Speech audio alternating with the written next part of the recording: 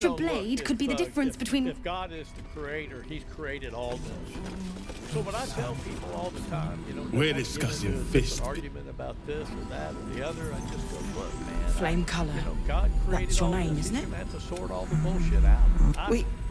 I'm not the We need sorter you, out. sir. One of our own's been taken. A grand. We found him. This is no physical ailment. It is a spiritual malaise. The man's mind has been gripped by the Shadowfell, yet it has not broken. Yeah, and it's a beautiful way to live. It really is. You know how to get through to him. Interesting Don't hesitate. that some people would dismiss it and even dismiss the beauty of it because they're opposed to the idea of it being attached to religion. Well, if you look at what we humans have done in the name of religion, or even non-religion, over the course of our entire history here on Earth, we've screwed the pooch. Yeah. We've also made a lot of great advances. Tremendous advances. We have Thank penicillin God. now. We have penicillin now. No, yeah. You know what I'm saying? Like, yeah, we have ruined a lot of things, but you would not want to be alive 5,000 years ago. Without a reminder of who he is, of what he held Well, dear, look, I just his got mind back. will I mean, remain last year I lost walked to the Camino de darkness. Santiago. I'm going back in. What is that? That's a pilgrimage. Today, funny way, is His in almost fingertips sport providential calluses feast and toughened of skin, St. James, as if from the manual Apostle. labor, or And, playing a stringed it is instrument, believed perhaps. that the bones of St. James the Apostle are buried in Santiago de Compostela, Spain. For over If he 1,000 does, years, he there isn't have been sane. pilgrimages. And This half was a in million his people pocket. do that pilgrimage He this year. doesn't seem to have any reaction to it now. Walking But along a 500-mile journey, which I did last year, and I'm going back in September to do another 300 miles along one of the most medieval journeys on the planet, going from one little small medieval Spanish town, another until you get to Santiago. Heard you're meant to be where heading the toward the bones towers. of the Apostle are buried. And so it's a pilgrimage. It's one of the three great pilgrimages. With a single word, we ought to be doing just that. And yet, Well, if you try to do the whole 500, 6 weeks. It can be done faster if you're in Joe Rogan's shape. Yeah, if you're in Alan Graham's shape, we're gonna take a little The time. tether But you really connecting want this to man to softer his soul purity is as stretched opposed to, taut, power. his soul Right. wandering in a It's dark just taking the space. experience. Yeah, and, He isn't just lost, but he you know, has all those lost people from all an walks of His life mind walk lingers this in the Shadowfell, very but Roman perhaps Catholic it can be view, 'cause all returned. the churches in all these We small need to towns are remind him Roman who he is. Catholic Some churches, and it personal goes back in effects, the maybe. medieval time when when the Crusades were going down. and Nothing there was the catches battle your between eye. the Christians and the sorcerers. All that. It's a magnificent experience. And when you do these things, what do you get out of that? What does it do for you? Well, last year the purpose was to celebrate the 25th anniversary of Mobile Fishes. And Congratulations on that. yeah, by the way. thank you, man. I appreciate Very, it. very impressive. Indolence breeds madness. For me, it's a, What lies I'm going within? back in September, and I have 2 of my kids going with me. So it's going to be this great spiritual opportunity to journey.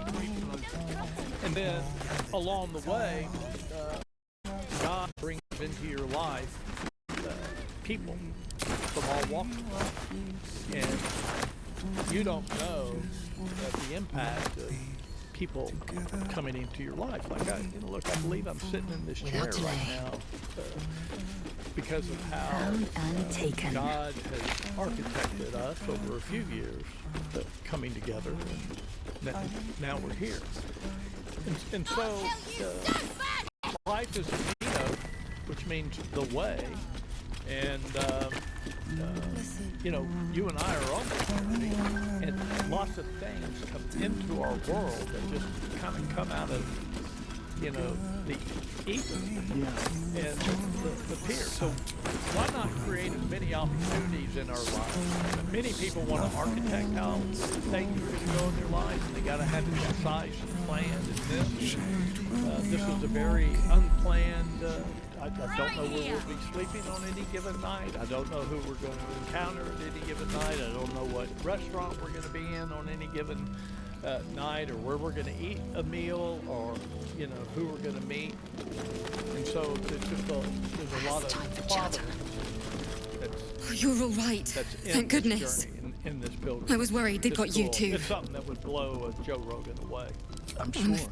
He said he stayed in the It's always grove because of you. Interesting to me. How do you when do it? Those moments do have. How when, do you keep someone enters your, your if they're life, not you dead? meet someone, They're and you just go, I want to know more about the way you think. I want to know more. More interesting times. And, You're all right. The way I was Thank introduced goodness. to you, we went I was for a worried they'd round got you to, too. A fundraiser, and you had this incredible demonstration of what you're doing and what your organization is all about.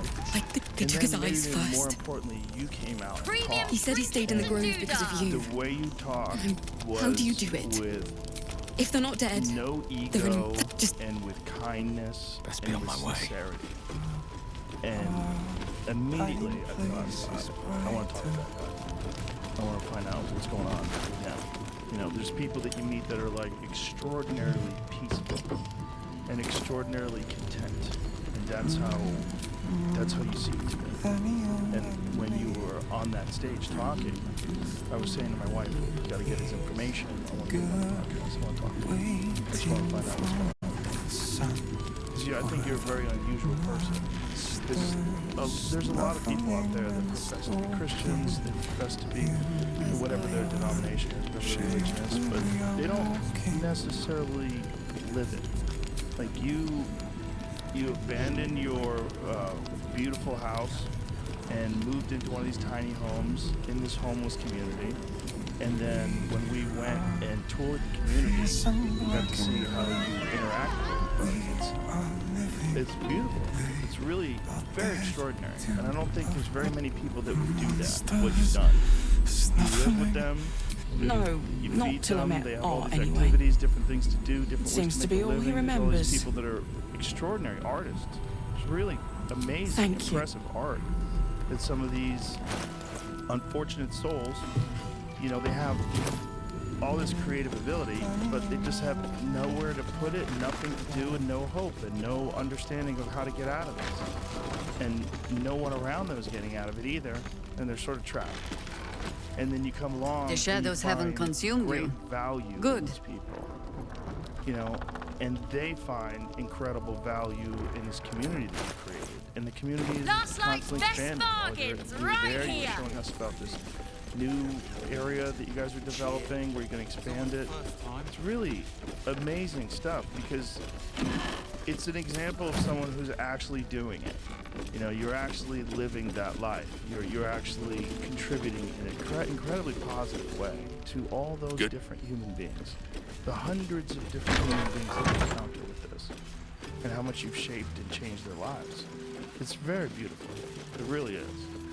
Well, the interesting thing is that they've how they have shaped my life, and that's Hiss! I say hiss! Sips. And when you drive around Austin, And you yet drive you around LA, harm me by your very you come presence. from, This is my or any city territory, in the and United you're States, in it. and you see this catastrophe that's unfolded on our streets of all of our urban cities. I'll allow it. It appears to be hopeless. It's just a mess.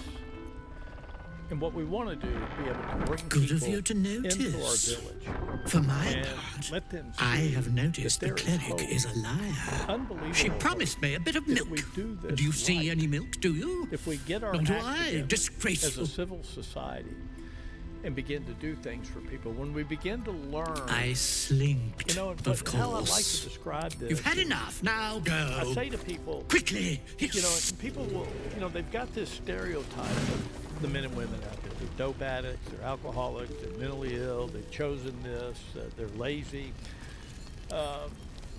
And I said, look, and imagine being a 12-year-old little boy or girl. You're laying in bed at night, and you're in between, you're in that twilight area between being asleep and awake. You're looking out the window at the starry stars. I had a You're sip from a bottle dreaming about what someone you're going to didn't be finish. when you grow up. It wasn't very nice. I can tell you that my dreams at Most 12 people like were three it. things. You're a grown-up. One, I wanted to be a rock star. Being a grown-up Did you really? Sure. Played guitar, had a Fender Mustang, was in a band. You know, Premium trinkets and remember playing the doodads. song "Bad" by Cream, I think. You know, Eric Clapton, Jack Bruce deal. Football, I played football, was a moderately decent football player. At one time, thought I could play in the NFL. You've seen my DNA, you realize that that was never possible, but it was still a dream. Savor our victory over the Drider. And then I I'll wanted to be a celebrate jet when fighter Ketheric's pilot. dead.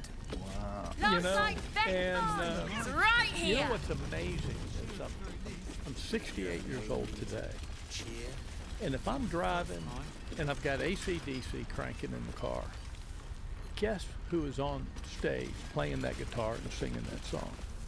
It's not Take Angus it easy Young while or you can. Bon Scott or Brian Johnson. It's Alan Graham doing that.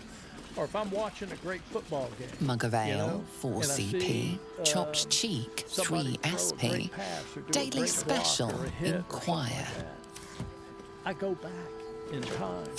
Or if I see a F-22 screaming across the sky, I still dream today. And I tell people one of my favorite smells on the face of the planet is burning jet fuel. I love being on airports. I became a private pilot. I don't fly now, but many years ago. So the embers of those little boy and girl dreams are still inside of us. You had them. I don't know what they were at that time.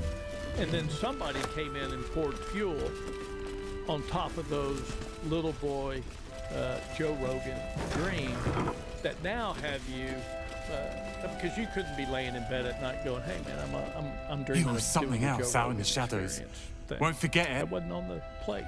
This thing was never on the plate. I Yeah. don't know what happened. No, that's I'll be exactly. honest. But somebody was fueling whatever your dreams were along the way until you got to the dream that the world needed you to be in. And for these men and women who lost their family completely, and nobody there to pour fuel on those embers that were burning, that's really what we're doing. So when you come into our art house like you did, you see the artwork that's being produced, the Van Goghs that are being produced by men and women that are on the street. We as a society are missing out. And yeah, look, we got the crack addicts and the glue sniffers and the prostitutes and the convicted felons. All that comes with the package. Yeah. How do you do that to make it safe for the other people there? Like if you do have the bank robbers and all the people that live a dangerous life and find themselves homeless, and how do you screen those people out? Like what do you do?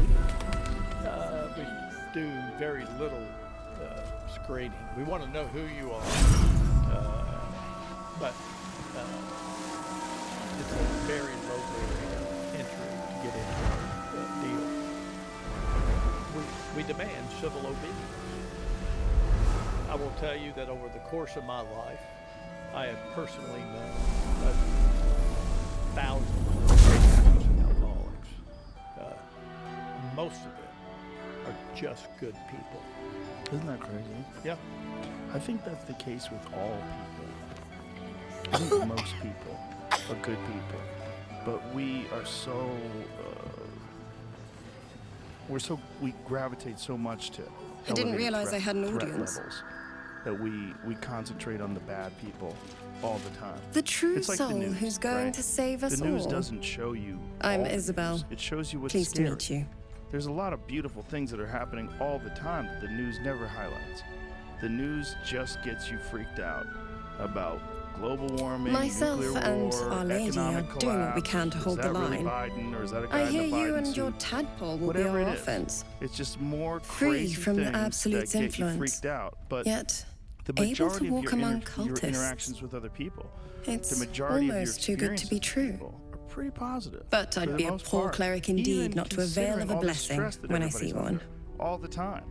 Let me Bills guess. that can't be paid, Jahira sent you relationships to that beg a suck, protection jobs that you spell got of her fired from, favorite cleric. all these different things, hopes and dreams that are crushed, flat tire, bad treads. Fuck. Most people are good. Most people. That's why you can go on the highway and everybody, for the most part, is doing what they're supposed to do. Working together. Perfect. Yeah, when someone doesn't, it's like, It'll what? make you Look at this immune to asshole the lesser fucking effects of the shadow driving like an curse, asshole. which will But get you closer for the most to the part, towers. The But there vast are places majority it of won't people help. are letting you into the Places where the lane. curse is They're darker, all pretty stronger. much adhering The close cultists to are the able to speed limit. traverse Well, even the here are the deepest numbers. shadows, though. I don't know how. The Harpers are trying to figure it out. Homeless men and women living in our community. Selunite magic. Average time on the street. Dark Lady, 9 forgive years. me. Good At any nose. given time, Like a nasty little 15 terrier. to 20 are giving us a run for the money. 380 to 85 are just fine. When you say giving us a run for the money, like what's the worst case Well, scenario? if I'd realized, I'd Well, have spared the theatrics. You know, they're In that bringing case, you should be able to navigate a path straight to your target. most that's good. everything that happens I wish you luck. negatively out there is The gonna be very related best to of it. dope and alcohol. So, Ketherick is a you may frightening have man, the on-site but dope you dealer have that we something gotta he manage. doesn't. Figure Ally, out how while to you're busy in the towers, either I'll be tone sure that to... down or get them out of there. Wait. That kind of thing. The really aggressive meth or crack cocaine addicts are going to be screwed. Somebody's bicycle, debit card to go buy, you know, something. Or sometimes we have the confluence of Hello, profound Isabel. mental health issue and drugs Marcus, at the same time. is that and you? They'll get destructive. What's of their happened to you? property. I've Those been kind of blessed. things. It's the You can reality be of too. the whole world Come that with we me, live in. and you can hear all about it from And a Ketherick himself. microcosm there at the community first. and it's probably similar numbers. Yeah, well, it's It would be that's your right. doom. Look, we True go soul, everywhere, every my day, all the instructions are time. clear. We're safe. Take the girl to We live a Ketherick, great life. alive. Yeah, for the most part. Yeah. It's just these threat things that people concentrate on. Yeah. You A know, haunting you're face engineered to try to swims stay into your alive. mind's eye, And that's its what our instructions DNA's all about. vivid in You your wanna procreate, mind. if you want to carry on your Nothing genetics, you want to keep is your more loved ones important. alive. What's going on? You got to stay alive. If you have something to And say, so say there's it. this fear, this constant fear, and it's crippling, you know, and because it's projected, it's Pathetic. projected both The by absolute mainstream sees all. media and it's Your projected by treachery social media will- outlets. The absolute... You can't The believe the things mock. that you interact with the most, Time the to things that go, freak you Isabel. out the most or anger you the most, are the ones you see the most because you interact with them. And unfortunately, freaks, and we're losing our understanding of humanity. It's also extremely polarizing, you know? It's so Moon Maiden, It's so- guide my hand. it's us versus them inside our when I was a kid, when I was a kid, my parents were very liberal, and they never talked disparagingly about conservative people or Republicans. They just thought they were wrong. That's all it was. Like, they had conservative friends. They would sit at the dinner table and have conversations about stuff. Maybe they'd argue, but it was always fine. It was just two human beings disagreeing on things. Now it's like everybody's a Nazi or everybody's a communist. It's like, it's just one side is absolutely sure that they're right. The other side is absolutely sure that they're right. It's everything we see. So when you Excellent. can see someone like yourself in a microcosm put this together and make a real community of some of the most disparaging members of our society. The people that know you look when they're trying to get money at the stoplight, you look away, you drive past them, and Christ, what's that guy doing there? You don't even think about it. The same type of person that might see someone with a flat tire pull over. Like, hey buddy, you alright? Can I help you? Because you're me. I'm you. We're at the same sort of stratus in society. We're acceptable Eat members it. of society with cars and homes and normal people with jobs. You know, so I'll help you out. That guy over there. Well, this is, you know, when you look at the purpose of Mobile Ocean, the vision statement, the thing that drives You'll make we empower communities into a lifestyle of service with the homeless, not 2 and 4, with the homeless. This metaphorically is the same thing as helping guys change the guy on your street corner and up underneath that bridge pass every day. Can we pull over and help them change that flat tire? That's what this is all about, because the government has to quit yelling at the mayor of the city to go and fix this problem. This is what we do. Okay? We need government alongside of us to do this, but look, human issues, and the government is not coming into your bedroom tonight. Your penance will be paid now. We need a human-to-human, heart-to-heart connection between people who are broken and battered and come from a trauma background that you and I mean a battlefield background that you and I can't even begin to understand. Yeah, that's the main thing, right? People always want to use that term, pull yourself up by your bootstraps. You can't even comprehend the starting block that most of these folks have. Well, and nobody has. That nobody has their bootstraps. It's nonsense. It's nonsense. I mean, there are things that you subscribe to your goals. You should be a good person, try to keep your body healthy. You should do it. But all this everybody's starting from the same spot, and the reason why they're not is that you work harder. That's just foolish. Yeah. That's ego and nonsense. Only lack of perspective. Yeah. And one of the things that I've always said is that I find it fascinating when you see like Los Angeles is a great example of this, because in Los Angeles no one walks, everyone's in their car, and you go from your car to your home, right? So you're constantly isolated until you choose not to. And then when you do go out and you find these people that are in these tents, it's like they're not in the community, they avoid them. They get away from them. Fall by my hand. If you go back and you study the history of tribal human beings, Ready for another we round? didn't ever live like that, right? We were all communal. Everyone lived together.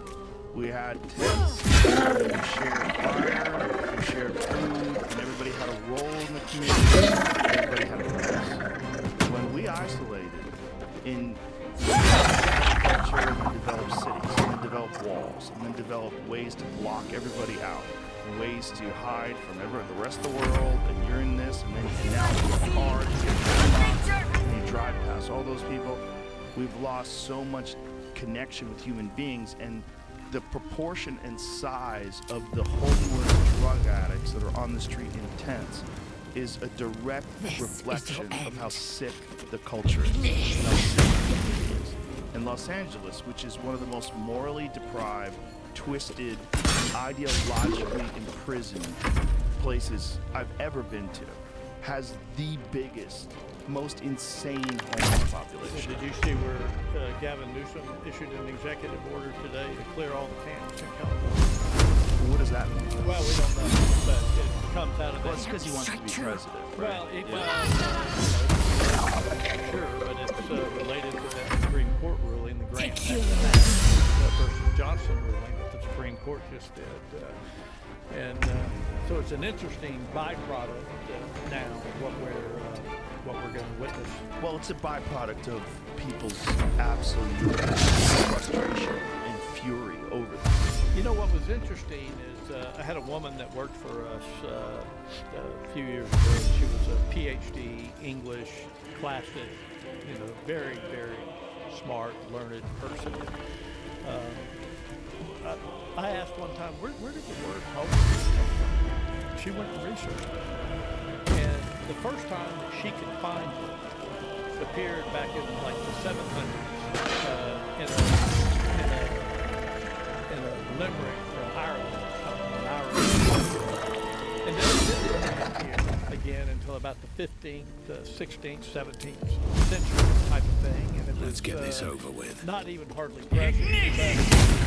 But when you get to the Parasite in that 1970s corpse, and 80s, brimming with potent the word magic. became ubiquitous. And to a Google search, you can see that this word appears in every publication, Isabel, on every I'm news fine. media staff. Marcus has been with a us since million the start. times every They've single been day. tracking It us just this whole becomes, time. why? And that was no random In this attack. window But they of don't time, know about... basically the Kedrick will 70s, strike again. you know, Discover on, the source of his is that word invulnerability. so prevalent. Because we We're in more have this. danger When than I moved knew. From Austin, Texas. If something happens to I me, mean, from Houston, Texas, everyone the in Houston this inn area is in dead. 1976, Why does a man there like weren't him people do standing anything? on our street corners Power, begging. You spite. had the, I can you know, understand why he'd want me the dead. Otises from the Without me keeping the curse at bay, you know, everyone in Andy this... and Mayberry, As for why he'd want to take me alive... downtown Chronic and now that we Mayberry, have you. drunk downtown. I hope but I it won't wasn't have to. Ubiquitous on every No single mercy. street corner. What For the hell happened in the past 46, 7 years? What do you think happened since you're in it? Well, profound loss of family, culture of death within the, our community. Culture of death. Culture of death. Just people not caring about other human beings. Our individual rights superseding the rights of the community. Those kinds of things are constitutional individual rights, and I believe in our Constitution. This isn't an anti-constitutional thing, but recently, Why don't we ask Jahira? on my Facebook, she which did is my a own great job social protecting media Mom. deal, I'm a member of my high school. Maybe we should ask someone else. Perimeter's clear, Mom. Traitors among us. One of our assistant A principals child recently taken. passed away, Coach Yard. And agreed. I trust that you will. 500-600 comments. A search on Coach burdened Yard. by unnatural 90% dark. of them were from men who got into his office and ended up being Mole would paddled. do the same for any of us. But how do we get into Moon? You know what Mole would hate more than anything? About how awesome Coach But York you've was. seen what's out And I there. couldn't tell you how many We wouldn't licks stand a chance. I got from But Coach York during It's that our job. period Look of at time, them. 'cause I was a They're little a table proper when I was in adventurer. middle school, And if we got hurt, and, Mole would be that's what they used to do fine. to kids. that But you've used to got to paddle. understand, Used to Mole. paddle you. I got paddled when I lived in Florida. Yeah, well, you can't be paddled anymore. There's no discipline, Mole can be I don't know if cranky and that's a good mean. thing, though, But she looks to after us. Tell people that So, the way stock to up, all discipline right? someone is to hit them. Because you need all the I help don't you can think get that's to bring her correct. home. I think that's a lazy approach. Pleasure. I think there's other ways to instill But we have to discipline. learn how to discipline. Yeah, you have to learn how to Somehow, discipline. The problem is they're just dealing with large numbers of people, and that's the fallback, is to scare them and give them pain. The problem is you're encouraging people to hit other people, and then you encourage it as a form of punishment, and it's just not the way to go. Yeah, I'm not disagreeing with that. Sold a pair of boots to that traitor. Can't believe it. People are disciplined out of fear. Yeah. But I think there's other ways to discipline people. I think there's different programs that you can especially get rambunctious young boys involved in. Temper most of that. Well, it's like the outdoors, Yeah. Young guys don't get to go outdoors now. They don't get to shoot guns and bows and arrows. And I grew up hunting and fishing and, raised my family outdoors, hunting and fishing. And a lot of energy got exerted in that process. A lot of testosterone was released out there in the wilds. It's also a more natural activity than sitting in a classroom. Yeah. Sitting in a classroom is the most confusing thing for a child. They do not want to do it. They don't understand why someone is telling them to sit still. Well, I hated it, so it didn't work And out. you should. It's not good for anybody. I mean, I'm not telling kids listening to this drop out of school, but I am telling you that it's designed for one thing. School is designed to get you accustomed to doing things you don't want to do so that you become part of the workforce. Yeah. And that's what it is. Yep. It's not necessarily your friend. I mean, education is a wonderful thing. Enlightening your mind, filling your mind up with new and exciting information, and exploring the world is fantastic. Heavy emphasis on exploring, Yes. experiential. Yes, all that is fantastic.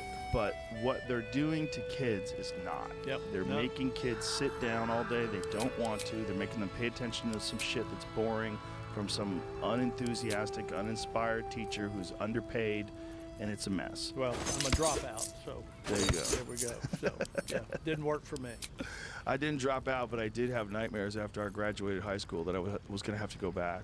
Yeah. I had these terrible nightmares. Like, oh Yeah. my God, like it was something fucked up, and I didn't get all my credits. I got to go back and do high school over again. Yeah. Yeah. The reality of the way we educate people is that it's just not well thought out, and it's not aligned with human nature. It's not aligned with the requirements that a young, healthy body has for activity. Yeah, well, we used to have, PE. We don't do that. Right. Yeah. It's anymore. also the things that they're learning, they're not even necessarily absorbing correctly because they're not enthusiastic about it.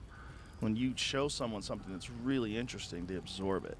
They get into it. It resonates with them. They want to be involved in it.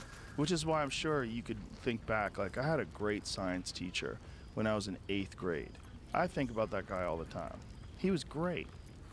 He put in my mind the concept of infinity. You know, he put in my mind, he would tell the whole class, like, just one night, go outside and look up and realize that there's no end. He goes, you really want to make your brain hurt? Try to figure out what that means. Like, there's no end to that. Try to think about how far that goes back. And don't let that thought go. I thought about that almost every day of my life. From a guy that I met when I was 13 years old. Yeah, still do. Take care Yeah. now. Yeah. Yeah, every now and then you get a really good teacher, Yeah. you know? Time, And time it's being for a the good same. cause. He was also a guy who fought in Vietnam. And I think that, you know, he had this perspective that he was trying to relay to us. Like, this is not a long you don't have a long time here. Like, you got to figure out what you like and get out. This is not what you think it is. As long as we And can you're put going up to a lose fight with people them. along the way. Yeah, there's a Good great man. kind of a poem out there called Prophets of a Future Not Our Own, about how insignificant we actually are. Yeah. We're just a puff of smoke in this infinite Nowhere's safe from. If you need something space-time, sharp, I have a few things left. space. We're only Yeah. here. You and I are sitting on this history of human time. Right. And it's not even measurable. We can't even see it. We'd have to have a microscope in order to be able to really look at it. Yeah, and we are so trapped in our own life, and what we're trying to achieve, what we're trying to do in our social circle, and all the nonsense that we have going on in our life, that we lose our perspective. And that's really unfortunate, because even our perspective, just to think about how small we are in this life, and how quick this life goes by, that I wish I in hadn't the left. universe, this planet is nothing. Like nothing that you can see in the night sky is anything. There's just too much. It's so big. I think that's one of the reasons why, in a similar way, people who live by the ocean are very chilled out. You know, I think there's something about being by that ocean that makes you go, oh, what is this? What the fuck is this? This is all bullshit. Look how much water there is. Or the same thing about mountains. Well, People that live in the mountains, they have And food. and food? Oh, because there's plenty of food there. Right.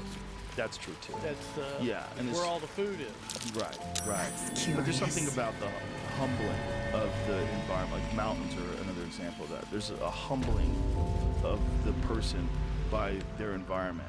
And I think one of the main problems that we have in civilized society is light pollution.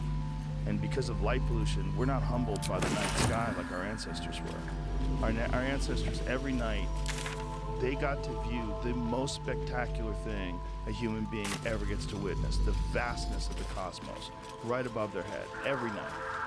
And now we don't even see it.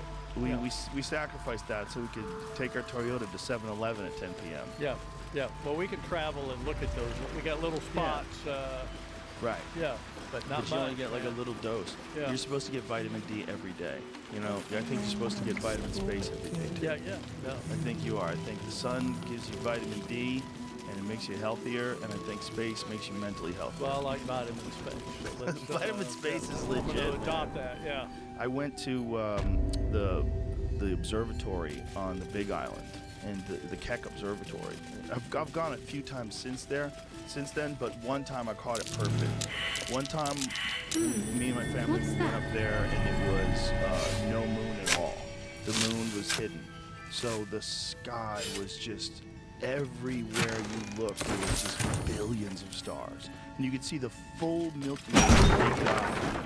And it felt like we were what we actually are. It felt like we were on an organic spaceship that's hurling through the vastness of the universe. And the satellites came across. I didn't see any of those. You didn't see any No, of those? I didn't see any of those. I mean, maybe there was less of them back then. We're talking about like 2009, I guess. 2008. Probably 2008. When this really rocked me. I just remember thinking, watching it, like, no, you know what? I know for a fact it's 2007. I remember thinking,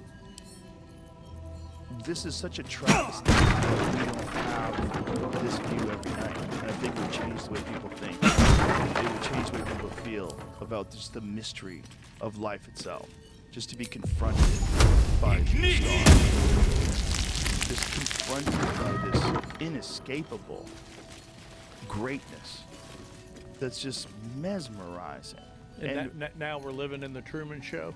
Yeah, a little bit. Yeah. I think it's spiritual too, I really do. I think there's a spiritual aspect of looking out into the universe that's undeniable. I think it imparts something into people. I think it imparts this sense of humility and wonder that we're missing. And I think it's another one of the other reasons. I mean, why you we're really so mean sick. it's stripping us of that wonder because we don't get to look out and dream the way that we used to dream as we looked out there into the unknown. Yeah. You know, on the Camino, you end up at a point beyond Santiago called Mujean finished area that was believed to be the end of the world. And it was just coastline. Objectively noted.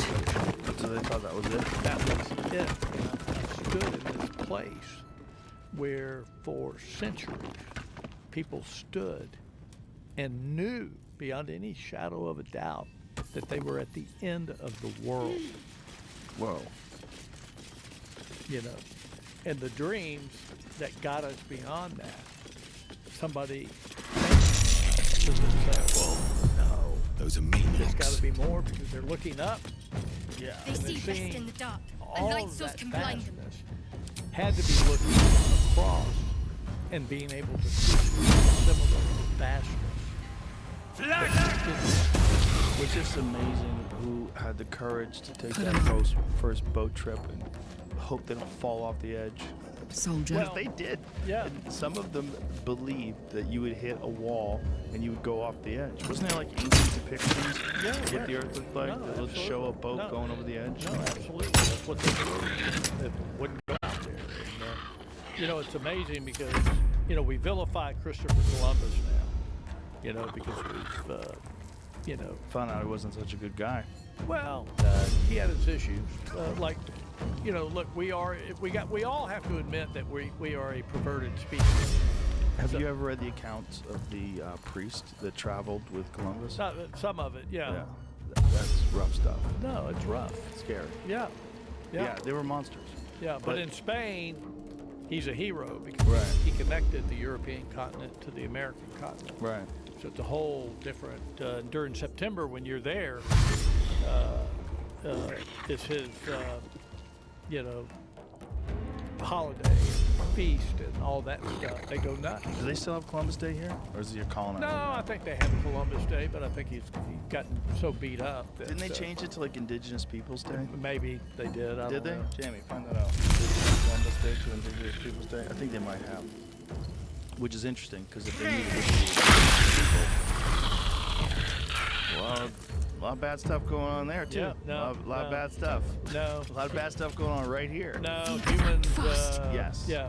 Yeah. That's the reality. There's That's never the been reality, yeah. one group of humans that lived in this perfect society, this utopian world where they were kind to all of each other. And no, humans have always been barbarians and conquerors. Yeah. Yeah.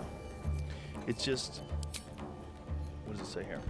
Depends where you live. Some places like Portland in Texas is still Columbus Day, where state workers have the second Monday of October off. Oh, but that's just when they, so the other places they don't have that off. So it's just holidays, state holidays honoring Native Americans. Do they still call on your phone? What day is it? What day is Columbus Day? Second Monday in October. Let's see if it says it on my phone still. These colonizers. Monday in October, is that what you said? Yep. Nope. Yeah, 14. There we go. Yeah. I'm heating up. But my point was when we started this whole journey, the health of a community is often measured by how and I think it's a great. Ready for again, this? I think Los Angeles is a great example of a place that's really fucked up, and the evidence is people intense everywhere. And the fact that people just passing by and they live there for years and it just expands. I mean, it was bad. It was bad at certain parts of downtown LA when I was filming Fear Factor there in 2003. We filmed downtown No time to because waste. there was a lot of these warehouses that were abandoned and we used them for things that people had to do. Stay focused. And I took a wrong my turn way. once and I was down on Skid Row and I was like, yo, this is crazy. Like I couldn't believe the numbers of people that were just wandering around the street, cracked out, cardboard box houses, and that was the beginning of it. And the crazy thing about that is Skid Row is essentially an engineered environment. They took all the mentally ill people that they arrested from all other parts of Los Angeles and they brought them to Skid Row and they kept them there. They just put in, you know, food kitchens and some kind of a shelter, and it's like, fuckers, we're keeping you out of Beverly Hills, we're keeping you out of Bel Air, you stay right here. And it just stayed, it grew. And there was the Cecil Hotel, was the documentary on? Watch a documentary on the Cecil Hotel, and which is in the middle of all that. It was this beautiful old that whole area is just chaos. And then now it's expanded, like considerably. So the fact that they have never done anything about that, it's only grown, and in fact, more people are hired to work on it, and those people are making hundreds of thousands of dollars a year and not putting it down. This shows you how sick the culture is. It's an example. Eager for battle. And I think what you're doing is an example of what can be accomplished with a healthy culture. You know, I know you have a lot of really important, powerful people that are like, that've got your back and really love what you're doing. And because of that, you've managed to put together this enormous community. And now you have more land and you're expanding and building more of it. And if this can be done more, like, this might be the solution.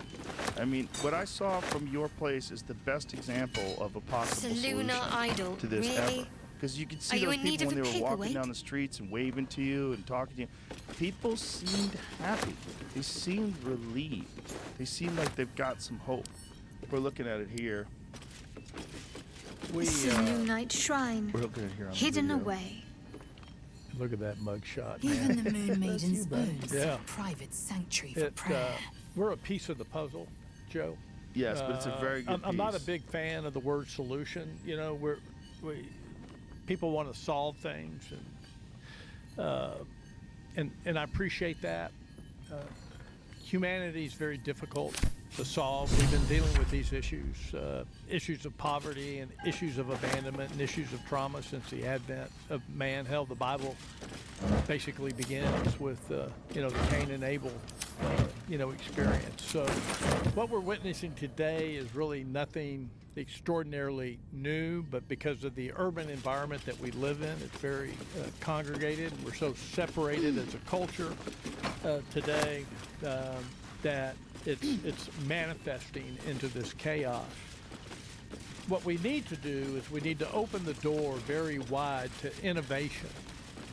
And I will tell you, from 1975 to 1995, 20 years, one simple generation, we eliminated in the United States of America 1 million, that's one with 6 zeros after it, single room occupancy units in the United States. Okay. Tonight, there'll be about 600,000 people living on the streets. In LA, it's 50, 60, whatever that number is.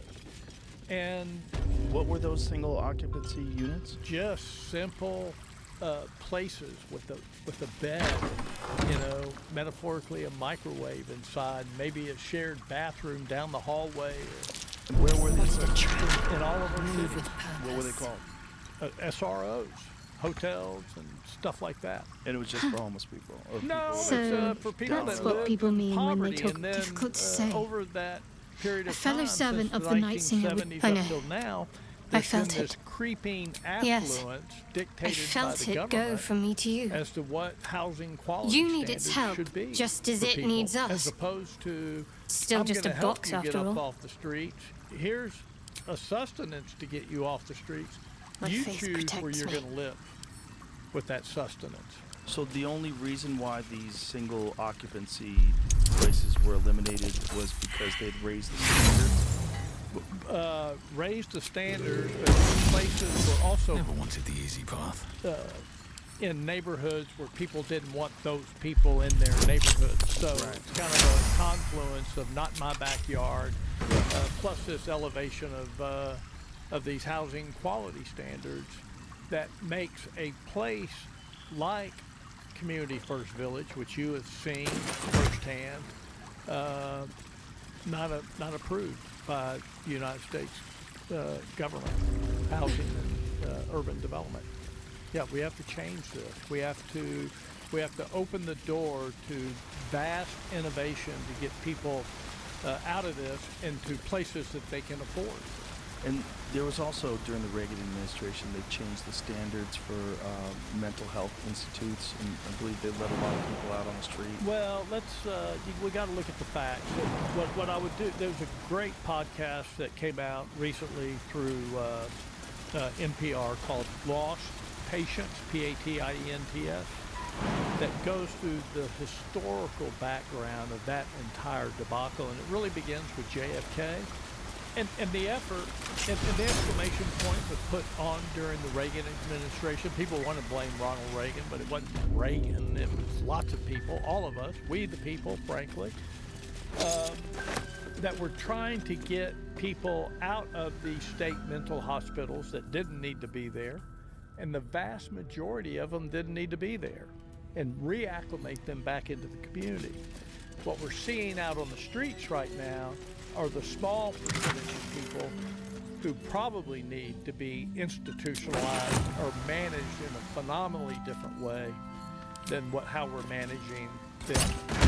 So they had a problem with people that were just using the mental health institutions to stay there, or was it just a matter of like they had diagnosed people with manageable illnesses but wanted to keep them there? Like, what was the issue? Well,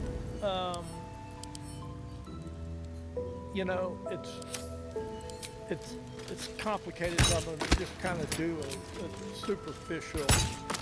In 1887, there's a map of the city of Austin.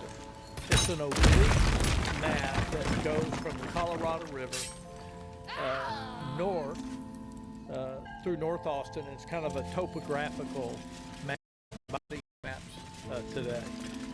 And on that map are three prominent features. This is 1887. There's the University of Power, and there's the insane asylum. If you could zoom in on that. That's the insane asylum? That's the insane asylum. That's a pretty big asylum when you see how few people are there. Well, that building is still there. Really? Right now. What is it now? It's at 45th and Guam. But what is it now? It's the insane. It's the Austin State Hospital. Oh. Okay? And so we, the people of the state of Texas and the state of everywhere, knew that we had to have a place for our neighbors that lived in our communities that had profound mental health issues. The problem is that we did a lot of human experimentation during that period of time. Right. By the time the 50s and 60s came around, we had invented these unbelievable drugs. Haldol, Thorazine, all these drugs that we could give people. Electric shock therapy, which had been around for many decades prior to that. Lobotomies. The whole deal about Kennedy had to do with his sister having a lobotomy. Right. And that there's got to be a better way that we can bring people back into the community as opposed to being in these institutions. And so I ask you and all of our listeners here, how many people do you know that are on they're battling depression, bipolar disorder? It's all around us. And they don't need to be institutionalized, but there are a few people in this world that Watch our need back. a different level of care than we're currently We need to giving. end this. We have half a dozen of them that live in the village that we can't manage. And we need a different level of care. By the time Ronald Reagan came around, we were completing what was really an honorable experiment that has gone. I wish we'd gear up and head out. All this standing around is making me antsy. So, who else besides yourself do you know of other places like your place that they've done it in other cities around the country where they've done something similar? Yeah, there's replicators going on around the country. I like how you say replicators. We call them replicators. We have a replication operation at Mobile Loaves and Fishes, so 3 times a year people fly in from all over the country, sometimes from around the world, to come and learn for 2.5 days in an immersive 2.5-day symposium. What we're doing. So you're teaching people how to do it other places. That's correct. And how many of them exist in the country right now? Just going to kind of pull a number. There's a couple of dozen happening around the U.S. and more coming. Is there a cohesive website where people can find these? No. But we'll probably have one someday. We debate, let's call it argue internally, what is a replicator of the Community First model? There could be, let's just hypothetically say that there are pillars associated with what we do, and so how many pillars do you have to follow in order to actually be a real replicator? It's like a McDonald's deal. We're not going to be a McDonald's because we're not going to be able to manage people to do precisely what we do. And plus, how we do it in Austin, Texas is not necessarily how you're going to do it in Minneapolis, Minnesota. But there are some characteristics of what we do that we think are extremely important. And so these people that come to you, how did they hear about you? How did they hear that you were doing this? And have you had experiences with these people that explained their calling, like why they were brought to you to try to replicate this thing in their town? Well, there's, there are people all over the U.S. that are working in the space, that have been in this space, that are dealing with looking for ways to compassionately move the needle on this deal, and witnessing that we're not doing a very good job in our country of moving the needle. And then we've been all over the news. This show is going to have a giant impact. We're going to get slammed, frankly, in a positive way by people interested in what we're doing. But we've also, the Today Show, 60 Minutes, there's just been so much New York Times that we've gotten to experience. They just hear about us. And we're we're well known, still controversial. Well, it's a beautiful thing you're doing, man. It really is. And when you go there and you experience, you go, wow, I'm so happy there's someone like Alan. And so happy that all those people that work with you are also equally moved to do it. It feels like you're doing something really good. And sometimes you don't see a lot. You don't see a lot of real self-sacrifice and done on the spirit of just trying to do good. I think these symposiums and through the work, there are a number of people out there in the U.S. Trying to figure things out. It's a confluence of where I come from, out of the business community. Maybe kind of rare, people leaving, one thing in order to jump in to another thing, but have had the experience of running operations the way that I ran those. And that's what we're trying to do. We're trying to really demonstrate to people that no matter what your leadership qualities are, no matter how well-spoken you might be able to articulate what's going on, there's a place for you to lead, to make a difference in your community. Because people will say, I'm no Graham. Well, thank God, number one, you're not. It doesn't take an Alan Graham to do this. But let me show you the pieces that it does take in order to make it and where you fit into that puzzle. That's what we try to do with our symposiums. And what's interesting also, too, about the place that you have is you give these people an opportunity to learn things and to express themselves. And then these people wind up selling these things. Like, the artwork was truly extraordinary. That the person that's making those chess pieces, like, those are really intricate. Like, you look at something like that, like, that's very valuable. And a lot of the art is really incredible. You just think, like, how many people get affected and get moved by these pieces of art that would never experience it if these people didn't have an opportunity to express themselves.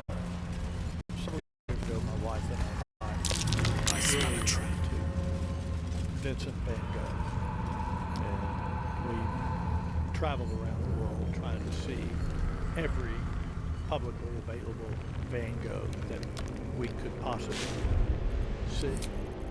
The Van Gogh Museum in Amsterdam is incredible to learn that, you know, he started painting when he was 27 years old, committed suicide at 37. Wow.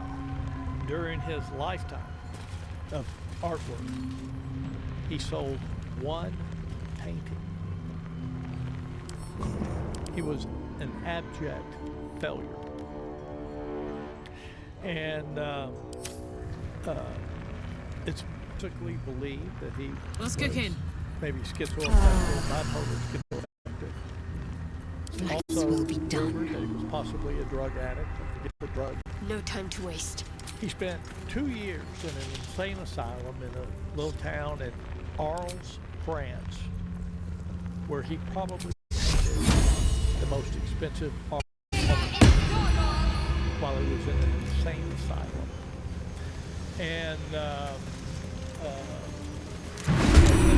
it was post his death, and because of his sister-in-law, his brother, who died 6 months after.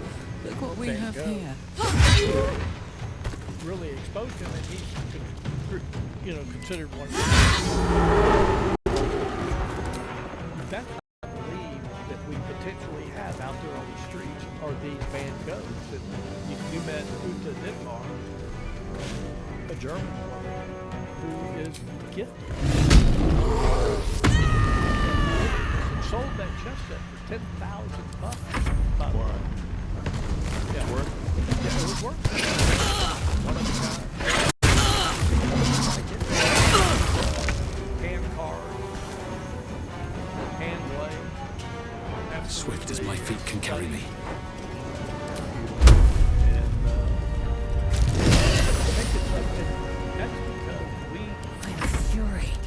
we collectively, we the people, us, not just awards officials, decided that we're Let my name be known. Her dreams. And that's what she gets to do every single day, is come in there and paint. Teachers. That's, there's some level of that. It's a lot smaller people think. You know, I don't know how you were when you were little, but I was a stick figure guy, and I could only color outside the lines. It never worked for me. So, but then there are those people that you knew, they were growing up, and they could draw all the faces and stuff like that. There's a natural talent, something in the brain, and they're able to get this creativity out onto a canvas. It's beyond our comprehension. I don't know how to do it. My art is the village. That's my canvas. It's that village. It's a different kind of art. But I'd love to be able to draw and paint something. I've tried. It looks like shit. So it just takes more time. When I was a kid, I wanted to be a comic book illustrator, so I drew a lot. Yeah. So you may have that. Well, it's just with time and dedication. about it, obsessed with it. I don't think, I think there's certain people who definitely have a very unique perspective, and that whatever that is, that gift, allows their art to be completely unique. There's something red, it sparks, and has a different feeling. It really comes from whoever that person is. The skill of learning how to do it, that's a learned skill that you can learn. Now, did you, when you were a kid, yes. One of my daughters is an incredible artist. She's incredible. It's really, really I think maybe some of that comes from just, I don't know how that works. I'm not sure. You know, there's some people that are children, great, have incredible voices, and you wonder, like, is that the genetic makeup? Is that just like you have this capacity for sound that I don't have? Like you can make beautiful songs that I can't do? Genius from some person.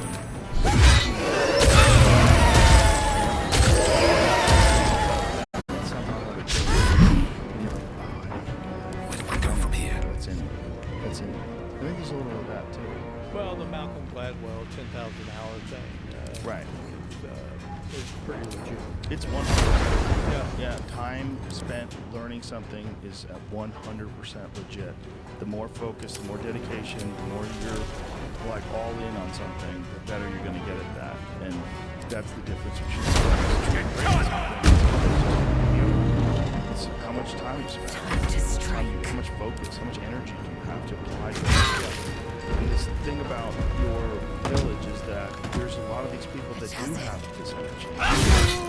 They just didn't have a path for it, and it just was bang. Well, think about what we've, how old are you now? 56. 56. So I'm 60. I'd love to, thanks. And I grew up in the Houston area, born in Houston. Moved out here in middle school to Alvin, Texas. When I moved from Alvin to Austin in 1976, there were no panhandling anywhere in any city. You might have had the Chronic downtown LA or Houston, or Austin. But you had men and women selling bottles of water, newspapers, flowers, cow skulls, cowskins, and I'm sure your favorite Velvet Elvis song. Everybody's favorite. Yeah, everybody's favorite. We need Jamie Velvet Elvis art on the screen somehow. On my way. And we've outlawed all that entrepreneurial spirit of people, that quest for people to go out and be purposeful.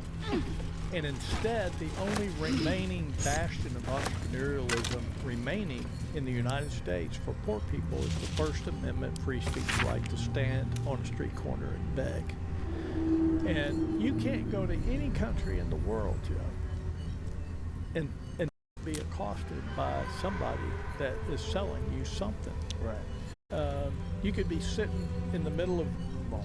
There it is, It's Elvis baby. crying. That's Right serious there. Elvis. Yeah. That's Fat Elvis, too. Velvet Elvis. That's Elvis. Yeah. And you'd be in the plaza in Rome somewhere drinking your, $10 cappuccino, and a rainstorm like today comes on, and there's 100 people out there with umbrellas and ponchos selling them. Yep. And you're buying them. The rainstorm goes away, and the bottles of water and the artwork and the whirly-gig things come back out. What happened to that piece of who we are? One of my great friends, a guy, he's dead now, John Brommel, used to sell,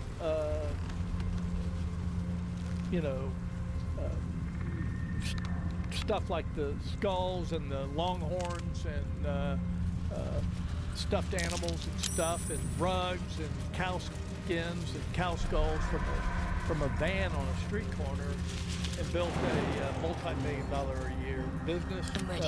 Whatever it takes. That was here in Austin. You could go buy all kinds of stuff like that because he could do it on a street corner. When did they make that illegal? Looking ahead. It's either illegal or Time to get going. licensing requirements to do it have becomes so onerous and expensive that people that live in extreme poverty can't navigate What path lies before me? that deal. That's the problem. Like, I think that if you're going to sell a prepackaged food Can't item, afford like to a bottle stay of idle. water, or a bag of chips, or a Milky Way, or something like that, you ought to be able to go buy a box of those from Sam's Club, or stand on the street corner and sell those things, or walk up and down that, and, you know, Milky Way. No time to rest. You know, bottles of water. You know how much a bottle of water is when you buy it by the case? About 20 cents. Right. Enough waiting. You know? I And how crave much do you blood. pay for a bottle of water here in South by Southwest? Well, $5. Don't burn yourself. You'll pay $2 all day for a bottle of water. You would buy a bottle of water faster Still breathing, from a guy that's trying despite to sell everything. it that bought it for 20 cents than you would just to give him the 20 cents Right. without Right. earning. And they would rather earn the money. So I wrote a little blog post These many boots have years seen ago everything. called The Panhandler, the greatest yet most ineffective entrepreneur I've ever met. They're great. They're willing to stand out there on the street corner in absolutely abysmal, shitty conditions, being rejected over and over and over and over again, spit on, reviled, all for our nickels and dimes and dollars, 40, 50, $100 a day. Crazy. Yeah. We should empower that. But our I scared you. nanny I saw state it. will have Nobody them, beats me at "Oh, hide we and can't seek. have them on the street corners. They're Will gonna you get play hit with by me? a car someday." I think the fear is that you would encourage them to do that, and then you would also it would get in everybody else's way. Well, that's the fear. But, I'm Oliver. I'd I'm rather 7. walk down 6th Will you Street play and with see a guy me? with a guitar on the corner playing with a hat out in Yeah. front and throw money in that deal. Thank goodness for that deal, or sell Not me an a whirly ordinary gig child, while but I'm not a spectre walking either. with my family to the One restaurant part that of my a kid's greater looking at whole, and going, "Hey, Daddy, something I want ancient one of those. Get me, and oddly please." sad. Yeah. You pull out a $5 bill. It's dignity, man. And then we never know where that might lead somewhere. I have a mummy, There's that a big daddy, homeless and a shelter doggy. that's, They'll be back in a off of while. 7th But you're Street. here now, Seventh and I want to Nation. play. Yeah. What? How do they do it there? Because that They don't seems like need a names. crazy place. They just need to be put a mummy homeless and shelter daddy and do right what I want. next door to everybody party. Now play with me, or Because they'll you be go angry one with block over, you. you're on 6th Street, and The it's boy madness, doesn't like chaos, these questions drunks because he wandering down has the no streets. real answers. Yeah. It's fun. And perhaps no Well, real that family. place came about in the 1990s when downtown Austin was just kind of a shithole. Nothing going on. We were barely at the All right. beginning of the I'll hide, revitalization and you seek. of Find downtown me, Austin. and you So win. the obvious place to have put that shelter Then was you lose. there on the eastern fringe of downtown.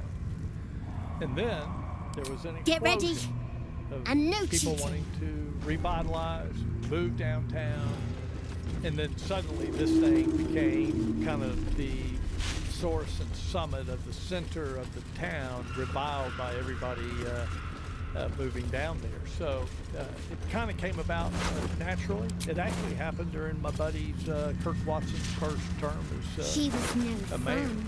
And All he I regrets it. wanted He was looked to at that play. as a mistake. But what do you do now? Right. You know. Do they even have the money to move it?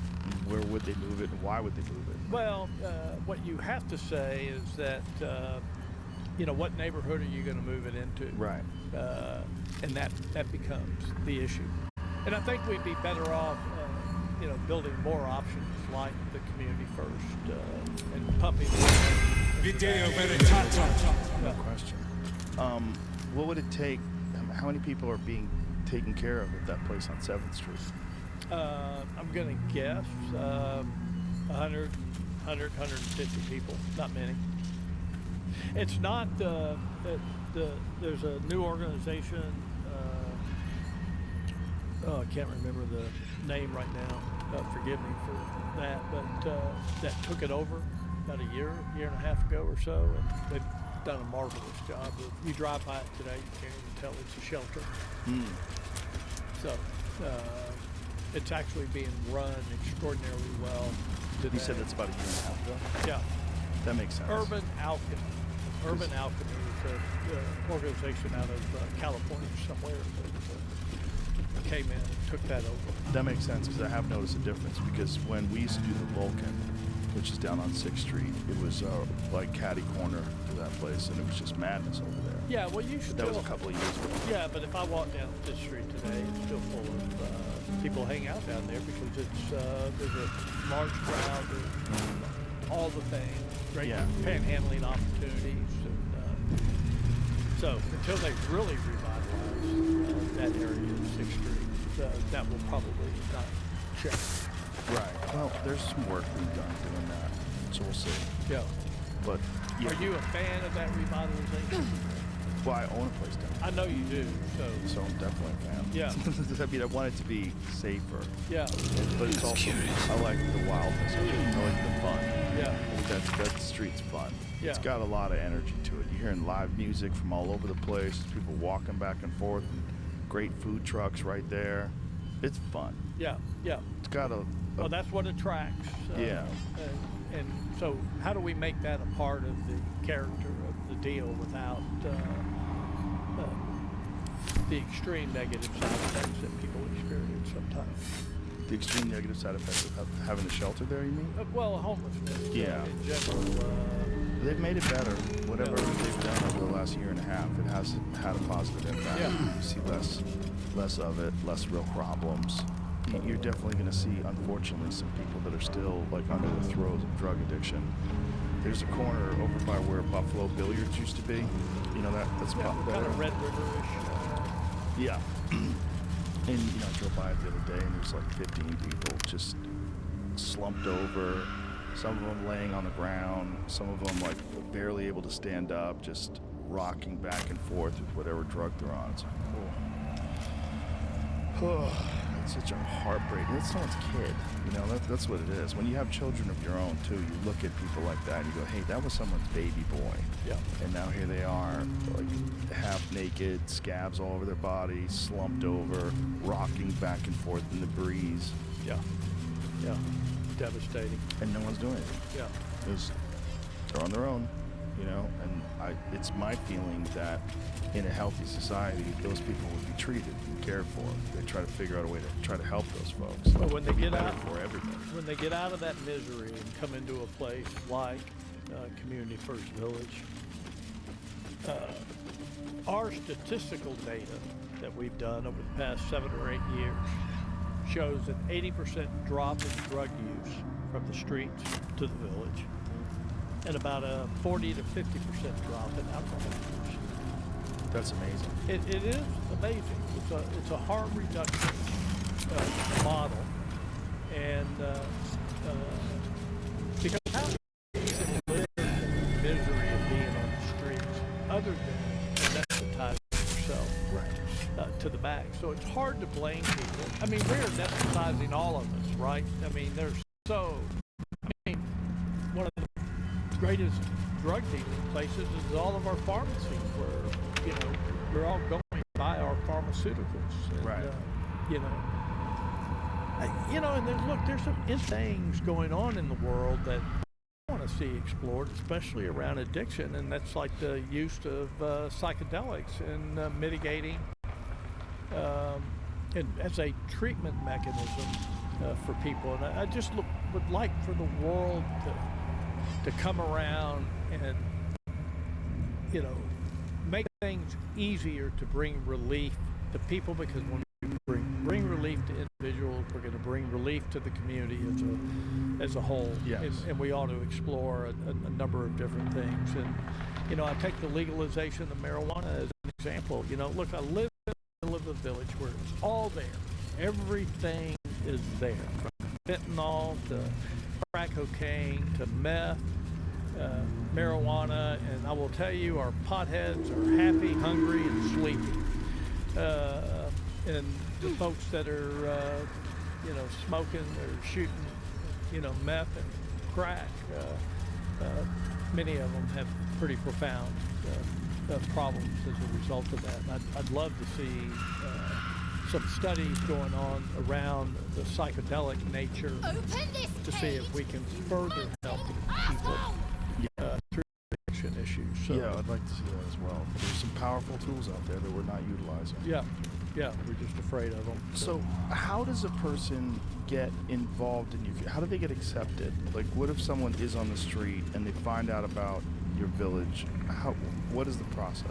Well, first of all, they have to be chronically homeless. So there's a definition that we use that basically comes out of HUD. It's an unaccompanied male or female with a disabling condition, having lived on the streets at least a continuous year. For us, they have to be in the Austin area because we're not going to take you from Dallas or Houston or Minneapolis, or episodically homeless, adding up to a year over a 4-year period of time. Why did you choose that particular time period? I don't. That's kind of a definition that comes out of the federal government, and we have a homeless management information system that's managed here in town that allows us to go in and,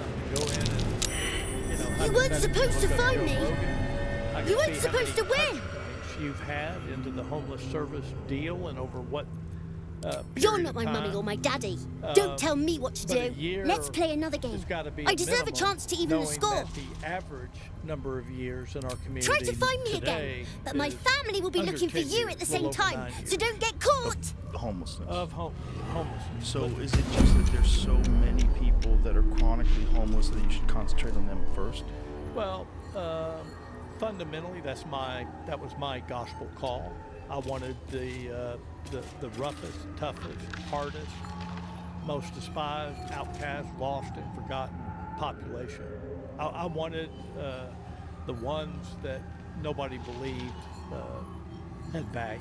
So that fundamental was a spiritual decision of mine as the founder of Mobile Oaks and Fishes. And then, it's easier to go after the women and children and the little families that are living in the van in the Walmart parking lot, or the veterans, or the this, that, or the other. But I wanted the lowest on the on our radar, our totem poles to go after. And then, so once they're chronically homeless for a year, how do you find them? Do you seek them? Do they seek you? What is the process? In the early days of Mobile Oaks and Fishes, we had these catering trucks, still do. There's a dozen of them in Austin. They go out every night, serve about 1,200 meals every night. And so we're deeply into that environment. In 2003, I started something called a street retreat. In May of '03, I took 15 people from my church out for a 72-hour sleepover, basically, a retreat. One-on-one retreat between you and God. In the retreat center were primarily the Wallace streets of downtown Austin. We've done dozens of those. I've personally done 50. I've probably spent 250 nights on the streets myself.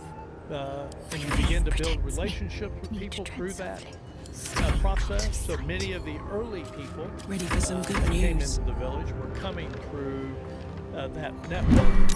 Today we're engaged with an organization in town called ECHO. They are our continuum of care lead in Austin, Texas.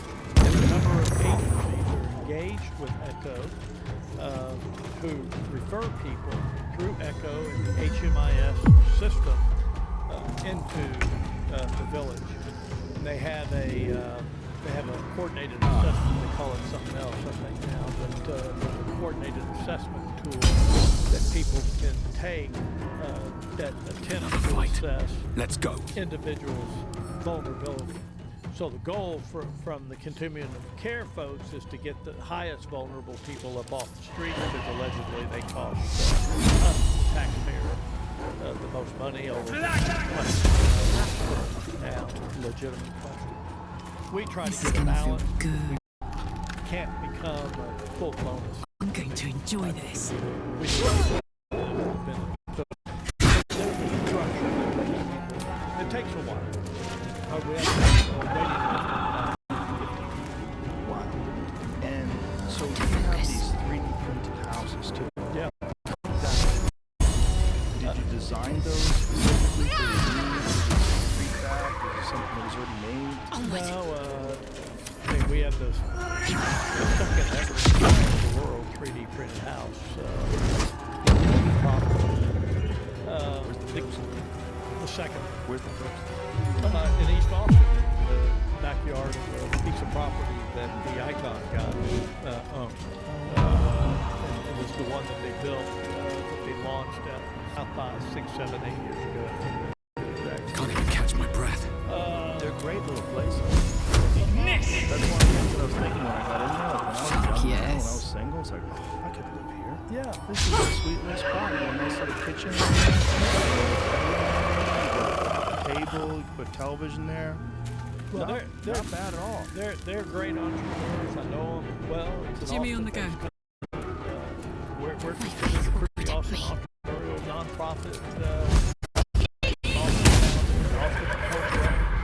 And as they were starting to come up on the radar screen, we ended up coming together, and it just made sense that they could come out there and experiment and Time to push my luck again.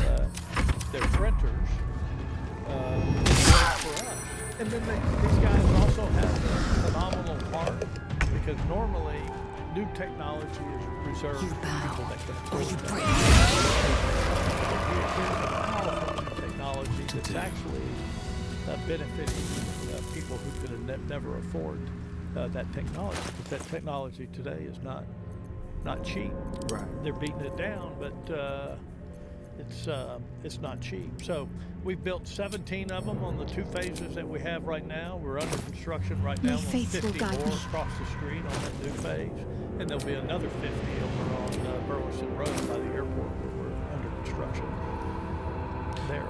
And so you live things have stayed in interesting. one community, but yes. Are you going to have people like you that are living in these other communities, or are you just going to, how will you manage them? Well, there's a population of people that live in our community. It's about 10% of our population that we call missionals. Just like a missionary would leave the United States and go overseas somewhere to be a missionary, there are people that have chosen and called by the gospel to live in community at Community First Village. So there's about 50, 60 people that include 40 adults plus about 50 children that live, and more are coming our way. So that's one of the secret sauces of our community is mixing people in there throughout the community that have never experienced homelessness but are called to serve alongside and with the formerly chronically homeless. And I think another thing to bring up is that you had some resistance from the outside community, the people that were neighboring it. They were worried that you were going to affect property values and that things weren't, it's going to be dangerous. But in fact, the opposite happened. And then and so you haven't had any problems. And on top of that, the communities near you are now worth more money than ever. Yeah, I win! I always win in the end. Pretty funny because you did better than most, though, so I'll let you go. Initially, what we tried to do was partner with the city of Austin. So we're actually just outside the city of Austin. We share a property line with the city of Austin. I won fair. Go on, years, find some. From 2006, roughly, 2005, roughly to 2010, I tried to collaborate with the city of Austin, provide us with attractive land anywhere, and we'll raise the money to build. That's a friendly location. Swift as my feet can carry in 2008, April of 08, the city unanimously, the city council granted us a long-term ground lease on 17 acres of land in East Austin. In July of 08, we went on to a neighborhood meeting. Myself, the sponsoring council member, some of our team members, assistant city manager, my wife Tricia, that just turned into Armageddon. Police had to be called to escort us out of there. And what happened? Oh, we were assaulted, spit on. News media was there, and it was an unbelievably horrible experience. The next morning, the city council member, the sponsoring city council member, by the way, who is still a friend of mine, a hugging friend of mine, called a press conference to suspend finalizing that lease for 12 months. Caravan came Put a from bullet here. in the head of that deal. They won't be herding any more prisoners from here. We regrouped and we began to look at other property. And one of the other properties that was going to be granted to us was the tract of land that the soccer stadium now sits on McCullough Lane. And then we got the not in my backyard deal from a large group of people in that neighborhood. And finally, in 2010, after complete frustration, I went to the then mayor of Austin, Lee Leffingwell, good friend, great guy, and I said, look, I'm thinking about going outside the city of Austin where there's no zoning, getting a tract of land there, but I need the city to help us with transportation and utilities. And he looked at me and said, Alan, you may be the smartest person I've ever met in my life, which was a funny thing to say, just a dropout. You know, I mean, I'm not that dumb, but I'm not Stephen Hawking either. So, and that's what we did. We went and bought that site where I live today. We bought the site next door to it and the one across the street with some great support. You know, some of our big donors, and really stripped the adjoining neighborhood because there's no zoning. You can't. We had the legal right to develop that property. There was no zoning and no body that could approve what we would build on that property. And so the big fear is crime and lower property values. Well, when I contracted for that property in 2010, I could buy any house next door for, call it plus or minus $150,000. Today it's plus or minus $450,000. Okay. The other argument is crime. There hasn't been one reported crime that I'm aware of. Didn't go down without a fight. By anybody from our neighborhood, in the neighborhood next door. And there have been 13 crimes by that neighborhood into our community. Mostly juveniles, stealing our golf carts, our Polarises, shoplifting out of our market. Gored to death by the look of it. You know, the random juvenile delinquent, the kind of stuff that I would have been doing if I was 14 or 15 years old. Yeah. And I love those guys. And we work with them, you know, to help them. But if you're going to put a barbed wire fence, it needs to be on their side of the deal, not our side. Now, look, we got plenty of bullshit inside of our neighborhood. This is not nirvana. I don't want anybody walking away. We have plenty of stuff going on, but it's not the gunfire deal okay throughout. Well, Alan, thank you very much for being here, and thank you for doing what you've done, what you've accomplished. It's very inspirational. I think, as I said at the beginning, you're a guy who really lives that life. I think it's a beautiful thing to witness, and I think your story is going to move a lot of people. And so tell people if they're interested how they can get involved, where they can find out more. Well, you could go to our website at mlf.org, like Mobile Loaves and Fishes, Mike Lima Frank .org. You could, you know, our hashtag is pound Mobile Loaves. I published a book. We published a book, HarperCollins, back in 2017 called Welcome Homeless. You could go and get that book. It's a series of stories about encounters that I've had with about 11 or 12 different people over the course of my time working on the streets. I think it's a fun book that people would really enjoy, kind of an emotional deal. So go check that out.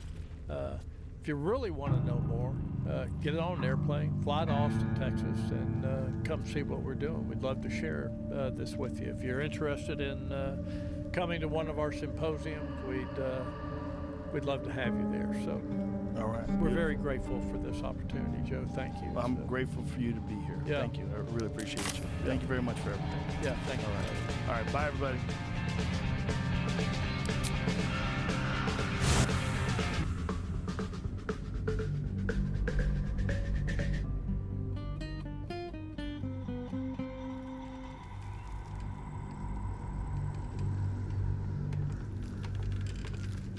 Lazal. Battle not with monsters, lest you become a monster. And if you gaze into the abyss gazes also into you. Right. But I would say, but if you bring it on. If you gaze into the abyss long enough, you see the light, not the darkness. Are you sure about that? I'm betting my life on it. Following is a conversation with Jordan Peterson, an influential psychologist, lecturer, podcast host, and author of Maps of Meaning, 12 Rules for Life, and Beyond Order. This is the Lex Friedman Podcast. To support it, please check out our sponsors in the description. And now, dear friends, have you given any more thought to the retrieval of that Githyank egg?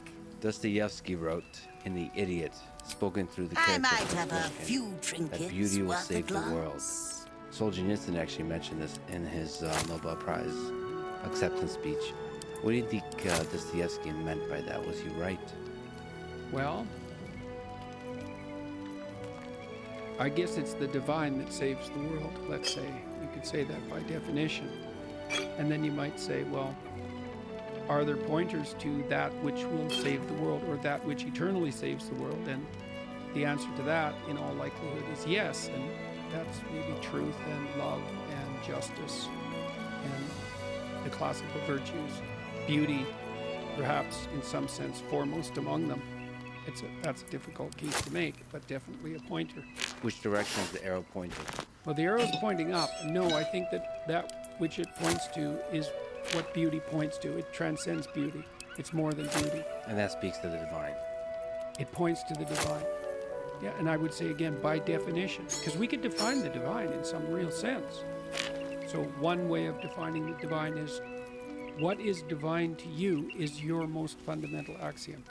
And you might say, well, I don't have a fundamental axiom. Then I would say, that's fine, but then you're just confused because you have a bunch of contradictory axioms. And you might say, well, I have no axioms at all. And then I'd say, well, you're just epistemologically ignorant beyond comprehension if you think that. Because that's just not true at all. So you don't think a human being can exist within contradictions? Well, yeah, we have to exist within contradictions, but when the contradictions make themselves manifest, say in confusion with regard to direction, then the consequence of that technically is anxiety and frustration and disappointment and all sorts of other negative emotions. But the cardinal negative emotion signifying multiple pathways forward is anxiety. It's an entropy signal. But you don't think that kind of an entropy signal can be channeled into beauty, into love? Why does beauty and love have to be clear, ordered, simple? Well, I would say it probably doesn't have to be, it can't be reduced to clarity and simplicity. Because when it's optimally structured, it's a balance between order and chaos, not order itself. If it's too ordered, if music is too ordered, it's not acceptable. It sounds like a drum machine. It's too repetitive. It's too predictable. It has to have, well, it has to have some fire in it, along with the structure. I was in Miami doing a seminar on Exodus with a number of scholars, and this is a beauty discussion. When Moses first encounters the burning bush, it's not a conflagration that demands attention. It's something that catches his attention. It's a phenomenon, and that means to shine forth. And Moses has to stop and attend to it, and he does. And he sees this fire that doesn't consume the tree. And the tree is a structure, right? It's a tree-like structure. It's a branching structure. It's a hierarchical structure. It's a self-similar structure. It's a fractal structure. And it's the tree of life. Happy are we? Knowledge of good and Very evil. well, then. The fire in it is the transformation that's always occurring within every structure. And the fact that the fire doesn't consume the bush in that representation is an indication of the balance of transformation with structure. And that balance is presented as God. And what attracts Moses to it, in some sense, is the beauty. Now, it's the novelty and all that, but like a painting is like a burning bush. That's a good way of thinking about it, a great painting. It's too much for people often.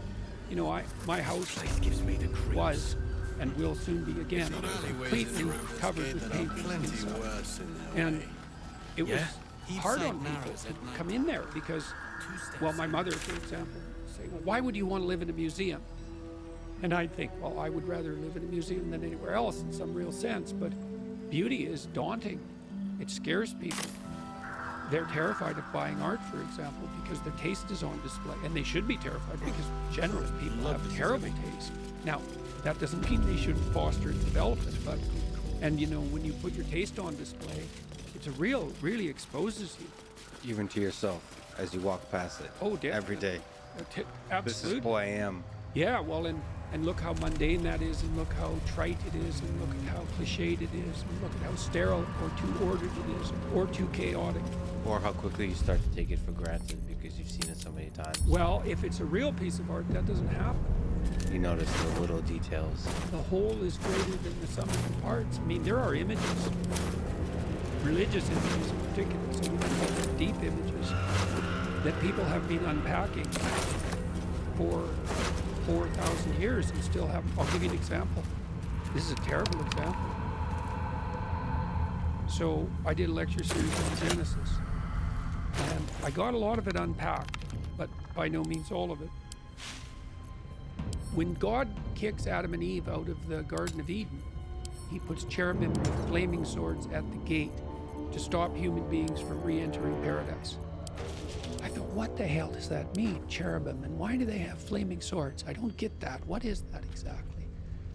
And then I found out from Matthew Pajot, who wrote a great book on symbolism in Genesis, that cherubim are the supporting monsters of God. It's a very complicated idea. And that they're partly a representation of that which is difficult to fit into conceptual systems. They've also got an angelic or demonic aspect. Take your pick. Why do they have flaming swords? Well, a sword is a symbol of judgment and the separation of the wheat from the chaff. I use a sword to cut away and to carve. And a flaming sword is not only that which carves, it's that which burns. And what does it carve away and burn? Well, you want to get into What's paradise? on your mind? It carves away everything about you that isn't perfect. And so what does that mean? Okay, well, here's part of what it means. This is a terrible thing. So you could say that the entire Christian narrative is embedded in that image. Why? Well, let's say that flaming swords are a symbol of death. That seems pretty obvious. Let's say further that they're a symbol of apocalypse and hell. That doesn't seem completely unreasonable. So here's an idea. Not only do you have to face death, you have to face death and hell before you can get to paradise. Hellish judgment, and all that's embedded in that image. And a piece of art with an image like that has all that information in it. And it shines forth in some fundamental sense. It reaches into the back tendrils of your mind at levels you can't even comprehend. It grips you. I mean, that's why people go to museums and gaze at paintings they don't understand, and that's why they'll pay. What's the most expensive objects in the world? It's not carbon fiber racing yachts. It's definitely classic paintings, right? It's high-level technological implements, or it's classic art. Well, why are those things so expensive? Why do we build temples to house the images? Even secular people go to museums. I'm secular. Well, are you in a museum? Yes. Are you looking at art? Yes. Well, what makes you think you're secular then? It's arguable that the thing many, many centuries from now that will remain of all of human civilization will be our art. Well, not even the words. Well, you know, a book has remained a very long time. The biblical Not reason. that long. No, a few millennia. That's right. But that's in the full arc of living organisms. Yeah. Perhaps not. Well, we have images that are, we have artistic images that are at least 50,000 years old that have survived. And some of those are, they're already profound in their symbolism. By we, do you mean humans? Yeah, we found them. And they've lasted that long. And so, and then think about There Europe. was a battle here once. Secular people all over the world make pilgrimages to Europe. Well, why? because of the beauty, obviously. I mean, that's self-evident. And it's partly because there are things in Europe that are so beautiful, they take your breath away, right? They make your hair stand on end, they fill you with a sense of awe. And we need to see those things. It's not optional. We need to see those things. The cathedrals. I was in a cathedral in Vienna, and it was terribly beautiful. Terribly beautiful. Well, it was terribly beautiful. Is beauty painful for you? Is that the highest form of beauty? It really challenges you? Oh, definitely. Yeah. I got a good analysis of the statue of David. It says, you could be far more than you are. That's what that statue says.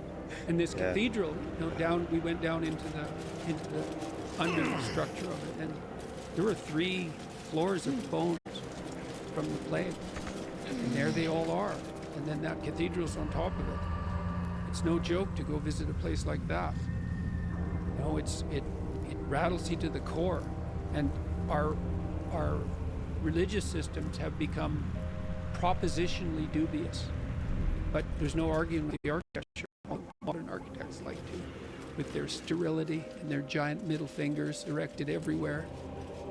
But beauty is a terrible pointer to God. And a secular person will say, well, I don't believe in God. So have it your way. You cannot move forward into the unforeseen horizon of the future except on faith. And you might say, well, I have no faith. It's like, well, good luck with the future then, because what are you then, nihilistic and hopeless, anxiety-ridden? And if not, well, something's guiding you forward.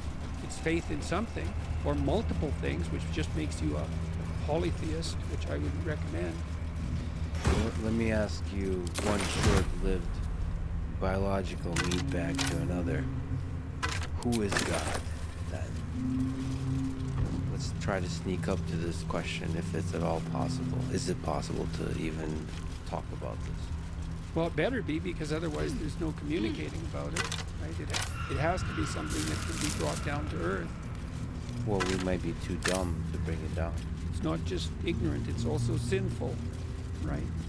So, because there's not knowing, and then there's not wanting to know or refusing to know. And so you might say, well, could you extract God from a description of the objective world? Right? Is God just the ultimate unity of the natural reality? And I would say, well, in a sense, there's some truth in that, but not exactly, because God, in the highest sense, is the spirit that you must emulate in order to thrive. How's that for a biological definition? Spirit is a pattern. The spirit that you must emulate in order to thrive. So it's a kind of, in one sense, when we say the human spirit, it's that. It's an animating principle. Yeah. It's a meta, it's a pattern. And you might say, well, what's the pattern? Okay, well, I can tell you that to some degree. Imagine that, like you're gripped by beauty, you're gripped by admiration. So, and you can just notice this.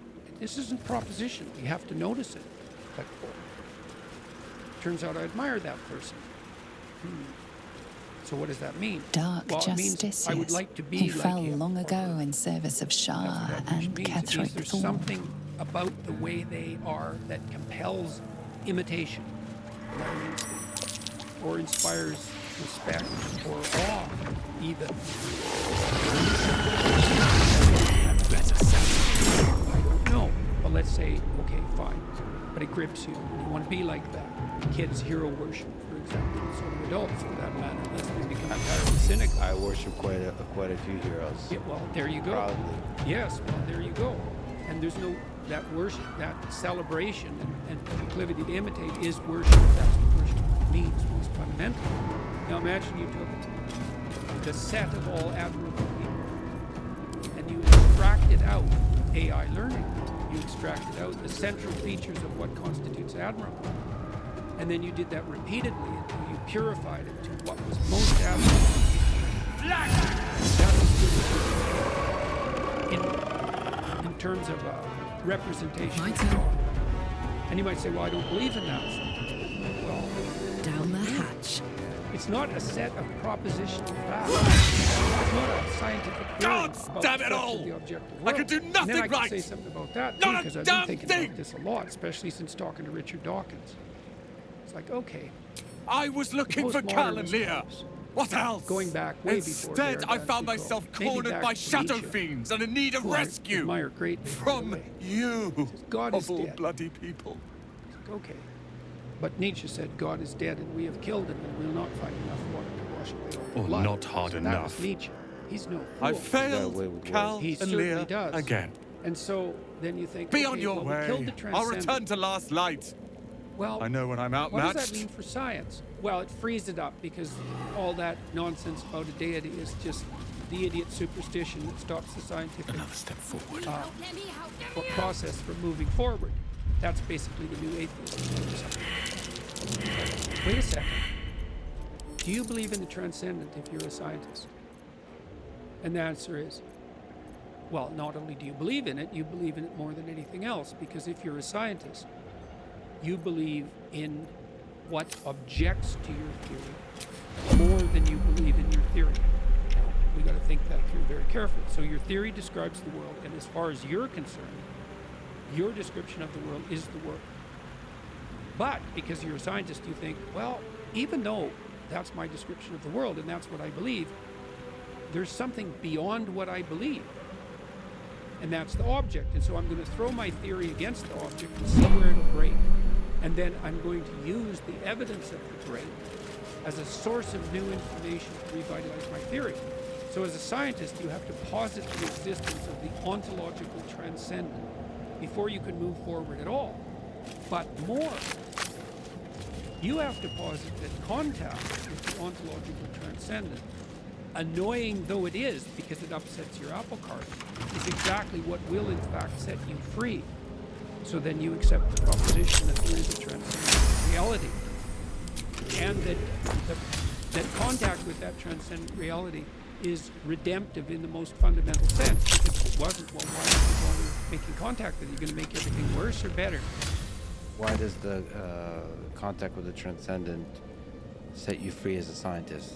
Because you assume, I mean, freedom in the most fundamental sense. It's like, well, freedom from want, freedom from disease, freedom from ignorance, right? That it informs you.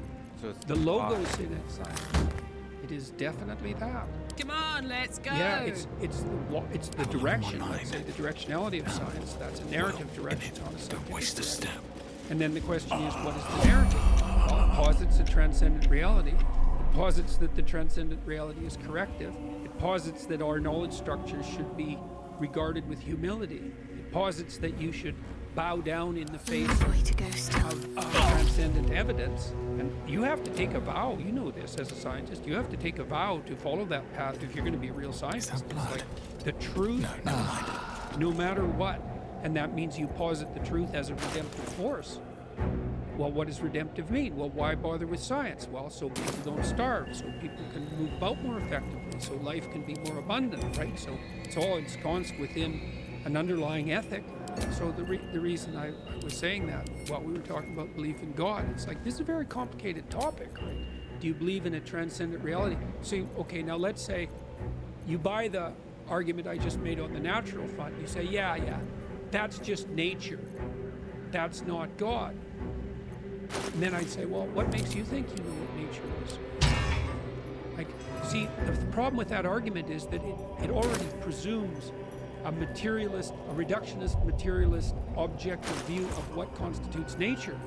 But if you're a scientist, you're going to think, well, in the final analysis, I don't know what nature is.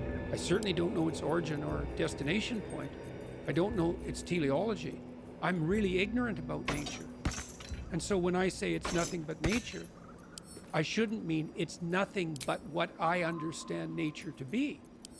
So I could say, will we have a fully reductionist account of cognitive processes? And the answer to that is yes, but by the time we do that, our understanding of matter will have transformed so much that what we think of as reductionist now won't look anything like what we think of reductionism now. Matter isn't dead dust. I don't know what it is. Dare! I have no idea what it is. Matter is what matters. There's a definition. That's a very weird definition. But the notion that we have, that if you're a reductionist, a materialist reductionist, that you can reduce the complexity of what is to your assumptions about the nature of matter, That's not a scientific Your proposition. specific limited human assumptions of this century, of this week, that so in some sense, without God, in this complicated big definition we're talking about, there's no humility, or There's not enough. There's less likely to be, or rather, science will err in taking a trajectory away from humility. Well, without something much more powerful than individual human. Yeah, well then, and we know, the Frankenstein story comes out of that instantly. And that's a good story for the current times. It's like, you're playing around with making new life? You bloody well better make sure you have your arrows pointed up. And it's interesting because you said science has you should leave now. An ethic to it. I think it's embedded in an ethic. Well, there's science is a big word, and it includes a lot of disciplines that have different traditions. So biology, chemistry, genetics, physics, those are very different communities. And I think biology, especially when we get closer and closer to medicine and to the human body, does have a very serious, first of all, it has a history with Nazi Germany of being abused and all those kinds of things, but it has a history of taking this stuff seriously. It doesn't have a history of taking this stuff seriously. Artificial intelligence, which is really interesting, because you don't, you called me a scientist, but I would like to wear that label proudly, but often people don't think of computer science as a science. But nevertheless, it will be, I think, the science of one of the major scientific fields of the 21st century, and you should take that very seriously. Oftentimes when people build robots or AI systems, they think of them as like toys to tinker with. Oh, isn't this I feel this too. Isn't this cool? It is cool. But at a certain moment, you might, isn't this nuclear explosion cool? Yeah, because it is. Or birth control pill cool. It's like, or transistor cool. Yeah. Well, the other thing too, and this is a weird problem in some sense. The robotics engineer types, they're thing people. I mean, the big classes of interest are interest in things versus interest in people. Some of my best friends are thing people. Yeah, right. And thing people are very, very clear, logical thinkers, and they're very outcome-oriented and practical. Now, and that's all good. That makes them functional. But there's a human side of the equation, and you get the extreme thing people, and you think, yeah, well, what about the human here? And when we're talking about, we've been talking about the necessity of having a technological enterprise embedded in an ethic, and you can ignore that, like most of the time, right? You can ignore the overall ethic in some sense when you're toying around with your toys. But when you're building an artificial intelligence, it's like, well, that's not a toy. That might be... Toy becomes the monster very quickly. Yes. And this is a whole new kind of monster. And maybe it's already here. We must press... Yes, and Are you notice sure that's the best course of action? Well chosen. Now, what is it What with you good is engineers and your inability to put off switches on things now? It's like, I have to hold this for 5 seconds for it to shut off. Or I can't figure, I just want to shut it off. Click off. Well, what is it with humans that don't put off switches on other humans? Because there's a magic to the thing that you notice, and it hurts for both you and perhaps one day the thing itself to turn it off. And so you have to be very careful as an engineer adding off switches to things. I think it's a feature, not a bug, the off switch. The off switch gives a deadline to us humans, to systems of existence. It makes you, death is the thing that really brings clarity to life. And I do think... Yes, hence the flaming swords. The flaming sword. I do like your view of the flame with the bush and perhaps the sword as a thing of transformation. It's also it's a transformation that kind of consumes the thing in the process. Well, it depends on how much of the thing is chaff. This is why you can't touch the Ark of the Covenant, for example. And this is why people can have very bad psychedelic trips. Like if you're 95% dead wood and you get too close to the flame, the 5% that's left might not be able to make it. So you think it's all chaff, but I think there is some aspect of destruction that's the old Bukowski line of do what you love and let it kill you. Right. Don't you think that destruction is part of? That's humility. That's humility. You bet. It's like invite in the judgment. Invite in the judgment because maybe you can die a little bit instead of dying completely. Yeah. You know, and I think it's Alfred North Whitehead. We can let our ideas die instead of us. Right? We can have these partial personalities that we can burn off, and we can let them go before they become tyrannical pharaohs and we lose everything. And so, yeah, there's this optimal fight of death. And who knows what it would be. What if it was possible that if you died enough all the time, that you could continue to live? And the thing is, we already know that biologically, because if you don't die properly all the time, well, it's cancerous outgrowths and like it's a very fine balance between productivity on the biological front and the culling of that, right? Life is a real balance between growth and death. And so what would happen if you got that balance right? Well, we kind of know, right? Because if you live your life properly, so to speak, and you're humble enough to let your stupidity die before it takes you out, you will live long. That's just a fact. Well, but then what's the ultimate extension of that? And the answer is we don't know. No idea. Well, let me ask you a difficult question, because as opposed to the easy ones that you've been asking so far. Well, Dostoevsky is always just the one. So if death every single day is the way to progress in life, you have become quite famous. Death and hell.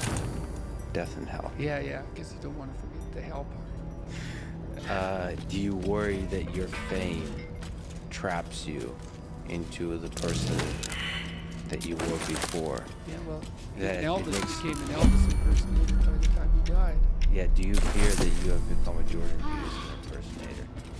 Do you fear of, in some part, becoming the famous suit-wearing, brilliant Jordan Peterson? The certainty in the pursuit of truth, always right. I think I worry about it more than anything else. I hope I do. The better. Has fame to some degree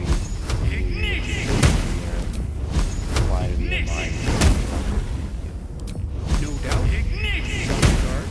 I mean, it's very difficult to avoid, because things change around you. People are much more likely to do what you ask, for example, right? And so that's a danger, because one of the things that keeps you dying properly is that people push back against you optimally. This is why so many celebrities spiral out of control, especially the tyrannical types that, say, run countries. Everyone around them stops saying, yeah, you're deviating a little bit there. They laugh at all their jokes. They open all their doors. They always want something from them. The red carpet's always rolled out. It's like, well, you think, wouldn't that be lovely? It's, well, not if the red carpet is rolled out to you while you're on your way to perdition. That's not a good deal. You just get there more efficiently.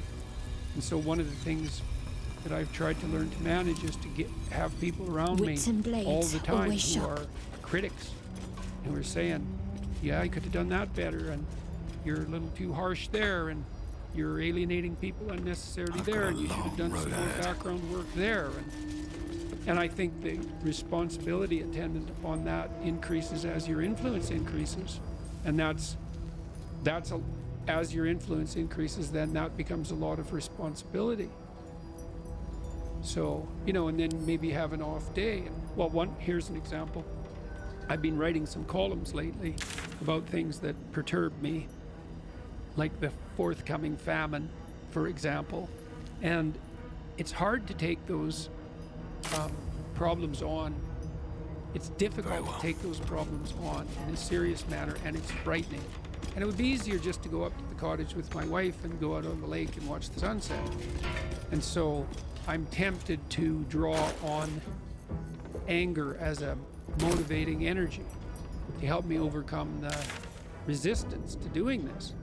But then that makes me more harsh and judgmental in my tone when I'm reading such things, for example, on YouTube, than might be optimal. Now, I've had debates with people about that, because I have friends who say, no, if you're calling out the environmentalist globalists who are harassing the Dutch farmers, then a little anger is just the ticket. But then others say, well, you know, you don't want to be too harsh because you alienate people who would otherwise listen to you. That's a hard balance to get right. But also maybe anger hardens your mind to where you don't notice the subtle, quiet beauty of the world. The quiet love that's always there, that permeates everything. Sometimes you can become deeply cynical about the world if it's the Nietzsche thing. Battle not with monsters, lest ye become a monster. And if you gaze into the abyss gazes also into you. Right. But I would say, bring it on. Right? Because that's why I also say, knowing that he's absolutely right, but if you gaze into the abyss long enough, you see the light, not the darkness. Not you sure. I'm betting my life on it. Yeah, that's a heck of a bet. Well, that's... Because it might distort your mind to where all you see is abyss. Is abyss. Yeah. Is the evil in this world. Well, then I would say you haven't looked long enough. You know, that's back to the swords, the flaming swords. Let this be a warning. So I said the whole story of Christ Those who defy was Shah's prefigured in that will image. shall suffer darkness The story of without her Christ, blessing. psychologically, is radical acceptance of the worst possible tragedy. That's what it means. That's what the crucifix means. Psychologically, it's like gaze upon that which you are most afraid of. But that story doesn't end there, because in the story, Christ goes through death into hell. So death isn't enough. The abyss of innocent death is not sufficient to produce redemption. It has to be a voluntary journey to hell. And maybe that's true for everyone. And that's like, there is no more terrifying idea than that, by definition. And so then, well, if you gaze upon that, well, who knows? Who knows? How often do you gaze upon death, your own? Here lies the Grand Mesa, a pile of crushed bones and lives exposed sizes and creatures. Because you, as a deep thinker and philosopher, it's easy to start philosophizing and forgetting that you might die today. The angel of death sits on every word. How's that? How often do you actually consciously... All the time. Notice the angel? All the time. I think it's one of the things that made me peculiar. When I was in graduate school, you know, I thought about, I had the thought of death in my mind all the time. And I noticed that many of the people that I was with, these were people I admired behind. That wasn't part of their character. It was definitely part of mine. I'd wake up every morning. This happened for years, thinking, time's short, get at it. Time's short, get at it. There's things to do.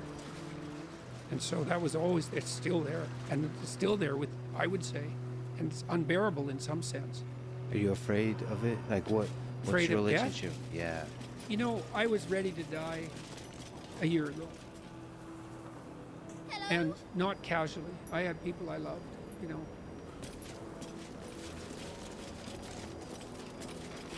So no, I'm not very worried about me, but I'm very worried about making a mistake. I heard Elon Musk talk about that a couple of months ago. It was really a striking moment. Someone asked him about death, and he said, just offhand, and then went on with the conversation. He said, I'll be released. And then he went on with the conversation. And I thought, well, you know, he's got a lot of weight on his shoulders. I'm sure that part of him thinks that'd be easier just if this wasn't here at all. Now, he said it offhand, but it was a telling moment in my estimation. So for him, that's a why live question. Mm-hmm. The exhaustion of life. Yeah, If you call it life is suffering, but the hardship. I'm more afraid of hell than death. You're afraid of the thing that follows. I don't know if it follows or if it's always here. And I think we're going to find out. What's the connection between death and hell? I don't know. I don't know. Is there something that needs to be done before you arrive? You're more likely to die terribly if you live in a manner that brings you to hell. That's what terribly is a very deep. Okay. Yeah. And that's the definition, by the way. What do you make of Elon Musk? You've spoken about him. I'm struck with admiration. That's what I make of him, and I always think of that as a primary. Well, it's like, do you find this comedian funny? Well, I laugh at him. You know what I mean? It's not propositional again. And so, there are things I would like to ask Mr. Musk about. The Mars venture, I don't know what he's up to there. It strikes me as absurd in the most fundamental sense, because I think, well, it'd be easier just to build an outpost in the Antarctica or in the desert. Well, how much of the human endeavor is absurd? What did Nietzsche say? Great men are seldom credited for stupidity.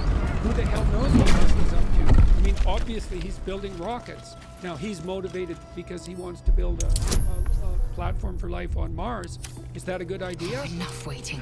I crave Who blood. am I to say? He's building the rockets, man, but I'd like to ask him about it.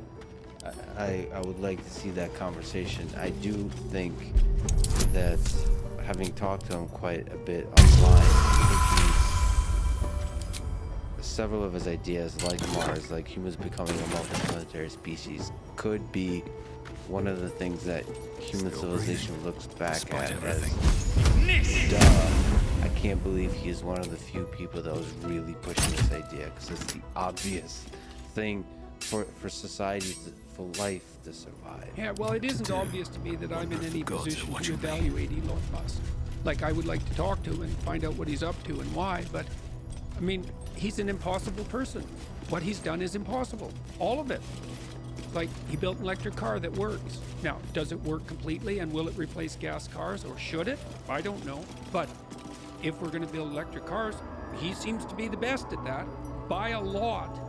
And he more or less did that. People carp about him, but he more or less did that by himself. I know he's very good at distributing responsibility and all of that, but he's the spearhead. And then, that was pretty hard. And then he built a rocket at like 1/10 the price of NASA rockets. And then he shot his car out into space. That's pretty hard. And then he's building this boring company, more or less as a, what would you call it?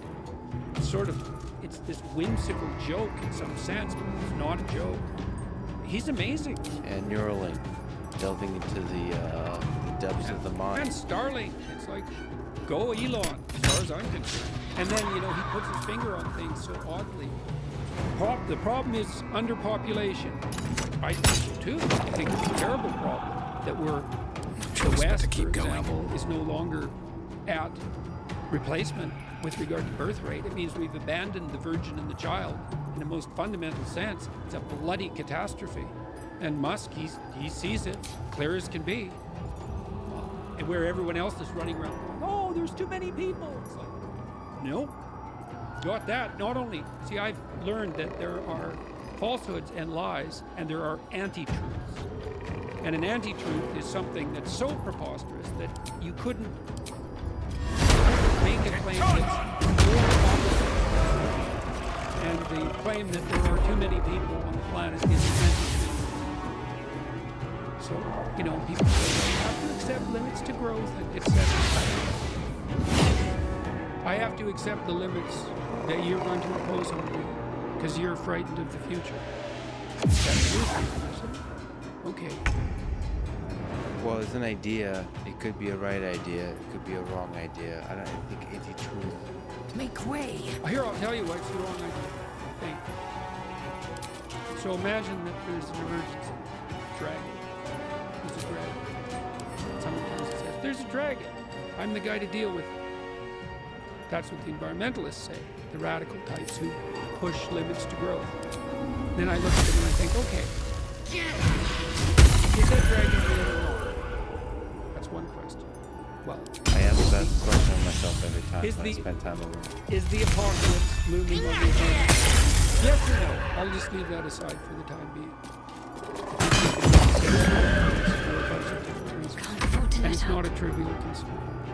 we've overfished the oceans. And there are environmental issues that are looming large. Whether climate change is the cardinal one or not is a whole different thing. That's not the issue. You're clamoring about a dragon. Why should I listen to you? Well, let's see how you're reacting to the dragon. First of all, you're scared stiff and in the state of panic. That might indicate you're not the man for the job. Second, you're willing to use compulsion to harness other people to fight the dragon for you. Now, not only are you terrified, you're a terrified tyrant. So then I would say, well, you're not the Moses that we need to lead us out of this particular exodus. And maybe that's a more logical explanation. It's like, if you're so afraid of what you're facing, and you're terrified of paralysis and blindness, and that you're willing to use tyrannical compulsion to get your way, you are not the right leader for the time. So then I like someone like Bjorn Lomberg or Matt Ridley, and they say, well, look, we've got our environmental problems, and maybe there's you could make a case that there's a Malthusian element in some situations, but fundamentally the track record of the human race is that we learn very fast and faster all the time to do more with less, and we've got this. And I think, yes, to that idea. And I think about it in a fundamental way. Trust London, trust Tupi, trust Matt Ridley. They've thought about these things. They're not just saying, oh, the environment doesn't matter, whatever the environment is. You're not going to like this, The environment, I don't even know. That's everything. The environment. I'm concerned about the environment. Life comes easy these days. How is that different than saying I'm worried about everything? How are those statements different semantically? Well, yeah, the environment, it could be I'm worried about human society. A lot of these complex systems are difficult to talk about because there's so much involved, for sure. Yeah, everything. And then these models, because people have gone after me because I don't buy the climate models. I think about the climate models as extended into the economic. Well, there's going to be a certain degree of heating, let's say by 2100. It's like, okay, some of that might be human generated, some of it's a consequence of warming out of the Ice Age. It's happened before, but fair enough. Let's take your presumption. And any error in your model multiplies as time extends. But to have it your way, okay, now we're going to extend the climate model, so to speak, it's the economic model. So I just did an analysis of a paper by Deloitte, third biggest company in the U.S. Never a dull moment. 300,000 employees, major league consultant, report, May, on my YouTube channel. Said, well, if we get the climate problem under control, economically, because that's where the models are now being generated on the economic front. So now we have to model the environment. Closer and closer to town. And we have to model the We didn't economy. even care who won, And then we have so to long as model it their ended. joint interaction. And then we have to predict 100 years into the Distant future. memory of a man And then we have to put a stretching dollar his back value on with a that. groan. And then we have to Another claim that we day can do of that, falling masonry which we blocks can't. done. And then this is our conclusion. We're going to go through a difficult period of privation, because if we don't accept limits to growth, there's going to be a catastrophe 50 years in the future or thereabouts. And so to avert that Calloused catastrophe, hands work a we are hammer going to and make chisel people around poorer. a massive slab Now, of rock. how much poorer? Months Well, from not a now, lot our compared to how face much will richer they're going to be, but definitely, and they say this in their own models, definitely poorer than they would be if we just left them the hell alone. Making And so me then I sweat. think, okay, poorer, eh? Who? Well, let's look at it biologically. We've got a hierarchy, right, of stability and security. That's a hierarchy, or one type.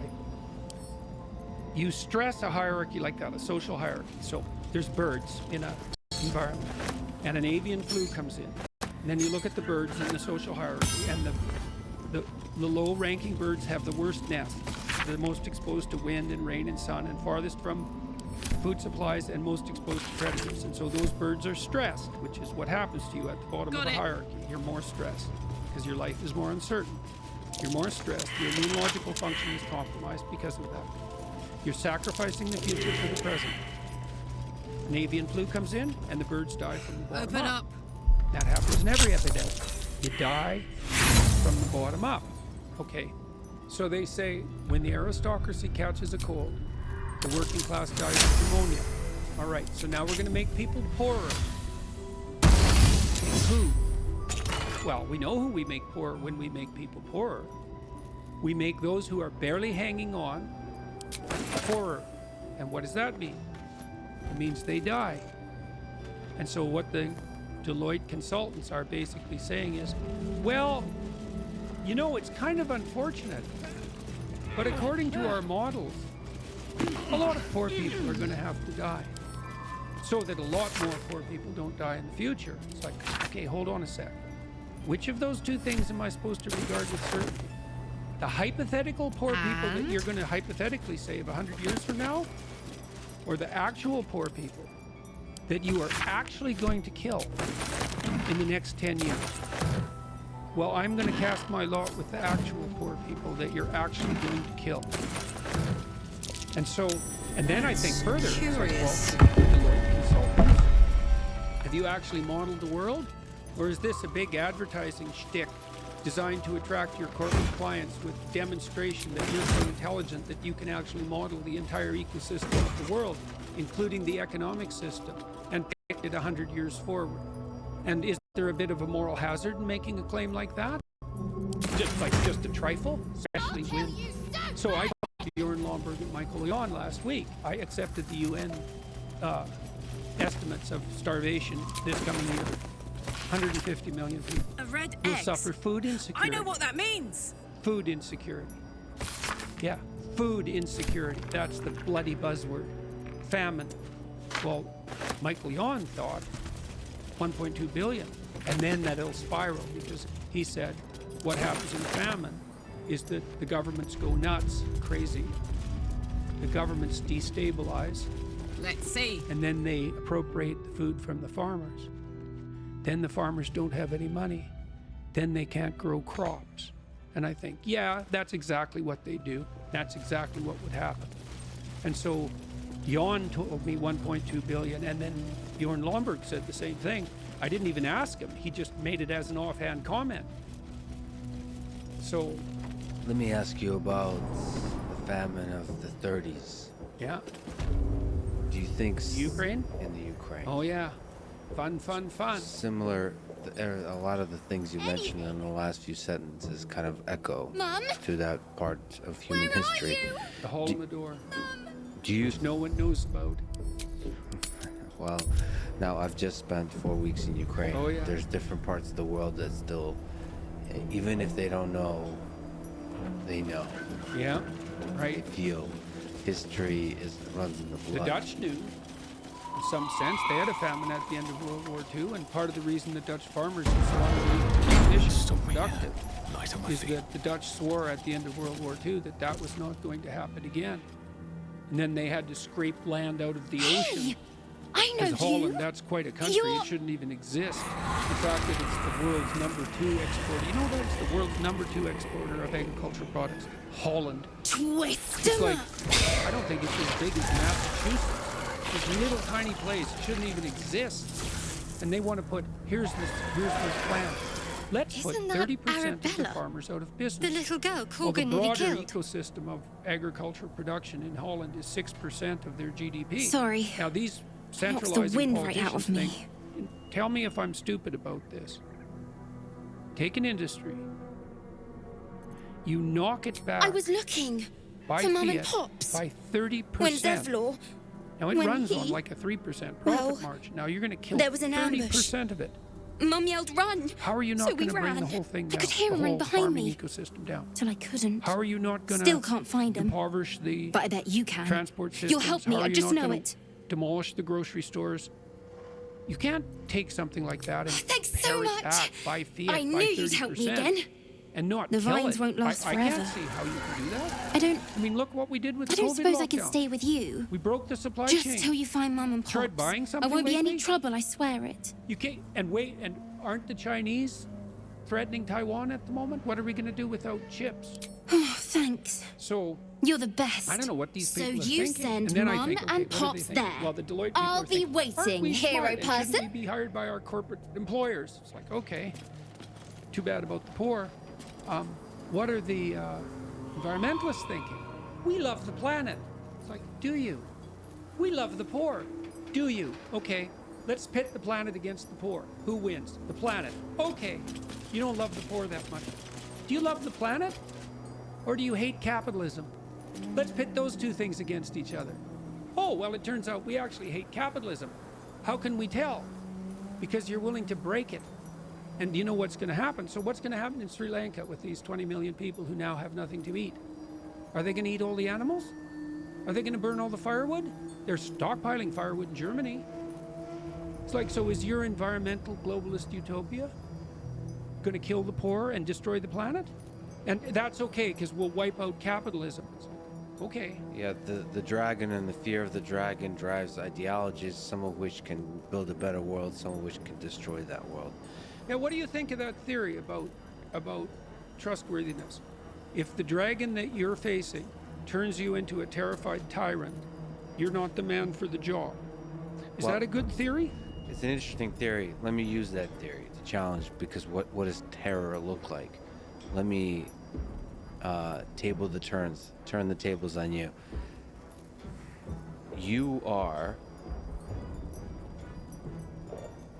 terrified, afraid, concerned about the dragon of something we can call communism, Marxism. Okay. To be a tyrant. Theories had two components. Yeah. I'm not paralyzed. It had a dragon. Yeah. I'm not paralyzed, and I don't want to be a tyrant. The tyrant part, I think, is missing with you. So but you are very concerned. The intense feeling does not give much space, actually, at least in your public persona, for sitting quietly with it and sipping in a couple of beers and thinking about this thing. The intensity of your anger, concern about certain things you're seeing in society, is that going to drive you off the path that ultimately takes us to a better world? That's a good question. I mean, I'm trying to get that right. So we've kind of come to a cultural conclusion about the Nazis. Do you get to be angry about the Nazis? Seems the answer to that is yes. Well, actually, let me push back here. I also don't trust people who are angry about the Nazis. Because I mean the actual Nazis. Well, there's a lot, as you know, there's a lot of people in the world that use actual Nazis to mean a lot of things. I know. One of them is very important. Me, for example. Well, yes. He's a Nazi, or magical super Nazi, as it turns out. I think that sort of steelman all their perspectives. I think they call you a Nazi mean it. So yeah, but like, aware of that. There's an important thing there, though, because I went to in Ukraine. Yeah. And a lot of the people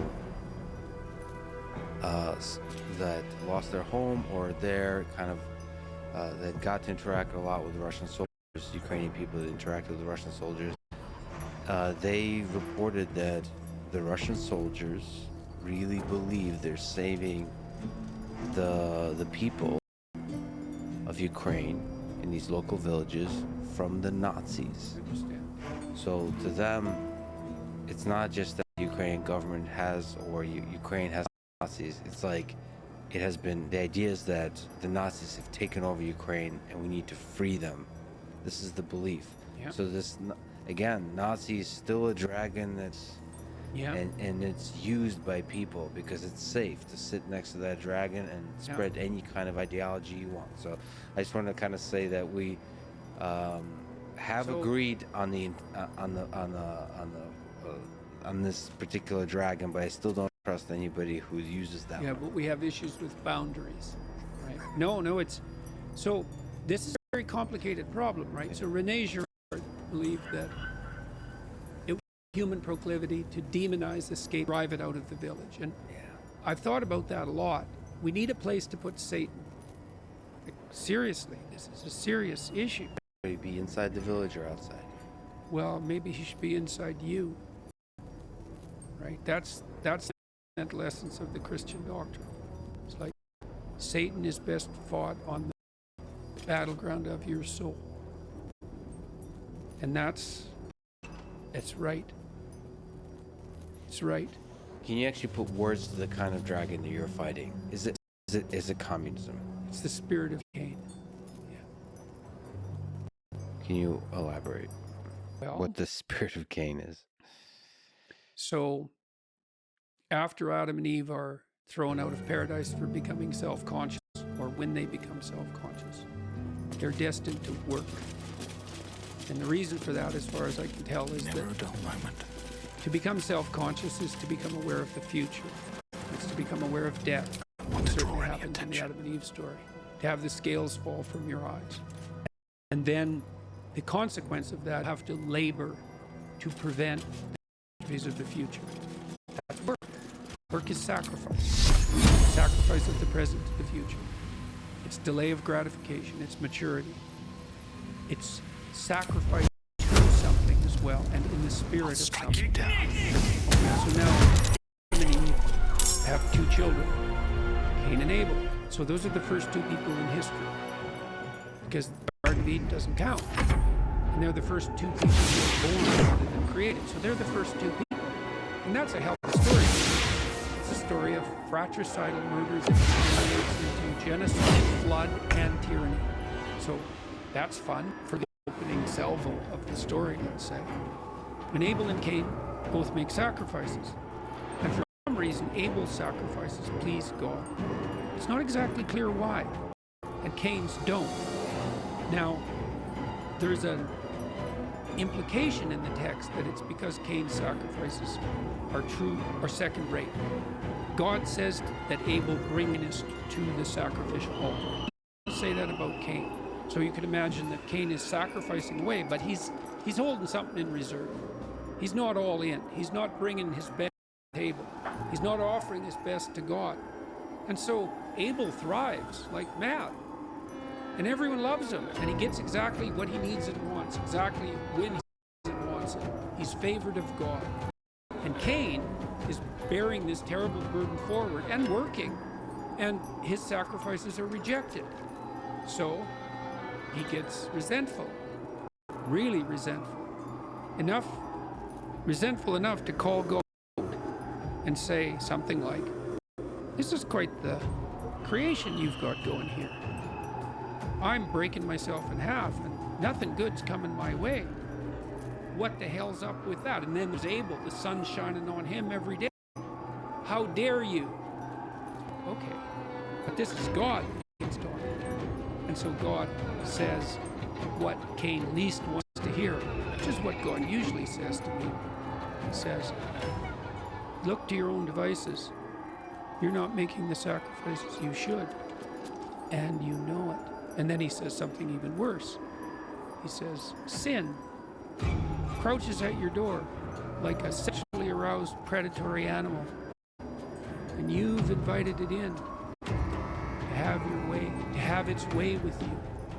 And so he basically says, you have allowed your resentment to preoccupy yourself, and now you're generating something creative, new, and awful, possessed by the spirit of resentment.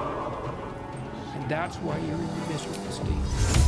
When Cain leaves, his countenance falls as he leaves. And he's so incensed by this because God has said, "Look, your problems are of your own making. I will not know. Not only that, you invited them in. Not only that, you engaged in this creatively. Not only that, you're blaming it on me. And not only that, that's making you jealous of Abel. And Cain, instead of changing, kills Abel, right? And then Cain's descendants are the first people who make weapons of war. And so that's, okay, you want to know what I think? That's the eternal story of mankind. Can I go? And it's playing out right now, except at 1,000 times the rate. Can I present you a difficult truth? Perhaps not a truth, but a thought I have. That it is not always easy think you can take me on? That's for sure. And resentment. It is it's possible to imagine you as a person who has a resentment towards a particular worldview that you really worry about. Yeah, well, I talked to my friend last week about we'll release it. As I said, well, do I have a particular animus against the left? No time to waste. Well, probably. Okay, why? Well, first of all, I'm a university professor. It's not like universities are threatened by the right. They're threatened by the left. 100%. And they're not just threatened a little bit. They're threatened a lot. And that threat made it impossible with my profession and with the odds. And it cost me my clinical practice. That's not over yet. I have 10 lawsuits psychologists because they've allowed anyone to complain anyone for any reason and have the choice to follow that up with an investigation, which is a punishment in and of itself, and are doing so. And then I've been tortured nearly to death multiple times like that. Now I've had my fair share of radical right being unhappy with what I've said. But personally, it's been the left the whole time. Don't waste a step. Not only me, but my family. But in a big way and constantly, like not once or twice. Attention. Many people get canceled once or twice. But I've been canceled like 40 times. And I know like 200 people now who've been canceled. And I can tell you without doubt that it is one of the worst experiences of their life. And that's if it only happens once. Hey, and so I can push these plugs. And then I also know that the communists killed 100 million people in the 20th century. Curious. That the intellectuals excused them for it non-stop and still haven't quit. That almost no one knows about it. And that the specter of resentful Marxism is back in full force. And so do I have a bit of an animus against that? Yes. Does it go too far? I don't know. I'm trying to figure that out. The story you just told, seems nearly impossible for you, an intellectual powerhouse, not to have a tremendous amount of resentment. Well, and this is so let me challenge you. Yeah, let me challenge you. Go right ahead. Let me challenge you. Can you steel man the case that the Prime Minister of this country, Trudeau, wants the best for this country and actually might do good things for this country as an intellectual challenge? Sure. He seems to get along well with his wife. He has some kids. There's no sexual scandals. And he's in a position where that could easily be the case. He seems to have done some good things on the oceanic management. No effect here. He's put a fair bit of Canada's oceans into marine protected areas, and that might be his most fundamental legacy, if it's real. I've been trying to get information about the actual reality of the protection, and I haven't been able to do that. But that's a good thing. So sorry, the family thing is, there's some aspect. Speaks to his character. Do you accept Shah's test of your intellect? That makes him a good man. Well, in that sense. I mean, there's the evidence there. You know, I mean, he's not a Jeffrey Epstein profligate on the sexual front, so that's something. And have a lot on my his mind. wife, they seem to have a real marriage, and he has kids, so you know, good for him. That's a good start, by the way, for a leader. Yeah, right. To be a good man. Well, then I also thought, okay, well, after the Liberals had brought in a Harvard intellectual who was a Canadian to be their last leader, he didn't work out. And then they're flailing about for a leader, and the Liberals in Canada are pretty good at maintaining power and leadership and have been the dominant governing party in Canada for a pulse long of time. energy race up and so your they spine, went to Justin and a strange and said, sensation well, you know, if of you are a acceptance. conservative, and you can imagine that's not a positive specter for someone who's on the left, or even a liberal, especially, and Trudeau's quite a bit on the left. And they said, we need you to run. And then I thought, okay, well, the answer to that should have been no. Do you think yourself wise enough to be granted Justin has Shah's no blessing? training for this, no experience. He's a part-time drama teacher, fundamentally. He hadn't run a business. He just didn't know enough to be prime minister.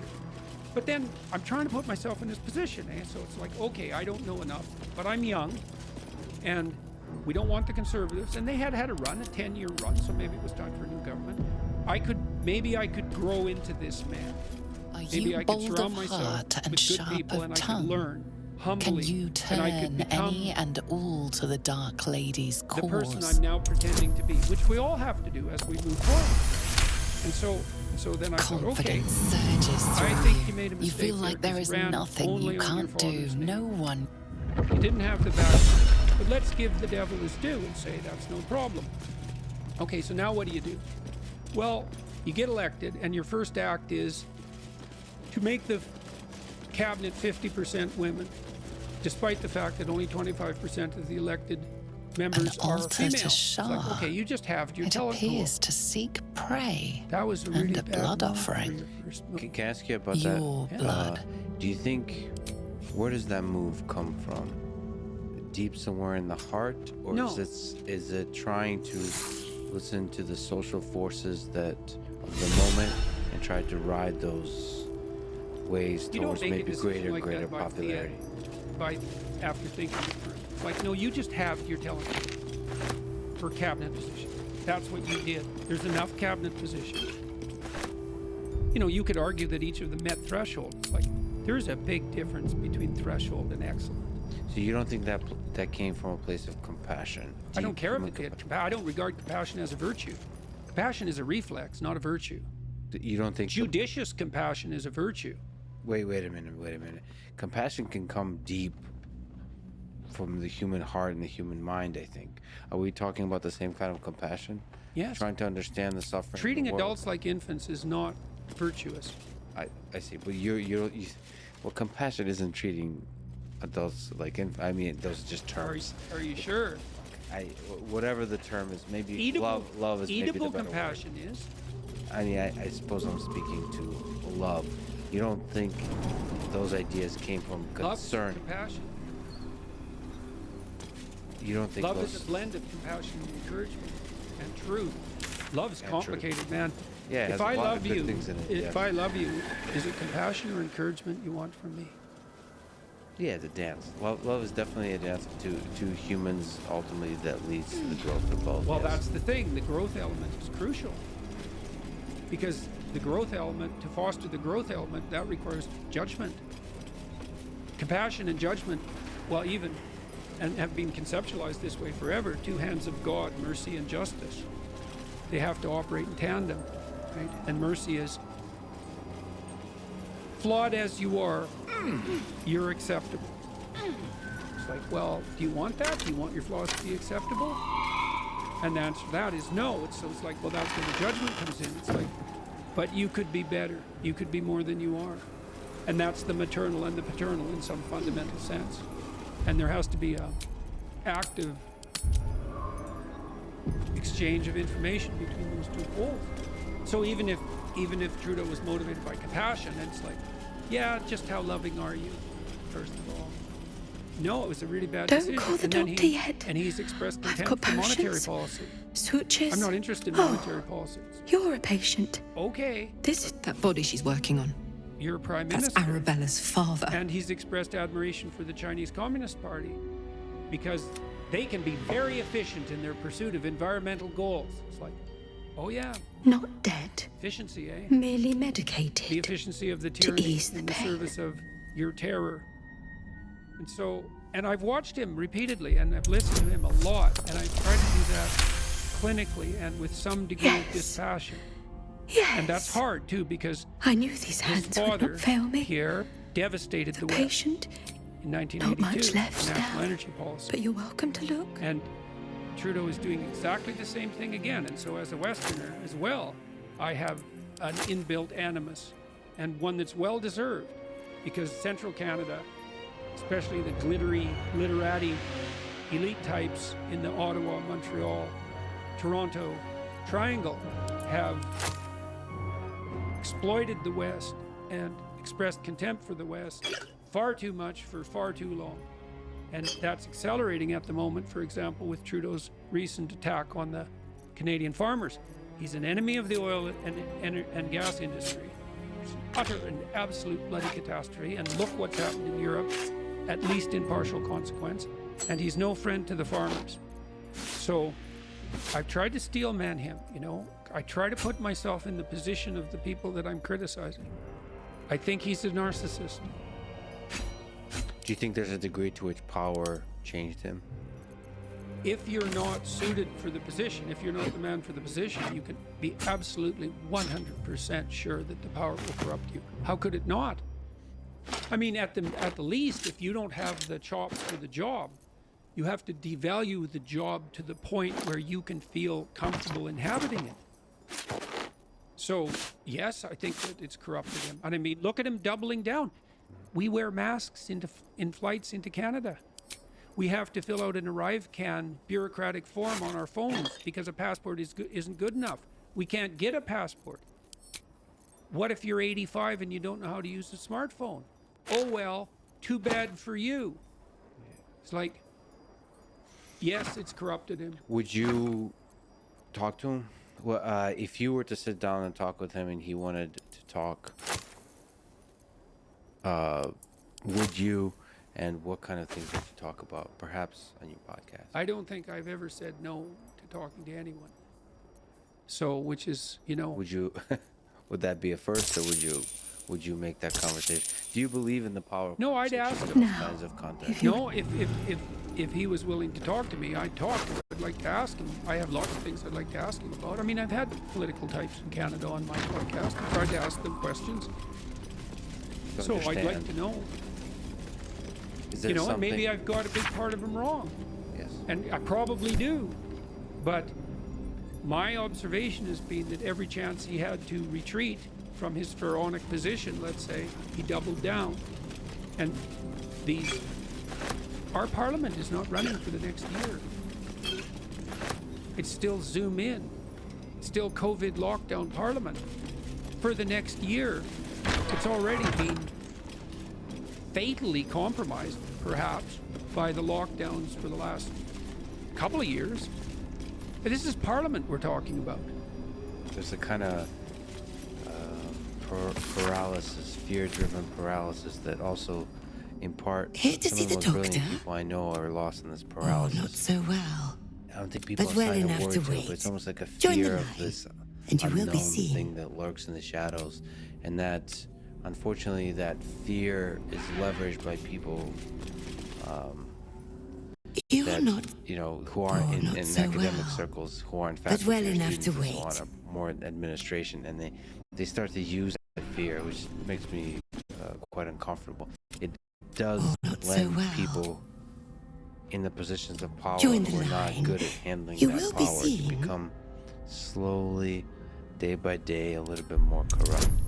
I was really trying to figure out, you know, the last 2 weeks, thinking this through. It's like, how do you know? Down to the thing.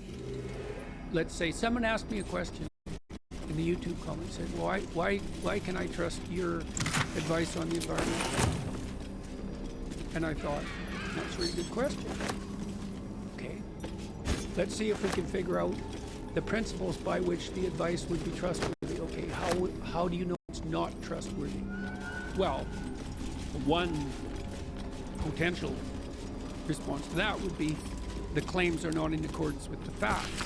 But, you know, facts are tricky things, and it depends on where you look for them. So that's a tough one to get right because, for example, Lomberg's fundamental critics argue about his facts, not just his interpretation. So that can't be an unerring guide. And so I thought, well, the facts exactly doesn't work because when it's about everything, there's too many facts. So then how do you determine if someone's a trustworthy guide in the face of the unknown? Because that's really the question. And the answer is, they're not terrified tyrants. I think that's the answer. Now, maybe that's wrong. If someone has a better answer, How do you know if they're a terrified tyrant? Because they're willing to use compulsion on other people. When they could use goodwill.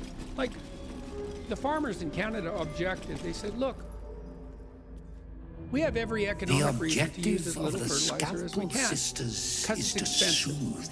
We have satellite For the maps scalpel of indeed where we is put an the extension fertilizer. of We've shadow. cut our fertilizer use so See substantial how in the the last 4 patient years, you can't believe reacts it. when I And would we grow way stroke the more right food. nerve. We're already breaking ourselves. Here, it's comfort. And if you know Hear farmers, the very especially the ones melody who of still survive, mercy. you think those people don't know what they're doing. It's like Pray, they're pretty damn sister. sophisticated, man. Show us like, the extent of your way more beneficence. sophisticated than our prime minister. And now you tell them, no, it's a 30% reduction, and we don't care how much food you're growing. So it's not a Stay reduction your hand, that's for it slaps where it dependent should on stroke. amount of food produced per We unit can of hardly fertilizer hear used, the which would be patient's at sighs least- of You can solace. imagine it. Okay, so you're Perhaps producing it this is much our food, unexpected and you use audience this much that fertilizer, makes so you you're quiver. hyper efficient. Maybe Come, we take the 10% step of farmers who forward. are the least efficient You are in no that sister, but metric. that matters We none. say to them, you have to Every get as efficient as student the is average farmer. welcome. And then they say, well, look, you know, our situation's different. We're in a more northern climate. The soil's weaker. You know, you obviously have to bargain with that, but at least you reward them for their productivity. Well, it's like, well, Holland isn't going to have beef. Well, where are they going to get it? Well, you don't need it. It's like, oh, I see. You get to tell me what I can eat now, do you? Really? Okay. And Holland is going to import food from where that's more efficient on the fertilizer front? There's no one more efficient than Holland. And same with Canada. And like, isn't this going to make food prices more expensive? And doesn't that mean that hungry people die? Because that is what it means. So ultimately, poor people pay the price of these kinds of policies. Not ultimately. Now. Today. That's a crucial distinction because they say, well, ultimately the poor will benefit. Yeah, except the dead ones. Today, right. It seems like the story of war, too, is a time when the poor people suffer from the decision made by the powerful, the rich, the political elite. Behold, sisters, the very face of ignorance. One who mistakes tenderness for torture. Go on. Acquaint the face of ignorance with the true object of our studies. And writing brilliant articles. There's also people dying. Absence. Fighting. No other word their captures land, the their heart country, of Shah their so history. very This is true for perfectly. both Russia and Ukraine. It is the There's people trying to scalpel-led journey that They leads have from many pain dragons, and they're asking themselves a question. What the fuck Who is are this we? loon talking What about? is this? What is the future of this nation? We thought See, we are a great is nation. the light of And I think eyes, but the countries cancer say- that causes one to they witness say, the laceration of being. Well, how do we become the great nation we thought If we are? light is the And symptom, So what? then Now, first darkness of all, is you the got cure. in trouble. For in light there is presence, The dynamics of the trouble. in darkness And, there is Well, it wasn't absence. that much. Regret No. saying. No. Light is I thought about it a presence. lot. I In laid out 4 darkness, reasons for absence. the war. And then I was criticized in the But Atlantic you, for the argument look was reduced how to the one succor reason. of Shah which was eludes. the reason. See how I gave painfully a variety of present reasons. you One were remain. mismanagement We do on the part not of the wish West to in see relationship you to Russia suffer so. foreign policy over the last Let us since the wall cure fell. you. It's understandable because it's extremely complex. Hyper reliance on Russia as a cardinal source of energy provision for Europe in the wake of idiot environmental You know globalist nothing unusual utopianism. about the sisters, aside from their menace. Expansionist tendencies of Russia that are analogous in some sense to the Soviet Union empire building. And then the last one, which is the one I got in trouble for, which is Putin's belief or You remember willingness to Shah and manipulate people into believing Go forth that and Russia sow is a doubt, salvific but force do not in compel the face it, of idiot for only Western the wokeism. willing may know And the that's the one I lady's got in trouble for. embrace. It's like, while you're justifying Putin, it's like, it's not only the Russians that think the West has lost its Only the willing may Eastern know Europeans the think so lady's too. embrace. And do I know that? You know her teaching well. I And went yet 15 these European sisters must exercise their And I talked to gifts. 300 The political art and cultural of leaders. absence and they might lies say, in well, they its were execution. conservative. Actually, How no, to they proceed. weren't. Most of them were conservative. I As it turns wonder. out, they were more willing to talk to me. But a good chunk of them were liberals by any stretch of the imagination. fair number of them were canceled progressive. Well, so, because you're very concerned about the colors that perhaps are a signal of a possible bad future for this country, for this part of the world, that reason stands out. And do you, sort of looking back at 4 reasons, think it deserves to have a place in one of the 4? Oh, absolutely. Because it is, well, the 4 was bifurcated, because I said, look, Putin doesn't believe this, and I actually think he does, because I read a bunch of Putin's speeches, and I have been reading for 15 years. And my sense of people generally, and this was true of Hitler, I see now. What did Hitler By example, believe? I must Well, edify and quell he the just light did what that he said he was going blinds to us. do. And you might think, well, some people are so tricky. They have a whole body of elaborate speech. It's completely separate from their personality. Come, and the personality is sisters, pursuing a different soothe agenda. And this whole body of speech is nothing but a good luck finding out on that.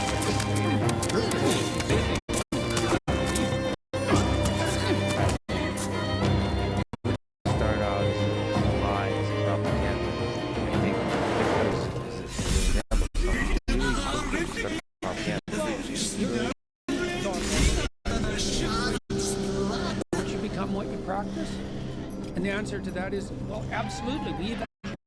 When you first formulate a concept, huge swaths of your cortex are lit up.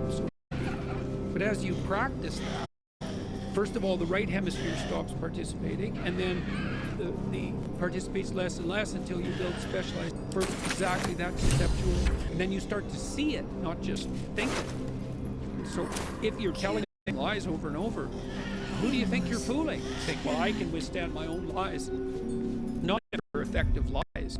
And if they're effective enough to fool millions of people, and then they reflect them back to you, what makes you think you'll be able to withstand that? You aren't. And so I do think Putin believes, to the degree that he believes anything, I do believe that he thinks of himself as a bulwark for Christendom against the degeneration of the West. And that's that third way that Dugin and Putin have been talking about, the philosopher Alexander Dugin and Putin, for 15 years. Now, what that is very amorphous. Solzhenitsyn thought the Russians would have to return to the incremental development of Orthodox Christianity to escape from the communist trap. And to some degree, that's happened in Russia because there's been a return to Orthodox Christianity. Now you could say, yeah, but the church has just been co-opted by the state, and say there's some evidence for that. I've heard, for example, the Metropolitan owns, now I don't know if this is true, owns $5 billion worth of personal property. And I would say there's a bit of truth in that. And it's possible that the Orthodox Church has been co-opted, but there has been somewhat of an Orthodox revival, and I don't think that's all bad. Now, even if Putin doesn't believe any of this, he's just a psychopathic manipulator. And unfortunately, I don't think that's true. I've read his speeches. It doesn't look like it to me. And he is by no means the worst Russian leader of the last 100 years. Well, there's quite a selection there. There certainly is. But, and I say that knowing that. Even if he doesn't believe it, he's convinced his people it's true. And so we're stuck with the claim. And that's the point I was trying to make in the article. Sometimes I'm troubled.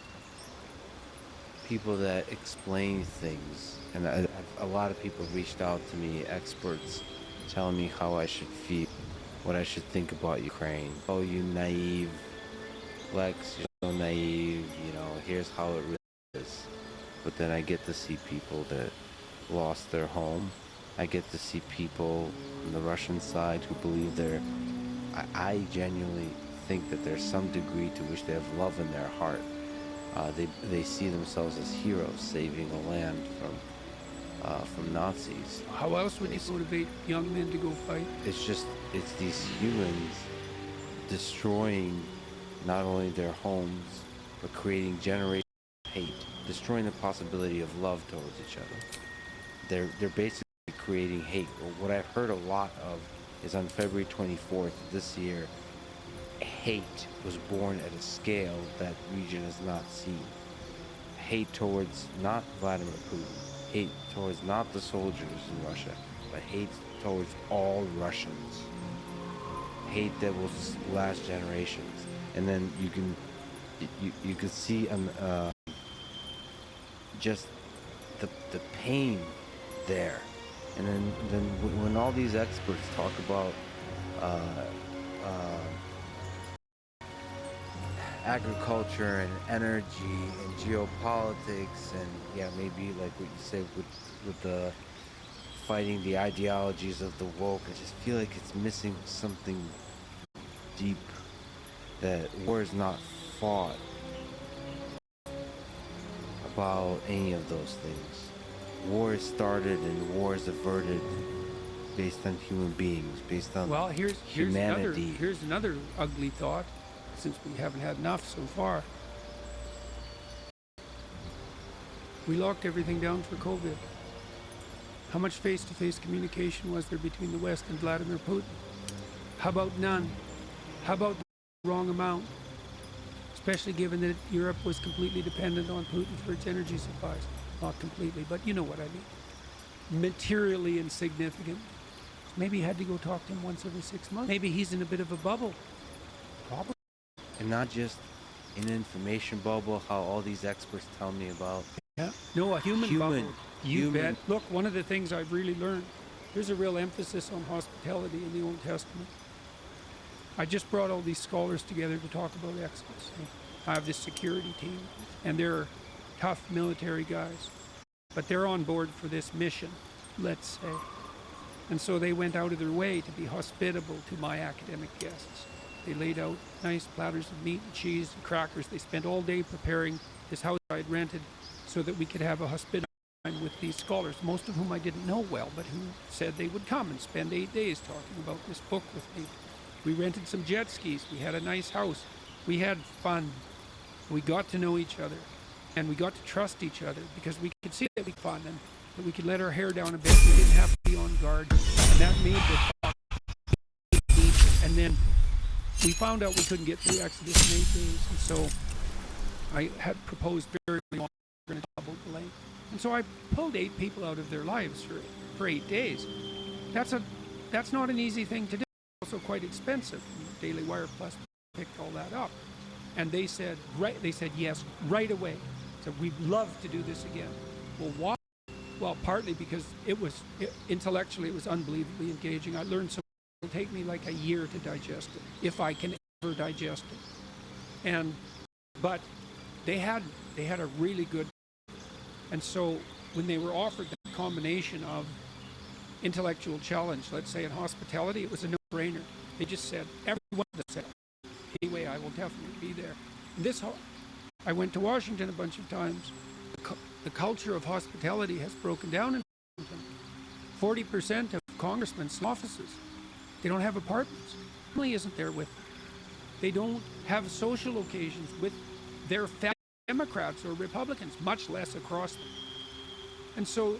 And I tried some meetings in Washington that were bilateral, get young Republican congressmen and together to talk. And as soon as they talk, they think, oh, it was so interesting because one of the lunches was about 15 people, half Democrats. And all I asked them to do was just spend 3 minutes talking about why you decided to become a congressman. It's not a job I would take, by the way. Spend 25 hours a week fundraising on the telephone. Family isn't there with you. You have to run for election every 2 years. You're beholden to the party apparatus, right? Vilified constantly. This is not, people think, well, this job for the privileged. It's like, yeah, you go and run for Congress and find out how fun it is and put your family on the line and then have to beg for your job every 2 years while your enemies, the worst of your enemies and the worst of your friends are viciously henpecking you. So anyways, we had them all sit around the table and said, okay, just say why you ran for Congress. It was so cool for Canadians, because you Americans are so bloody theatrical to watch. It was like Mr. Smith goes to Washington for every one of them. Well, this country's given us so much. We benefited from our time here. We think the country, we really felt that we should give back. The next one would talk, and it was like exactly what Didn't matter if they were Republican or Democrat. You couldn't tell the difference. No one could. And was it genuine? Like, well, are you genuine? You think they're worse than you? First of all, not. Second of all, they're probably, all things considered, not that congressman. And I'm sure there's some bad apples a bunch, but by and large, you walk away from your meetings with these people and you think, pretty impressive. They really are giving a part of themselves in the name of. Maybe over time, they become and become jaded and worn down by the whole system. But I think of it could you imagine that? Is healed. I think, and I don't think I'm in part naive, but not fully. That a lot of it is healed through the population, just basic social interaction. I do think that the effects of this pandemic, especially by listening. Listen, just sitting there, you don't have to be talking about the actual issue. It's actually humor and all those kinds of things, about personal struggles, all those kinds of things that remind you that you're all just humans. Yep. Well, that I've met, and I've met some now. They go listen to their constituents. It's not a policy discussion. It's not an ideology. And they go say, okay, what's your fight and what are your problems and tell me about them. And then they listen and then they're by them and then they gather up all that misery and they go to the congressional office or to the parliament and they think, here's what we're crying out for. And the good leaders, that's a leader, listens. So I talked to Jim about comedy and he's sold out stages worldwide on a tour. That's hard. He said, stand-up comedy, which is what I do. It's a thing I do that it's most akin to what I'm doing in book tours. I would say. It's the closest analog. He said it's the most dialogical enterprise. Why? What do you mean? Because see, it's just the monologue and prepared monologue. I mean, you have to communicate with the audience while you're telling your jokes, and you've got to get the right. But you have a body of jokes. Here's how you prepare the jokes. And you go to 50 clubs before you go in, and you got some new material, and you think it's funny. You go into a club, and you lay out your new material, and people laugh at some of it. And you pay attention to what they laugh at and what they don't laugh at. So you subject yourself to the judgment of the crowd. And you get rid of everything that isn't funny. And if you do that enough, even if you're not that funny, the crowd will tell you what's funny. So you can imagine you do 50 shows. Each is an hour, and you have 2 minutes humor on each show. So you throw away 2 hours, more than 98% of it. Collect 2 minutes per show. So you're not very funny at all. You're not funny 2% of the time. You aggregate that, man, you're a scream. So that's what a leader does. That is what a leader does. He goes out and he aggregates misery, and the hopes. And then I do think that's revivifying to someone who would otherwise be cynical and jaded, because then the person can say to themselves, despite the inadequacies of the system and my inadequacies, I'm gathering up the misery and the hope, and I'm bringing it forward where it can be. Giving it a voice. Yep, that's right, giving it a voice. Can you actually take me through a day, because this is fascinating, through your comedy tour? What does a day in the life of Jordan Peterson look like? Which is this very interesting day. Let's look at the day when you have to speak. Preparing your mind, thinking of what you're going to talk about, preparing yourself physically, mentally to interact with the crowd. Through the actual speaking, how do you adjust what you're thinking through, and how do you come from that so you can start all again as a limited biological system? Well, I'm usually up by 7 and ready to go by 7:30 or 8. Coffee? No. Nothing. Steak and. How many times a day steak? That's all I eat. How many times? 3 or 4, depending on the day. Steak and water. Steak and sparkling water. Yeah, so monastic asceticism, man. Well, I did the proper. I usually eat just once a day. Did the proper Jordan Peterson last night and just ate 2 steaks. And how was that? It was wonderful. Yeah, well, if you have to only eat one thing, could be worse. So anyways, I'm ready to go at 8 because we're generally moving. What does moving mean? Flying. You're constantly flying somewhere. Okay. And we usually use private flights now because the commercial airlines aren't reliable enough, and you cannot not make a venue, right? So that's rule number 1 on the tour. You make the show. So everything, and then rule number 2 is anybody who causes any trouble on the tour is gone, because there is 0 room for error. Now, no, there's 0 room for unnecessary, unaddressed error. So there's going to be, the guys I have around me now, if they make a mistake, they fix it right away. So, and that's great. There's a lot of people who would be there. So then I'm on, and I usually write, because and that's a good use of time. So I write in the book, so I write on the plane. Type. Yeah, type. And then we go to, it's usually early, and by then we go to a hotel. It's not corporate. I don't really like corporate hotels. Let's get on with it. Secretary and one of my logistics guys got very good at picking kind of adventurous hotels. Boutique hotels are usually, especially in Europe, somewhere interesting. And so, and then lunch, and that's an air fryer and a hotel room, and I leave a trail of air fryers behind me. And then Tammy and I usually go out and have a walk or something and take a look at the city. And then I have a rest for like an hour and a half, or an hour, half an hour. Like a nap? Or yeah, just a nap for 20 minutes. And that's about all I can sleep in the late afternoon. That refreshes your mind. Yeah, that gives me up again for the evening. And longer, she's still recovering from her illness, and she has to sleep longer in the afternoon, and that's absolutely both of us, or things start to get frayed. We go to the venue. I usually sit for an hour. If I'm going to lecture, I'm doing a lot of Q&As, and that's a little easier, but if I'm going to sit for an hour, and then I think, okay, what question am I to investigate? I have to have that, so that's the point. What mystery am I trying to unravel? It's usually associated with one of the rules in my book, because technically it's a book to it. But each of those rules is an investigation into an ethic, and each of them points to a deeper sort of mystery in some sense. And there's no end to the amount it can be explored. I have the question. The question might be something like, put your house in perfect order before you criticize the world. Okay, what does that mean exactly? What does house mean? What does put mean, that active verb? What does perfect and order mean? Why before you criticize the world? What does it mean to criticize? What does it mean to criticize the world? How can you do that properly or improperly?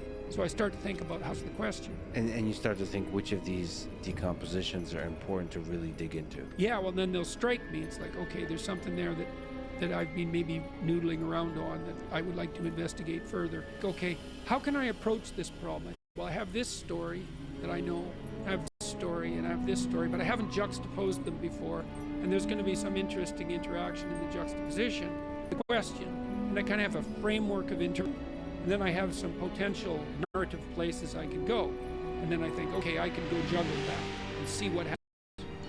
And so then what I want to do is concentrate on that process well into the audience to make sure that the words are landing, and then see if I can delve into it deeply enough so that a narrative emerges spontaneously with an ending.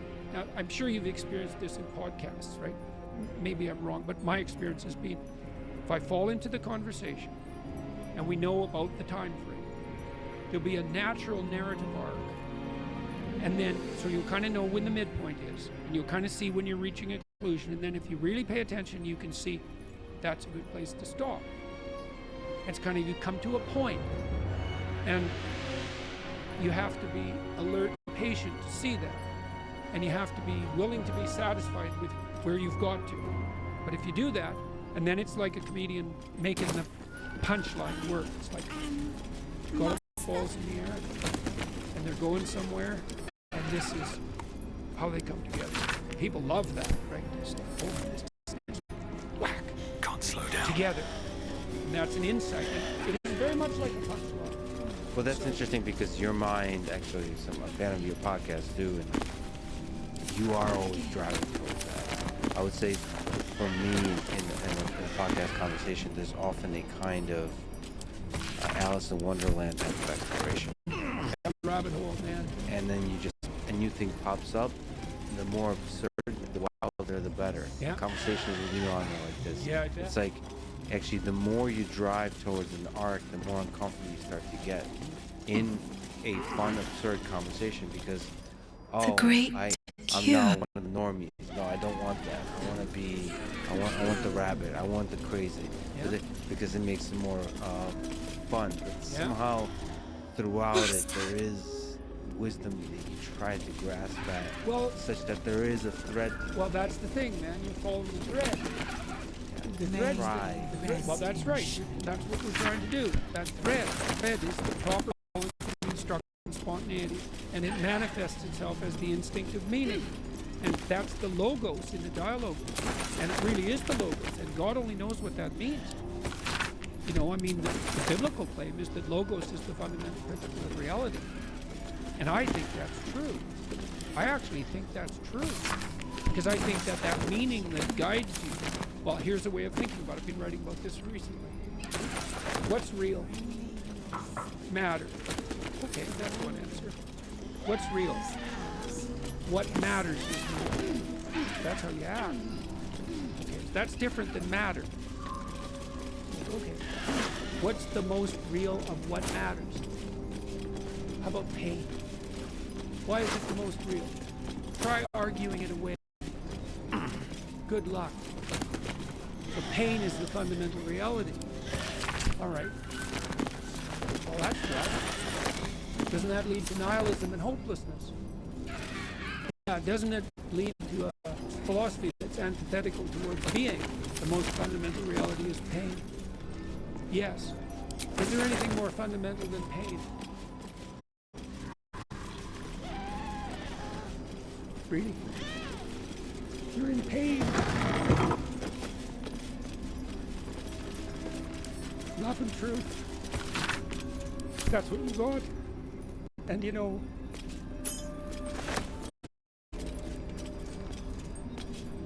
they're more powerful than pain. They're the most real things.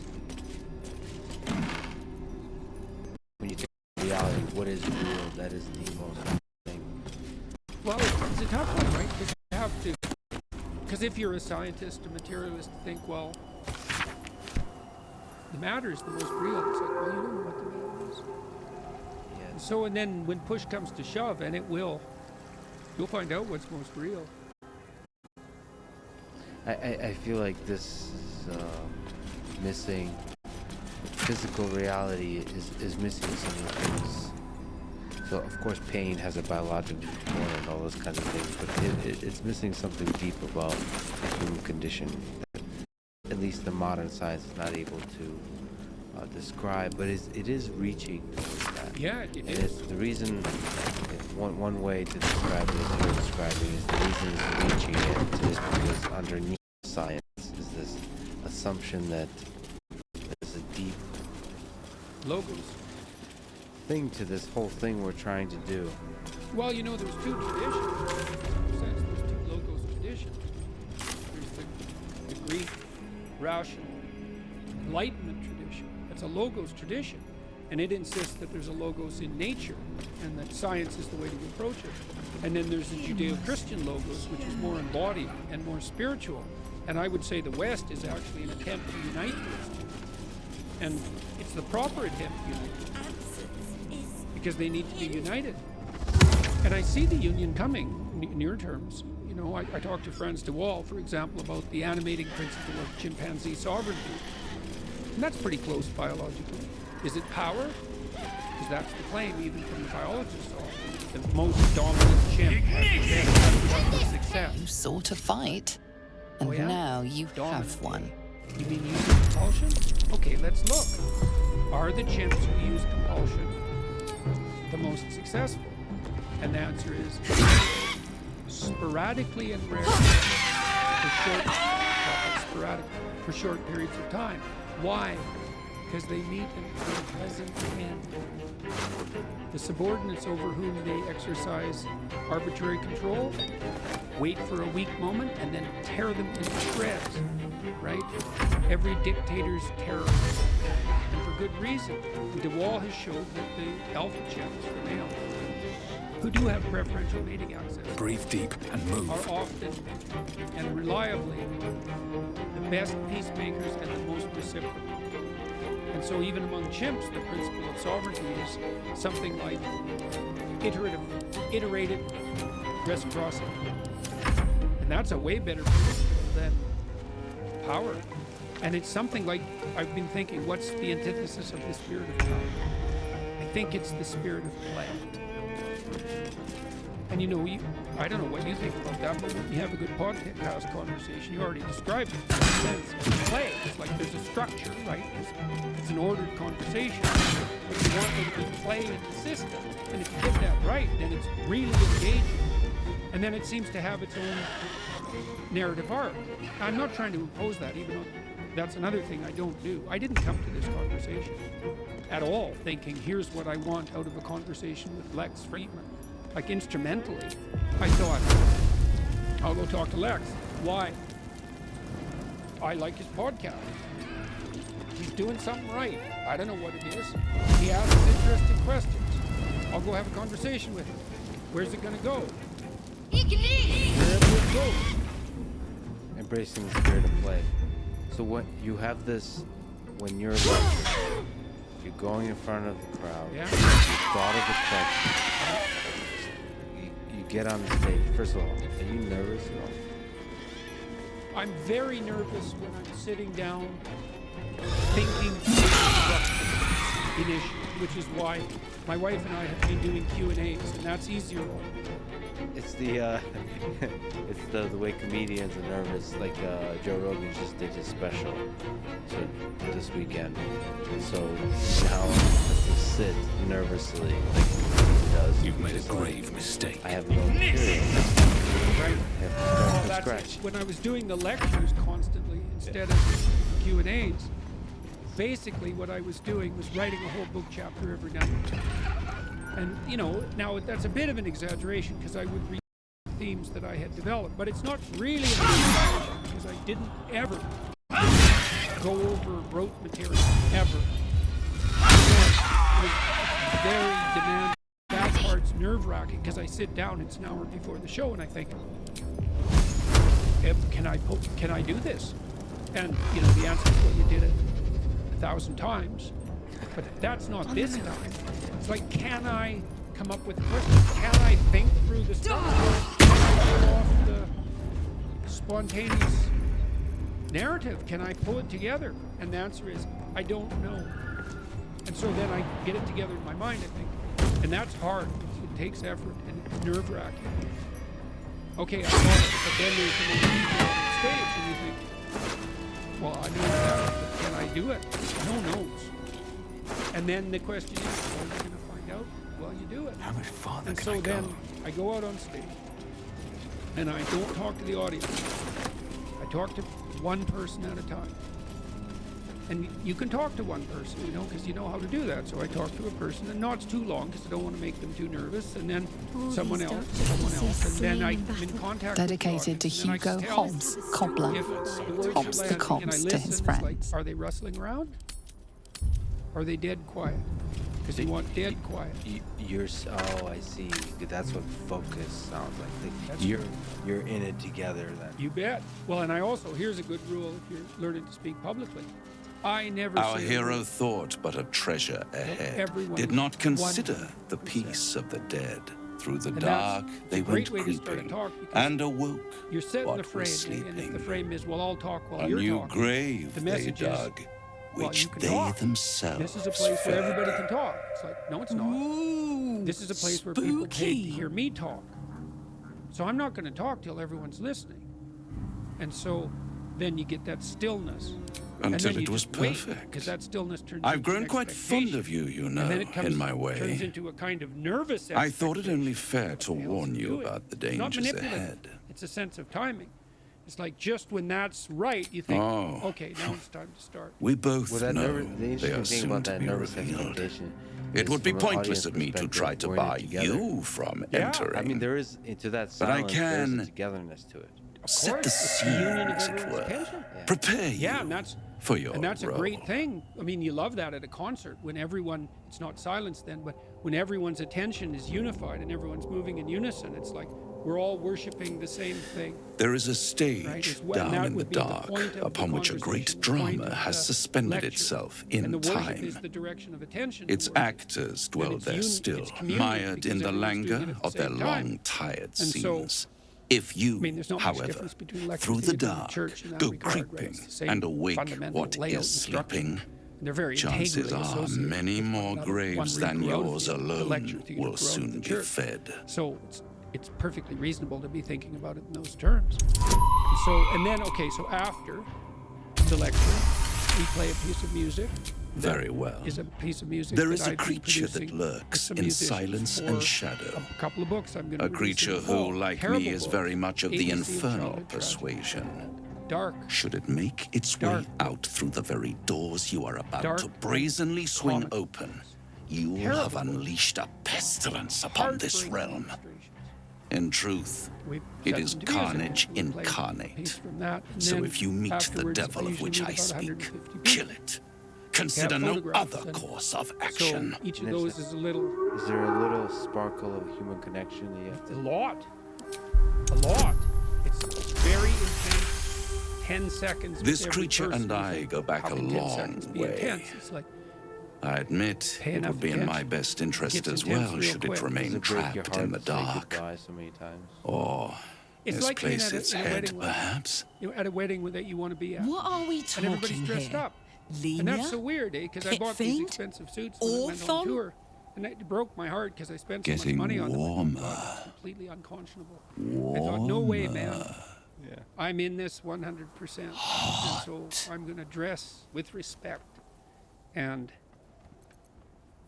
like 60% of the Listen audience here, comes in Pipsqueak. 2 or 3 piece suits. Do not They're all dressed underestimate up. this Then opponent. there's this At line, best, you will have the "Greet them, blink of they're an all eye happy to to see strike. me." Strike That's first, not so hard strike to true, take. defy the Although it odds, is in a for they are sense, distinctly in its favor. Normal interactions That are much pretty I owe shallow. the And bastard you think, to I don't want shallow concede. interactions. It's like, yes, you do. After all, It's intense. if there is Very one intense. rule I And, hold I don't know dear, if But you've had a taste of it's this that one before, must people always but I give also the have, devil his due. When a person recognizes me and they come with the love and they're often brilliant people, one of the thoughts I have to deal with, one of the dragons in my own mind is, thinking that I don't deserve that kind of attention.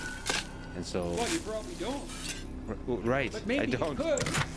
It's a burden in that I have to step up to be the kind of person that deserves that, not deserves that, but in part deserves that kind of attention. And Well, that's like, holy shit. It's crucially important, too, because if someone comes up to you in an airport and they know who you are and they're brave enough to admire you or who you are attempting to be, and you make a mistake, they will never. So it's a high-stakes enterprise. And the flip side of that, especially with young people, a few words you can say. See if there's anything you need. We One don't way know or when another. the blow might And so I land. really have to watch this too in airports. I do not like airports. I do not like the creeping totalitarianism in airports. They've always bothered me. Yes. They really bother me. And I'm an unpleasant travel companion for my wife sometimes because of that, although I think we've worked that out, thank God, because we're doing a lot of traveling. But most of the security guards and the border personnel, all those people, they know me. And as a general rule, they're positively predisposed to me. And so if I'm peevish or irritable, then, well, that's not good. It's not good. And so that's a tightrope to walk too, because I do not like that creeping totalitarianism. But by the same token, if you're just one of the crowd, sometimes it's good just to be one of the crowd, and then you're a little irritable and people can just brush that off. But if you're someone they have dared to open their heart to, because that's what admiration is, and then you betray that, then that's they'll never forget it. And then they'll tell everyone too. So It takes a lot of alertness. And so Tammy and our life has got complicated. In Toronto, for example, we can't really just go for a walk. It's always a high drama production because always people come up and they have some heart-rending story to tell. And I'm not being cynical about that. It's a hard thing to bear because people don't do that. They don't just open themselves up to you like that and share the tragedy of their life.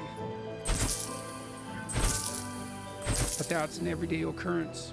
And so when we go up to our cottage, which is out of the city, it's a relief. Because as wonderful as that is, like I have a weird life because everywhere I go, it's very Take weird. care now. It's like I'm surrounded by old friends. As I walk down the street in any city now, virtually, people say, "Hello, Dr. Peterson, so nice to see you," or they say better things than that. Very rarely bad things. One experience in 5,000 maybe, very rare, although you don't forget those either. But it's very strange. So, and there's an intimacy. Marcus they know was... you well, and because they leap into, they avoid the small talk. We kept Alt often. safe. They leap into familiarity. It really is like it's an old friend, and it feels like that. For me personally, the experience is the goodbye hurts because there's a sense where you're never gonna see that friend again. Right. Yeah, that's a strange thing. He's still trapped there. To me, a lot of You got it a back. lot of it just feels like goodbyes. How? You killed a thorn.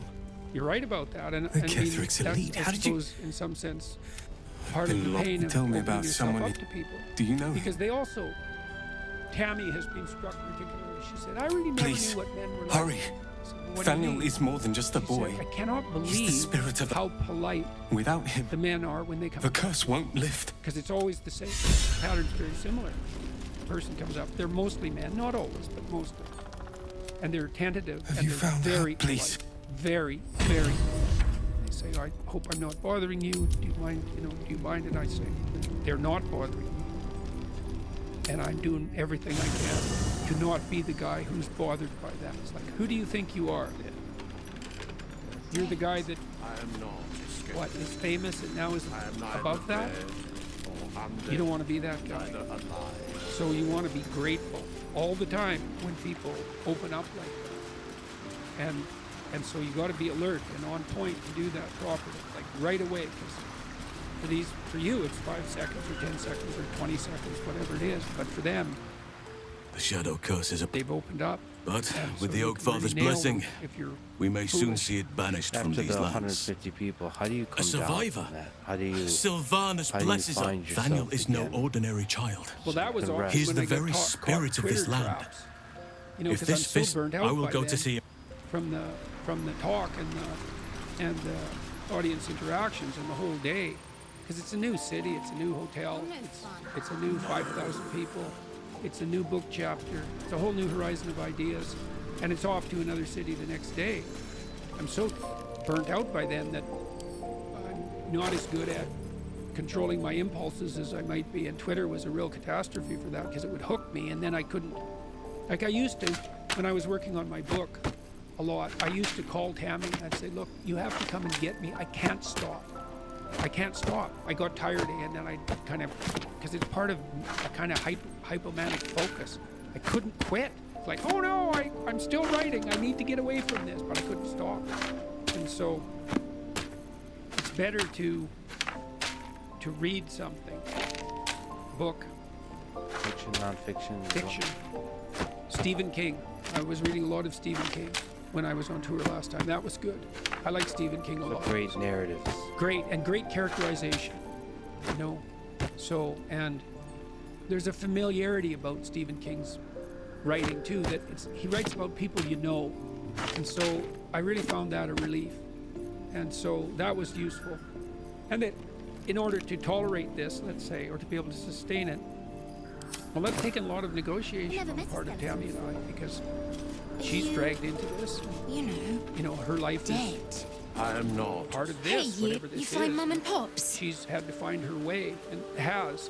For example, now she has a different hotel room than we when we travel. No.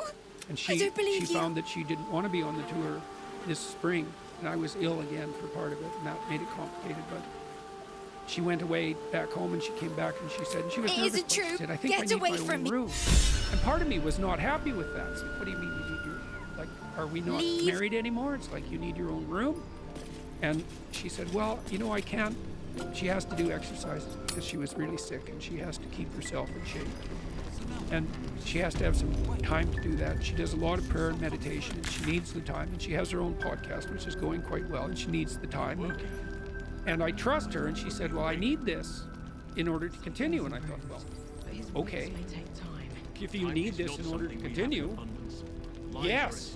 Because she went away and didn't say, well, I don't want to be on the tour. I don't want to do this anymore. She went away and prayed, let's say, Your health. how can I continue to do Daniel this? said to find. I will. And that was the answer. But I need to know So where she has Daniel a hotel is. room. If I And vent. that not was sure a I really can good decision on her part. And put it she's into words. very good and getting The better all the landscape time bears at shifts and figuring changes. out what has to happen for her to make this sustainable. And all that's been is a plus. Meet me by the 'Cause lake shore. I I don't have what wanna we need to travel without proceed, her, and- but I'll need your And I help. don't want her life to be miserable. And I want her to be fully on board. And so she has to be properly selfish.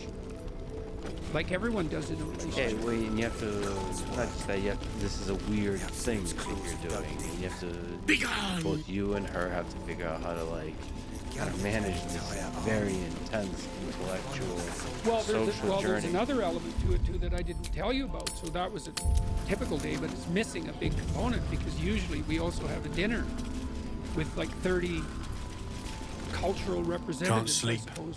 so I 10, might as well 30 hammer. from each country. 'Cause Need I anything? have a network of people who have networks who are setting me up with key decision makers in each country. And so then we have like an hour and a half of that. Now, sometimes that's on a day when I don't have a talk, but sometimes the talks are back to back. And so she also has to manage that and to be gracious. And then people are showing us exciting things and tours in the cities, and which is all, like it's a surfeit of wonderful. Yes, you know? exactly. But it's still, You're here. you have to Good. be there for it. Now You have we to can be present for it mentally. Yeah. Begin. As a curious mind, as an intellectual mind. How do you get Daniel is trapped in the Shadowfell. Fortunately, But thanks to your efforts, that is I know where almost to look. never a problem.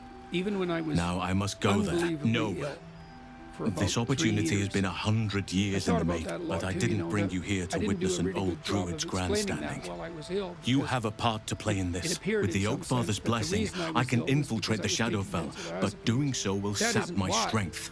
I I was need you ill, to stay then here. I took Keep the portal very open low until I dose, and return, took that for a and long time, defend and it at helped all costs. whatever was wrong with me, and it looks like it was an allergy. The shadows or maybe won't be multiple banished without a allergies. fight. Once I And open then the portal, they'll That swarm like stopped carrion working, and birds. so I took a little bit Let's more begin. It took for me about to a Oak month, Father. and that made it way worse. And so then I It's cut ready. back a lot. And I'll then- return with Daniel as then soon as possible. Really bad. Stay close to the portal. So there was a deeper thing Oh yeah, in the definitely. benzo. Oh yeah. What can you put words Neurological. to? Well, I had a lot of it. I had a very reactive immune system, and conditions, each of them quite serious. And I had psoriasis and peripheral uveitis, which is autoimmune and alopecia areata, and chronic gum disease, all of which was related. And so Michaela seems to have got all of that. And so that I think was at the bottom of, because I also had this proclivity to depression. But I think that was all immunological as far as I can tell. So one of the things that's happened to me, I always noticed I really couldn't breathe. Like I could breathe about 1/5 as much as I sometimes could. And so I was always short of breath. And it looks like what that was perhaps was I was always on the border of anaphylactic reaction, which is not pleasant. And that's hypersympathetic activation, parasympathetic activation. Couldn't relax at all. So anyways, that was what seemed, now, I don't like to talk about this stuff because it's so bloody radical, and, you know, I don't like to propagate it, but this diet stopped all of it. I don't have psoriasis, all of that. Incurable. I had multiple surgeries to do. It's completely gone. It took 3 years. My right eye, which was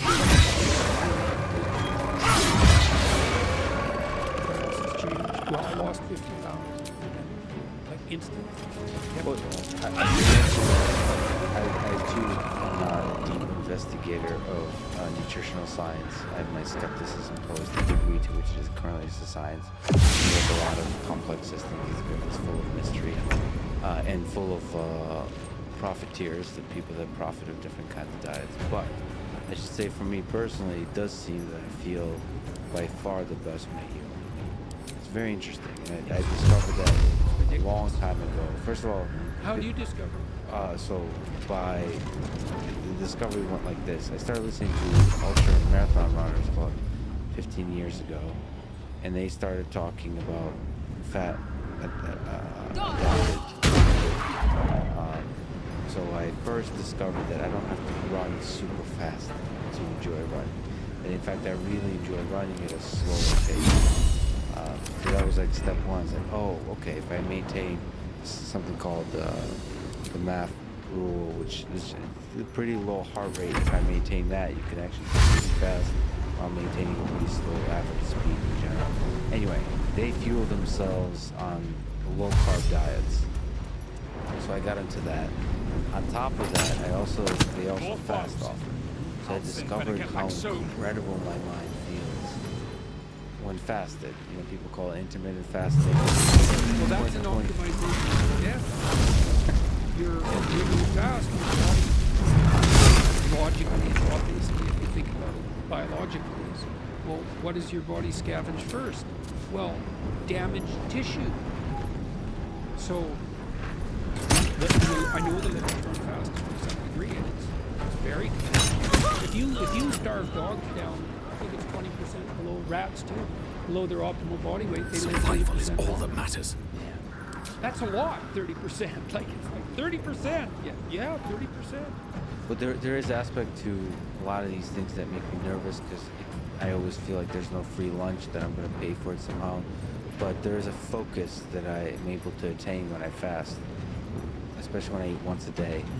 My mind is almost like nervously focused. It's almost like an anxiety, but a positive one, or one that I can channel into just like an excitement. You know, I wonder how much of that's associated with, well, imagine that signifies lack of food. Imagine. Well, maybe you should be a lot more alert in that situation, right? Biologically speaking, because you're in hunting mode, let's say. You know, not desperate, but in hunting mode. And God only knows. Maybe human beings should be in hunting mode all the time. Often, but we don't know that. So I wonder if it has a stress on the system that long term. It doesn't look like it. It seems like in the case of fasting, not. And then on top of that, I just don't enjoy eating fat as much. Mm-hmm. So I love eating meat. When you talk about low carb diet, so I just discovered through that process, it's somewhat valuable. I just feel things that make me feel weird about food, like a little groggy, or like full, or just the aspects of food that are not there with me. And I'm still able to enjoy company.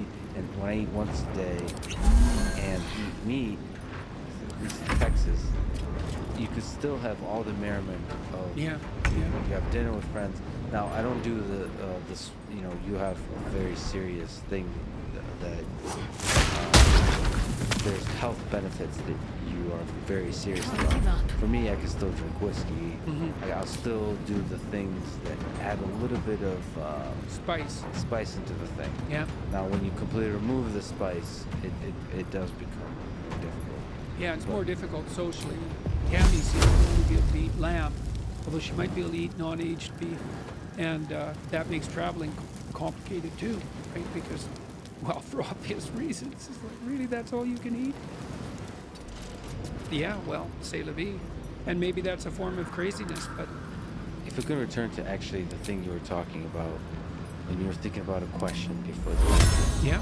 Let me ask you about thinking in general. This is something maybe that you, Jim Keller, think a lot about, is thinking how to think. How do you think through an idea? Well, first of all, I think, okay, that's really good question. We tried to work that out with this essay app with my son. Because if we're going to write, the first question is, well, what should I write about?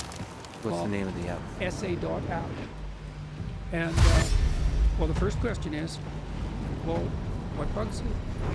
What's bugging you? This is such a cool thing. It's like, where is my destiny? Well, what bothers you? Well, that's what your destiny is. Destiny is to be found in what bothers you. Why did those things bother you? There's a lot of things you could be bothered by. Things, man. Some things grip you. They bug you. And they might make you resentful and bitter. Because they bug you so much. They're your things, man. They've got you. So then I look for a question that I would like the answer to. That I don't, and I would really like the answer to it. So I don't assume I already have it. Because I would actually really like to have that answer. So if I could get a better answer, great. So that's the first thing, and that's like a prayer. Still breathing. Okay. Despite everything. Here's a mystery. I would like to delve into it further. So that's humility. Here's a mystery. Which means I don't know. I would like to delve into it further, which means I don't know enough already. And then comes the revelation. Well, what's a revelation? You ask yourself a question. It's a real question. You get an answer. Yeah, thoughts appear in your head. So, that's right from somewhere. Where are they? Depends on what you're aiming at. No, it does to some degree. Depends on your intent. So imagine your intent is to make things better. Maybe they come from a place that's designed to make things better. Maybe your intent is to make things worse. Then they come from hell. And you think, not really. You're so sure about that, are you? Is your intent conscious, or like are you able? It's conscious and habitual, right? As you practice, it's habitual, but it's conscious. Like when I sit down before I do a lecture, I think, okay, what's the goal here? I have to do the best job I can. To what end? Not for political issues. They're coming here because they're trying to make their lives better. Okay, so what are we doing? We're conducting a joint investigation into the nature of that which makes life better. Okay, what's my role? To do as good a job about that as possible. What state of mind do I have to be? Am I annoyed about the theater? Or am I clued in and thrilled that 4,000 people that showed up at substantial expense and trouble to come and listen to me talk? And if I'm not in that state of mind, I think, well, maybe I need to eat, or maybe I need to talk to someone, because that ingratitude is your place to start. It's like I should be thrilled to be there, obviously. So that orientation has to be there. And then is it conscious? All this is conscious. What am I serving? The highest good I can conceptualize. What is that? I have some sense, but I don't know it in the final analysis, which is why the investigation is being conducted. Who's doing it? Me, whoever I'm communing with, and the audience. And so I try to get myself, and I chase everybody away from that. It's like I have to do that by myself. Are you writing stuff down? Yeah, at that point, I just make point notes. But then on stage, I never refer to them. And I often don't even use the structure that I laid out. Kind of an interesting thing. Where do powerful phrases We just have to buy him a little more do time. you have an idea Well, when I talk, I practice this since consciously since 1980. Try to feel. Words are stepping. So much for peace. Foundations. It's like, is this solid? Is this word solid? Is this phrase solid? Is this sentence solid? It's a real sense of fundamental foundation under each word. And I suppose people ask me if I pray, and I would say, I pray before every word. Well, when you're asking questions, like you're very clear-headed and present in your ability to ask questions and inquire. So how do you do that? So first of all, I'm worried that my mind gets trapped step on a word and I know, you kind of realize that you don't really know the definitions of any words you use, and that can be debilitating. So I kind of try to be more carefree about the words I use, because otherwise you get trapped. You don't want to be obsession. Like literally, my mind halfway through the sentence will think, well, what does the word sentence mean? Right. Well, you know, and then everything else just explodes. Yeah. Your big picture idea explodes, and you lost yourself in the minutia. Well, neurologically, there's a production center and an editing center, and those can be separately affected by stroke. And so, often when people are writing or talking, they try to activate both at the same time, and that's so people will try to write an essay and get every sentence right the first time. So then you might say, well, how can you be careful with your words but carefree? And the answer is, orient yourself properly, right? Well, in the conversation we're having, you have an orientation structure. You want to be prepared. You want to be attentive. Then you want to have an interesting conversation. And you want to have the kind of interesting conversation that other people want to listen to, that will be good for them in some manner. Okay, so that's pretty good frame. And then you kind of scour your heart. You think, is that really what you want? Are you after fame? Are you after notoriety? Are you after money?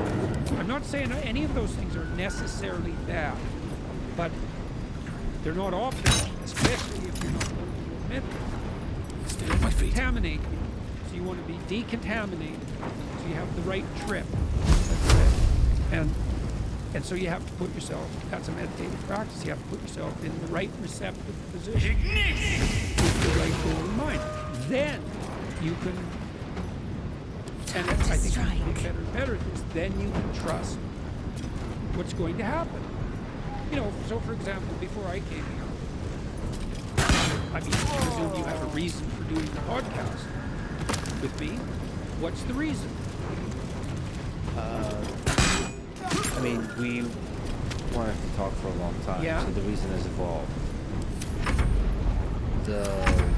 One of the reasons is I've listened to you for quite a long time, so you've become a one-way friend, and I have many one-way friends. Some of my best friends don't even know I exist.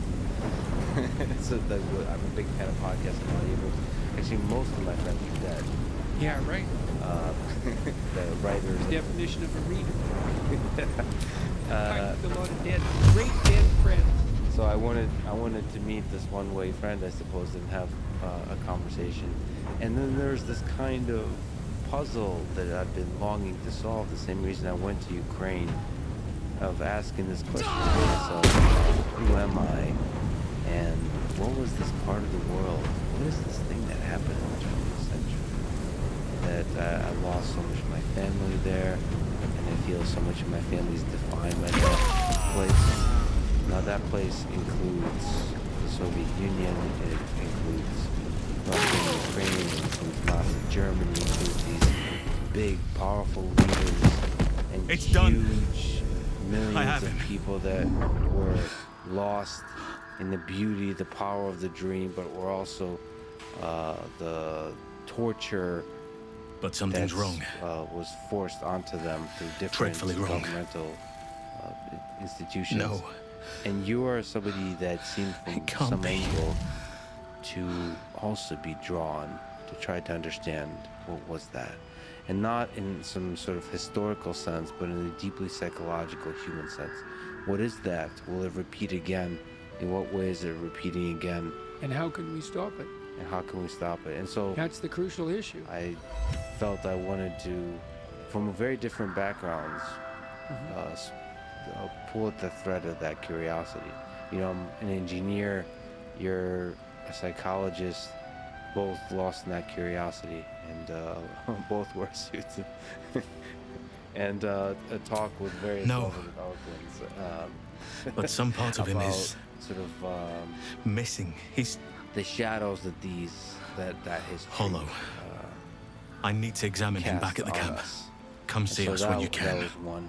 And also the psychology. I wanted to be a psychiatrist.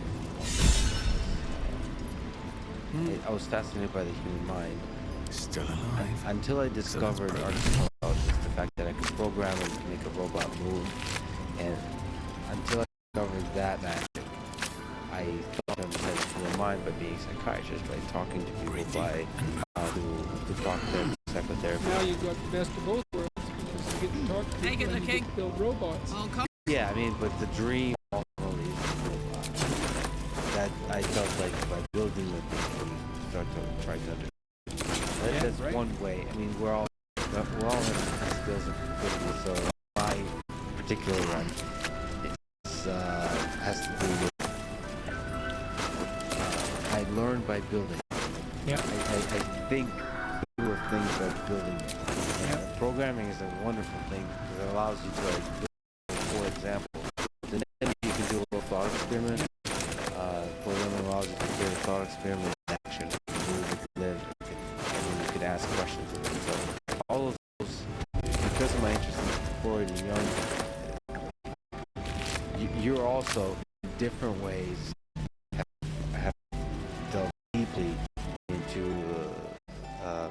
the humanity, the human psyche, through the perspective of those psychologists. So for all those reasons, I thought perhaps. Yeah, so that's quite a frame for a discussion. Right? All sorts of reasons, and then you think, well, are you just letting the conversation go where it will? It's like, not exactly. You spent all this time. Please, it's not I like just this want came to be about alone. by accident, this conversation. What does it You matter? spent all this time framing it, and so I managed to get all away. of that provides the I just implicit wish I could have said substructure goodbye. for the play conversation. And if you have that implicit, here's another way. This is very much. If you get the implicit structure of perception right, everything becomes a game. And not only that, a game you want to play, and maybe in the final analysis, a game you want to play forever. So, that's obviously a distant beckoning idea, but games need rules, or there's no play. A pair of boots Is to there that advice you traitor. can give? Can't believe it. Now we know the frame, to give Lex about how to do this podcast, but how to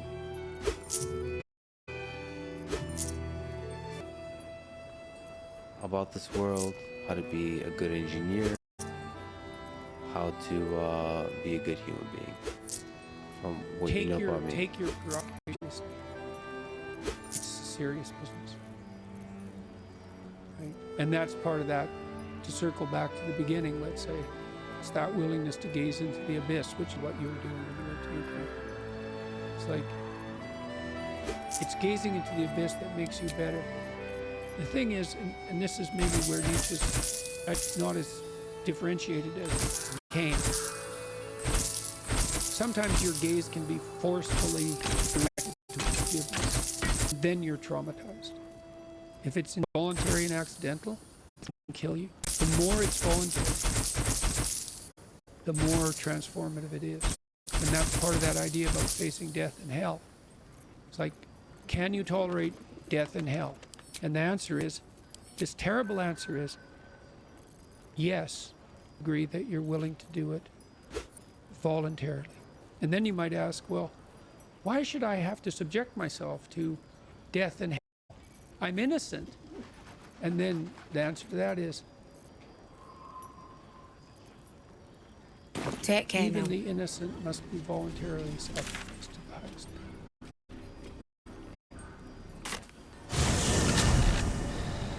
That's such an interesting distinction. Voluntary suffering. Voluntary, yeah. Well, that's why the central Christian doctrine is, pick up your cross and follow me. And I'm speaking not in religious terms saying that. I'm just speaking as a psychologist. It's like one of the things we've learned in the last 100 years is voluntary exposure to that which freezes and terrifies you in measured proportions is curative. So a form of, at least in part, involuntary suffering is depression. Do you have advice for people on how to find a way out? You're a man who has suffered in this way, perhaps continue to suffer in this way. How do you find a way out? The first thing I do as a clinician, if someone comes to me and says they're depressed, is ask myself a question. Well, what does this person mean by that? I have to find out, like, because maybe they're not depressed, maybe they're hyper anxious, maybe they're obsessional. Like, there's various forms of powerful negative emotion, so they need to be differentiated. But the question you have to ask is, well, are you depressed, or do you have a terrible life, or is it some combination of the two? So if you're depressed, as far as I can tell, you don't have a terrible life. You have friends, you have family, you have an intimate relationship, you have a job or a career. You're about as educated as you should be given your intelligence. Use your time outside of work wisely. You're not beholden to alcohol or other temptations. You're engaged in the community in some fundamental sense, and all that's working. Now, if you have all that and you're feeling really awful, you're either ill or you're depressed.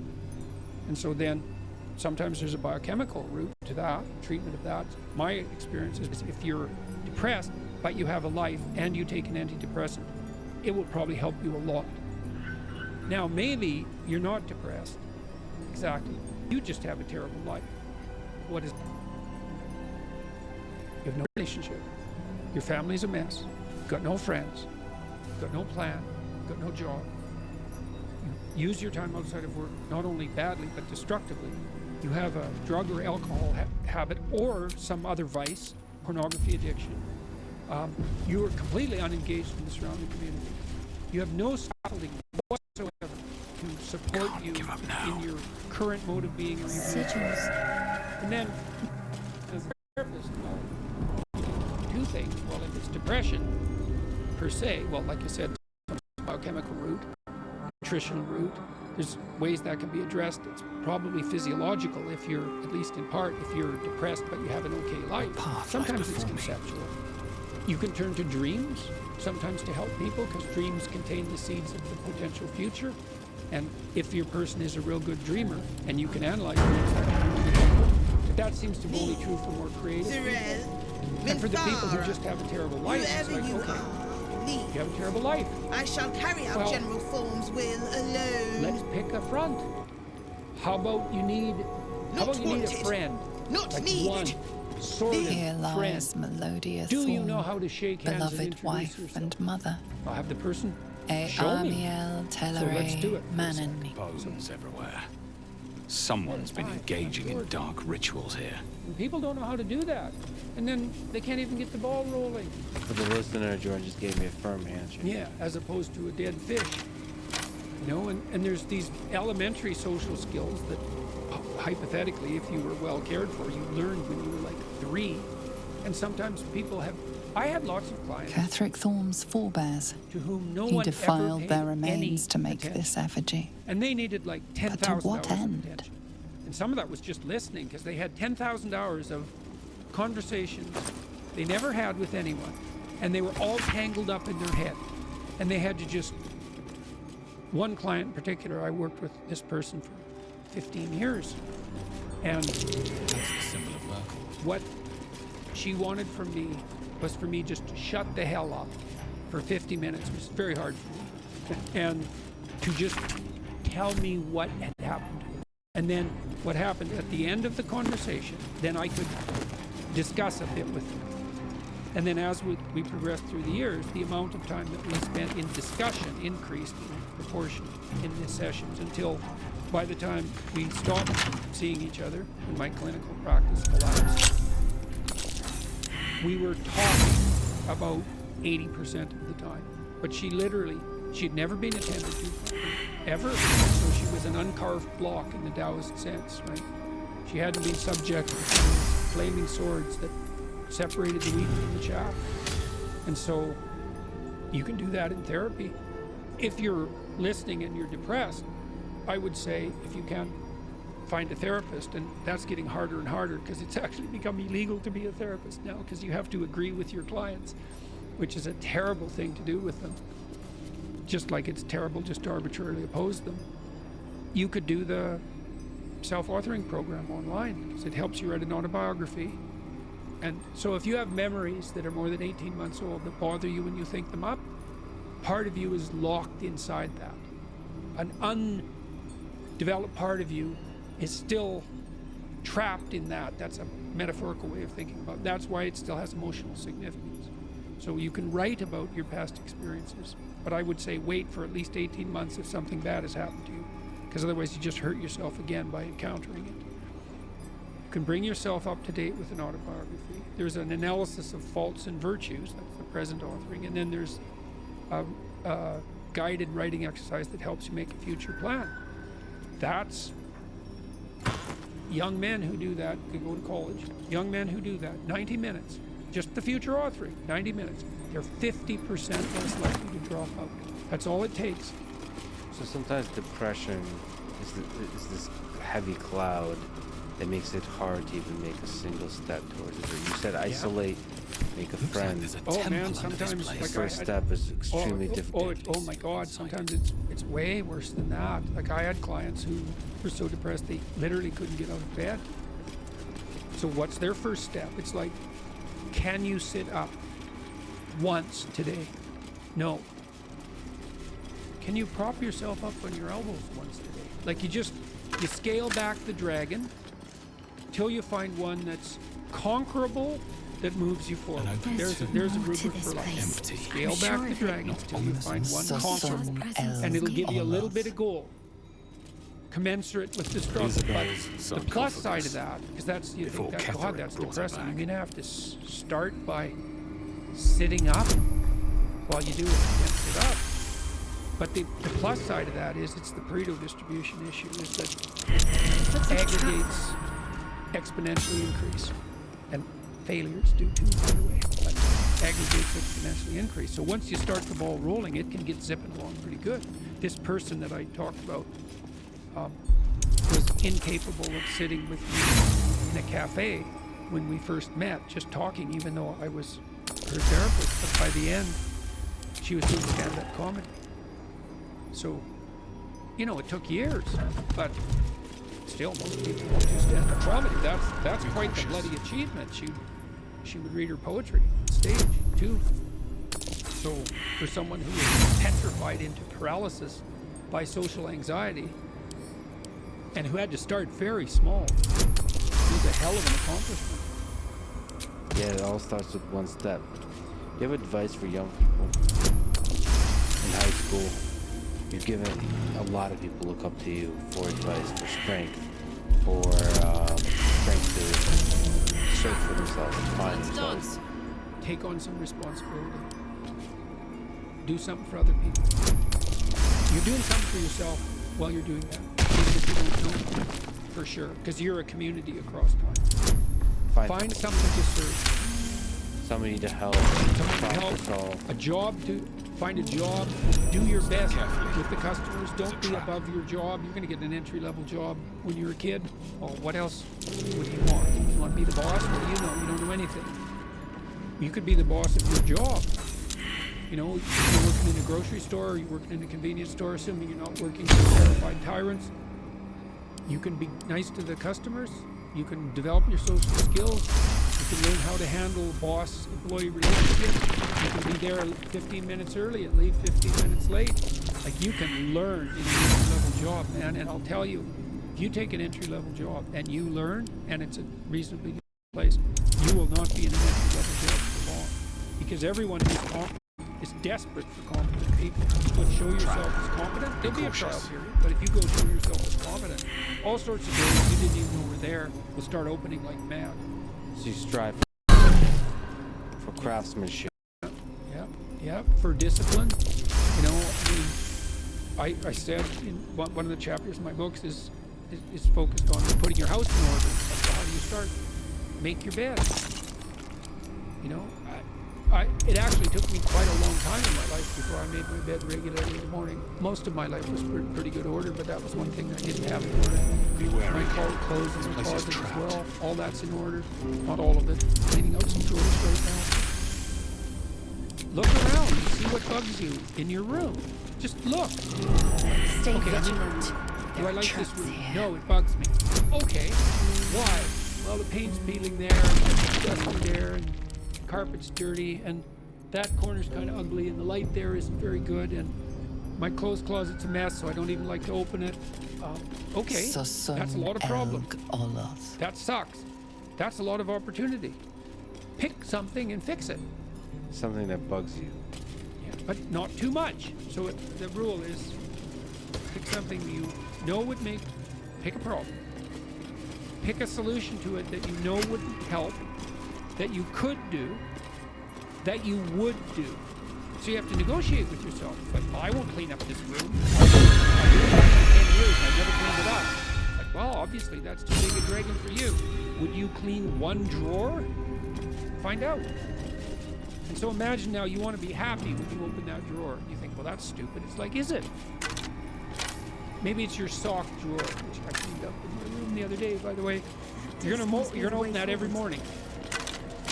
That's like 30 seconds of your life every day. Okay, so that's 3 minutes a week. That's 12 minutes a month. That's 2 hours a year. So maybe your life is made out, you've got 16 hours a day. Let's figure this out. 5, 12 in an hour, 12 in an hour, 144 in 12 hours. Yeah, let's say 200. 200 5-minute chunks. That's your life. Ladies and gentlemen, Jordan Peterson did just some math how many 5-minute chunks there are in a day. And I got pretty it sure that's pretty accurate. It's approximate. So you got 200 5-minute chunks, and they repeat. A lot of them repeat. So if you get every one of those right, they're trivial, right? Who cares what my sock drawer looks like? It's like, fair enough, man, but that's your life. The things you repeat every day. The mundane things. Think, I could get all those mundane things right. That's the game rules. It's like, now all the mundane is in place.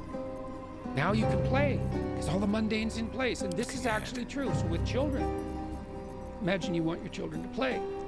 Well, play is very fragile neurologically. Any competing motivation or emotion will suppress play. So everything has to be in order. Everything has to be a walled garden before the children will play. That's a good way of thinking about it. So you put everything in order and you think, oh my God, now I'm tyrannized by this order. It's like, no, you aren't, not if it's voluntary. And then the order is the precondition for the freedom. And so then all of a sudden you get all these things in order. It's like, oh, look at this, I've got some room to play here. And then maybe you're not depressed. Now, it's often not that simple, you know. It's not that simple. Try putting your room in order, perfect order. That's hard, man. I mean, it's a really powerful way to think about those 5-minute chunks. Just get one of them right in a day. Yeah, well, if you do that for 200 days, your life is in order. You know, I thought I did that with my clients a lot. So a lot of them would come home from work, the guys, hey, and their wives would meet them at the door and it'd be a fight right away. You know, and it's a clash there because he comes home and he's tired and hungry. He's worked all day and he's hoping that, you know, he gets welcomed when he comes back to the home. But then the wife is at home and she's been with the kids all day and she's tired and hungry and she's hoping that when he comes home, he'll show her some appreciation for what's happened today. And then they clash and then they both have problems to discuss because they've had their troubles during the day. And so then every time they get together, they're not like it's a bit of a fight for 20 minutes and then the whole evening is screwed. So then you think, okay, here's the deal. It's knock and the door will open. Okay, you get to pick what happens when you come home, but you have to figure out what it is. So now this is the deal. You treat yourself properly. You imagine coming home and it goes the way you want and need it to go.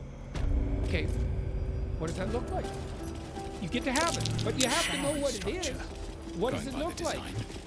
And you think, okay, I want to come home. I want to be happy about coming home. Come home. I open the door. I say, hello, honey, I'm home.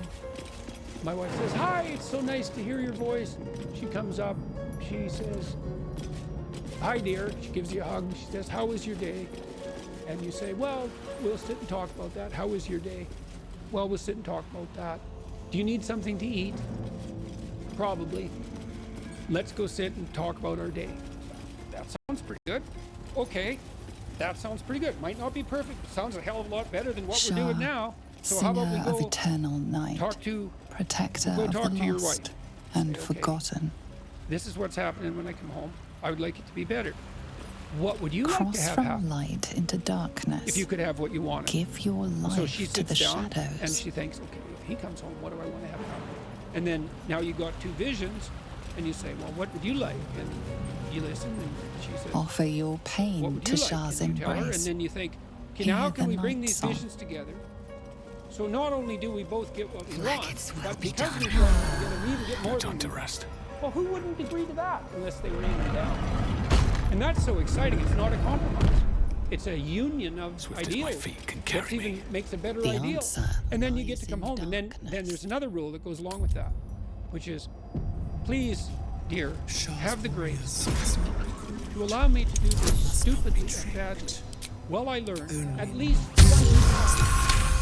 And I'll give you the same leeway. That Shah herself and then we'll who practice speaks? stupidly for 20 times and talk about it. And then maybe we'll get it right for the next 10,000 times. The hell was that? Right? And you can do that with your whole, you can do that with your whole life, and you can do that with your kids, and you can do that with your family. Like, it's not easy, but you can do it. It's a lot easier than the alternative. Let me ask for some dating advice for Jordan Peterson. How do you find, on that topic, the love of your life? That's a good question. I was asked that multiple times on my tour.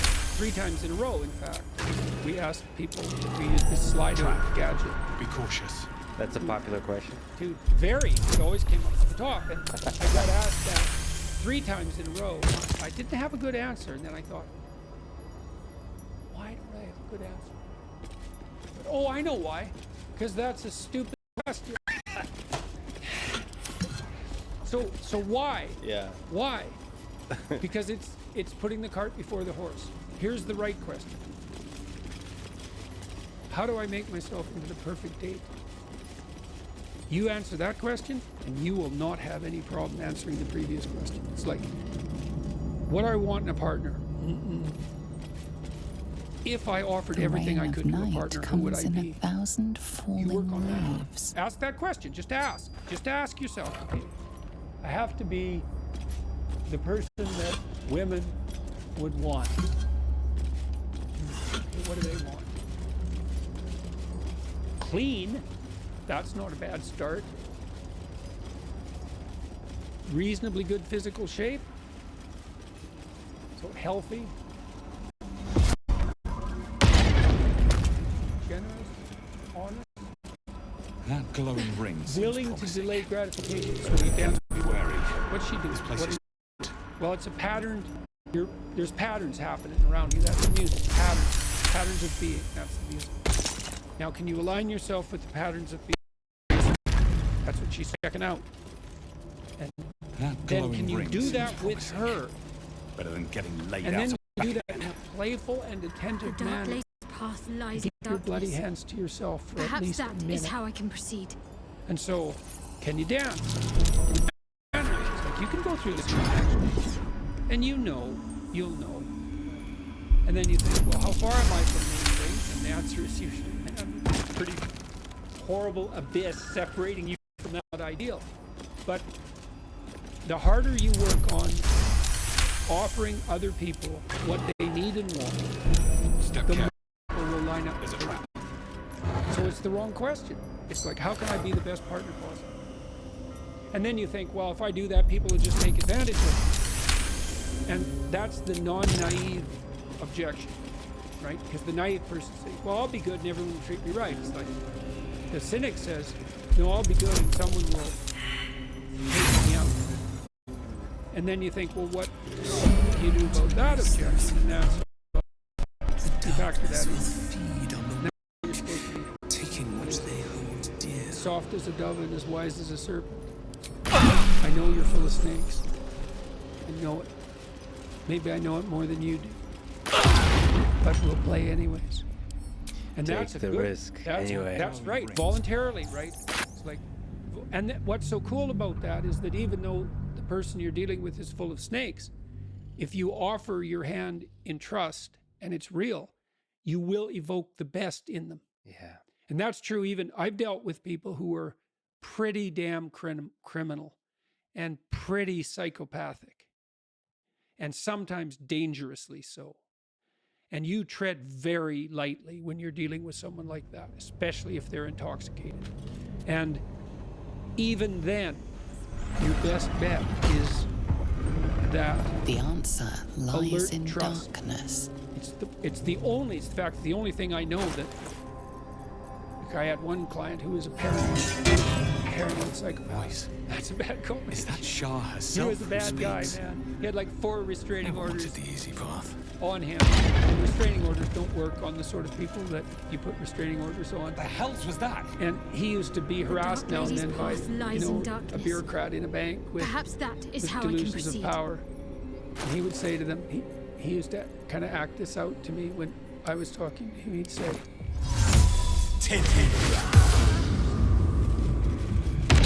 meant it. And he would do it. He had this psychopathic vengeance that was just like right there. Paranoid to the hilt. And paranoid people are hyper acute. So they're watching you for any sign of deceit or manipulation. And they're really good at it. Because like they're 100% that's what paranoia is. It's 100% focus on that. And even under those circumstances, if you step carefully enough, you can avoid the axe. That's a good thing to know if you ever meet someone truly dangerous. Absolutely, I believe in that. Being fragile, nonetheless, taking that leap of trust towards another person, even when they're dangerous, especially when they're dangerous. If you care, if there's something there, those pills you want to find, then that's probably the only way you're going to find it, is taking that risk. I have to ask you about Blue Archipelago. Perhaps that is how I can proceed. Let's speak to this very point. There's so many layers to this book. We can talk about it forever. I'm sure in many ways we are talking The answer about it forever. lies in darkness. But there is sort of one of the themes captured in the few ways that was described through the book is that line between good and evil that runs through every human being. As he writes, the line dividing good and evil cuts through the heart of every human being. During the life of any heart, this line keeps changing place. Sometimes it is squeezed one way to exuberant evil. Sometimes it shifts to space for good to flourish. One and the same human being is, at various ages, under various circumstances, a totally different human being. At times, he is close to being a devil, at times to sainthood. But his name doesn't change, and to that name we ascribe the whole lot, good and evil. What do you think about this line? What do you think about this thing where we talked about if you give somebody a chance, you actually bring out the best in them? What do you think about this other aspect that throughout time, that line shifts inside each person, and you get to define that shift? What do you think about this line? Are we all capable of evil? Well, the cosmic drama. Jesus Christ. Well, who's that? It's not about you. That glowing ring. Speaking just as a psychologist. Or as a literary. Laid out on my back again. Those are characters. At least they're that. Lady's path lies in darkness. Are they human characters? Perhaps that is how I can Obviously. proceed. Well, are they archetypal human characters? Yes. What does that mean cosmically and ontologically? I don't know. Is the world a story? Maybe. But the way stories are often told is the characters embody a Yeah, I know. stable. Those are not great literature though. It's very rare in great literature. What you have in great literature generally is the turn around, right? As the literature becomes more pop, I would say, the characters are more putative. Just as I There's a real bad guy and he's all bad, and there's a real good guy and he's all good. And that's not as interesting. It's not as sophisticated. When you reach Dostoevskian heights in literary representation or Shakespearean heights, you can identify with the villain. And that's when literature really reaches its pinnacle in some sense. And also the characters change throughout. They shift throughout. They're unpredictable throughout. And taking the speaking of Russia In more darkness, seriously. beauty is And I've gotten equal to talk to and translators wealth of Dostoevsky and unseen. Tolstoy and Chekhov and those kinds of folks. And you get to one of the mistakes that translators made with Dostoevsky for the longest time is they would, quote unquote, fix the chaotic mess that is Dostoevsky, because there was a sense like he was too rushed in his writing, it seemed like there was tangents that had nothing to do with anything. The characters were unpredictable and not inconsistent. There's parts of phrases that seem to be incomplete, that kind of stuff.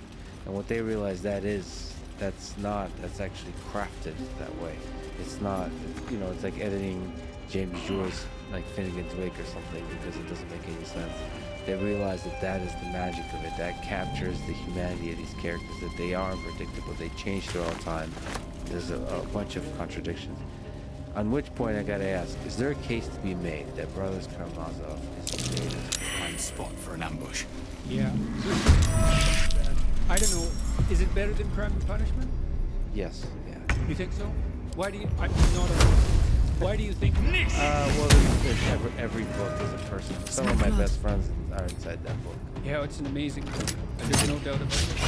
I think some books are defined by your personal relationship with them, and that one was definitive. And I graduated to that one because for the longest time, The Idiot was my favorite book of all, because I identified with the ideas represented by Prince Mishkin. I also identified. That's interesting. To Prince Mishkin as a human being. The holy fool. Fool is because the world kind of my whole life still kind of saw me in my perception, my perception as kind of the fool, and I different from the interpretation of life. I see him as a kind of hero, to be a naive, quote unquote fool, a naive optimist, naive in the best possible way. I do believe that childlike is a better. So naive is usually seen as. That's childish, naive. Yeah, but childlike. That's why no one enters the kingdom of heaven unless they become like a child. That's Prince Mishkin. Dostoevsky knew that. So that's why you like The Idiot. That's so interesting. See, I think I like Crime and Punishment because while you identified with Mishkin, I think I identified more with Raskolnikov. Because I was tempted by Luciferian intellect, in the manner that, the manner very similar. But I mean, I think you can make a case that the Brothers Karamazov is Dostoevsky's crowning achievement. Well, and that's something. He ruined literature. Because everything else just felt insipid. Not everything. Not everything. I found some books that, in my experience, hit that pinnacle. The Master and Margarita. That's a I read that I think 4 times, and it's unbelievably deep. There's a Nikos Kazantzakis, Greek writer. Some of his books his writing is amazing as well. Did you ever connect with the literary, like existentialist Camus, or people like Hermann Hesse, or even Kafka? Did you ever connect with those? To the same degree? Yeah. Enough to be an influence. You have to be deaf in some fundamental sense not to encounter a great deal of failed to learn. And I mean, I tried to separate the wheat from the chaff when I read. And I read all the things, perhaps not. Those who are foremost in the pantheon, I pull out what I could, and that was a lot. I learned a lot from Freud, I learned a lot from Rogers, and I learned a lot from Dostoevsky. I'm going to do a course on Dostoevsky and Nietzsche for Peterson Academy. This is coming up in January. Oh, that'll be them really together. Looking forward to it. You're weaving. I hadn't thought about doing them together. Oh. That'd be fun. That's a good idea. Well, there's an interesting. Steal that idea. You often weave them. That's really masterfully, because there is a religious, in the broad sense of that word, themes throughout the writing. There is uncanny parallelism between their writing and their lives. So, and Dostoevsky's deeper than Nietzsche, but that's because he was a writer of fiction. Nietzsche is almost a character in Dostoevsky. He is definitely that. He is definitely that. Yes. Apparently, Nietzsche knew more about Dostoevsky than people had thought. There's been some recent scholarship on that ground. Dostoevsky didn't know anything about Nietzsche. Could be wrong about that. But the thing that Dostoevsky had over Nietzsche is Nietzsche had millions propositional in some real sense because he was a philosopher, and it's hard to propositionalize things that are outside your ken, but you can characterize them. And so in the Brothers Karamazov, Ivan is a more developed character than Alyosha in the explicit sense. He can make better arguments. But Alyosha wins like Mishkin because he's the better man. And Dostoevsky can show that in the actions. Right? He can't render it entirely propositional, but that's probably because what's good can't be rendered entirely propositional. And so Dostoevsky had that edge over Nietzsche. He said, well, Ivan is this brilliant rationalist, atheist, materialist, and puts forward an argument on that front that's still unparalleled as far as I'm concerned, and overwhelms Alyosha, who cannot respond, but Alyosha is still the better man. So, which is very interesting. Feed your bodies and rest your minds. You know the funny thing about those Lady two characters Shah needs her warriors. You, Jordan Peterson, seem to be somebody that at least in part embodies both. Because you are one of the intellectuals of our time. Unworthy to walk among friendly bones. Leave. But also are able to have that kind of, what would you describe? Of you. If you remove the religiosity of unworthy one. These halls are not for you. What's a good word? Love towards the world. Spirit of encouragement. Yes. Which one? Yeah, well, we outnumber you. One of the things Leave I me did be. Learn, perhaps, from looking into the abyss to the degree that I have had to, or was willing to. A place of offering to the Dark Lady. At some level, you have to make a fundamental statement. May she of faith. embrace the When entire God creates world. the world, after each day, he says he saw that it was good. Think, well, is it good? Well, there's a tough question. A pleasurable Do you want to shiver. bring a child into a world such as this? Which is a fundamental question of whether or not it's good. It's an act of faith to declare that it's good, because the evidence is ambivalent. And so then you think, okay, unworthy of. That's a mean old rat. Am I going to act as if Wonder it's what's good? bothering it. And what would happen if I did? And maybe the answer to that is, I think this is the answer. The rat isn't merely territorial, it's proud. This place means a great deal. We've always been here. Out the it's ours. Unwelcoming vermin aside, we need to leave. And so that's it. Dostoevsky said this is something else. Every man is not only responsible for everything he does, but for everything everyone else does. Is that profound, or is it just insane? Then you think, is what you receive back proportionate to what you deliver? And the answer to that might be yes. That's a terrifying idea, man. And it's certainly, you can see that it's true in some sense. People certainly respond to you in kind without strength. That's certainly the case. I mean, it's terrifying and it's exciting. Yeah, right. But that's an adventure, isn't it? You create the world by the way you live it. The world you experience is defined by the way you live that world. And that's really interesting. And then taken as a collective, we create the world together in that way. Yeah. What do you think is the meaning of it all? What's the meaning of life, Jordan Peterson? You defined it. Why are you find yourself in a dead, putrid skull, somehow hosting a tadpole amongst a squirm of maggots. Faith? What's the faith? Another presence the highest value lurks is love, within, and truth manipulating is the corpse like a puppet. That's a statement of faith, right? Because you can't tell. You have a friend, see if it's an uninvited friend. So you can't even I find do out not without request help. It's peculiar. You have to make commitment a priority. It's like Come join me and find out. It's like, to look you with my own eyes. That's the wrong question. How do I find out if this is the person for me?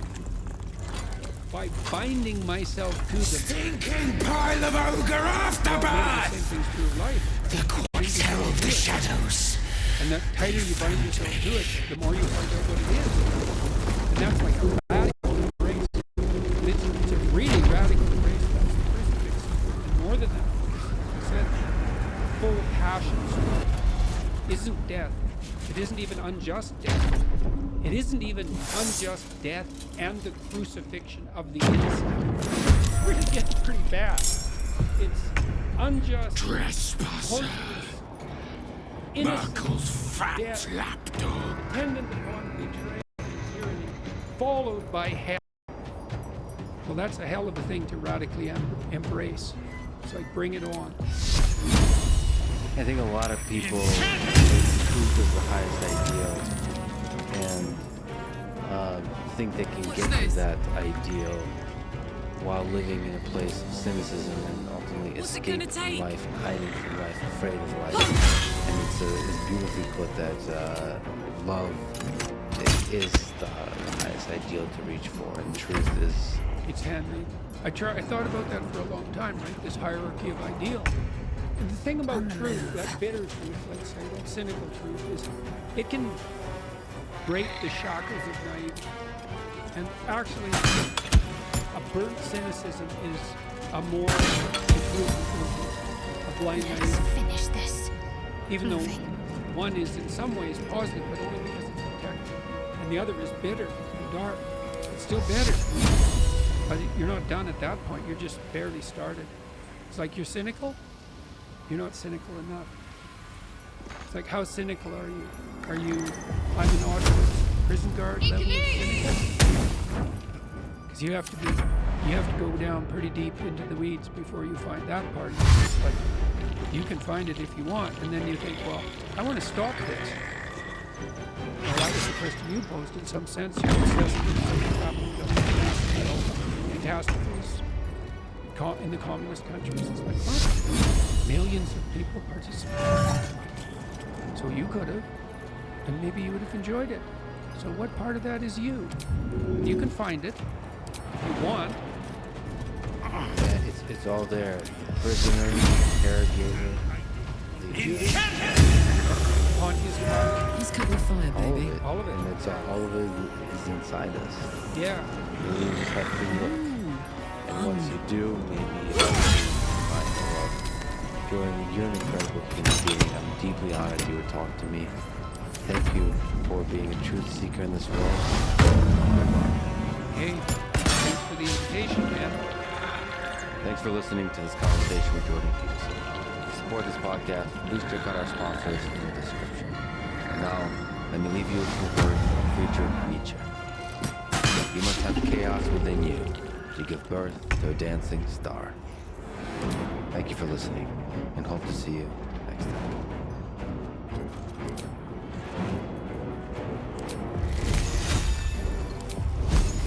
Let my name be known.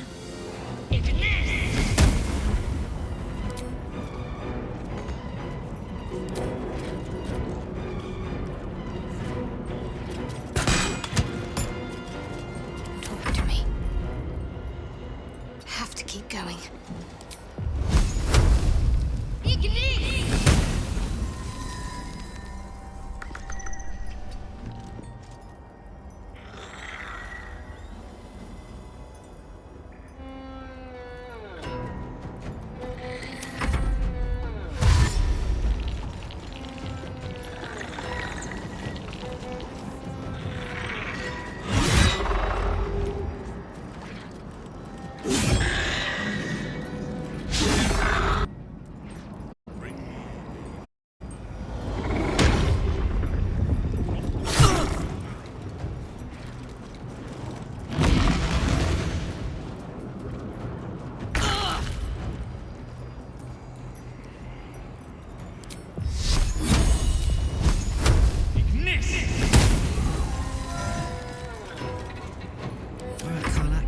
Go time. Open up.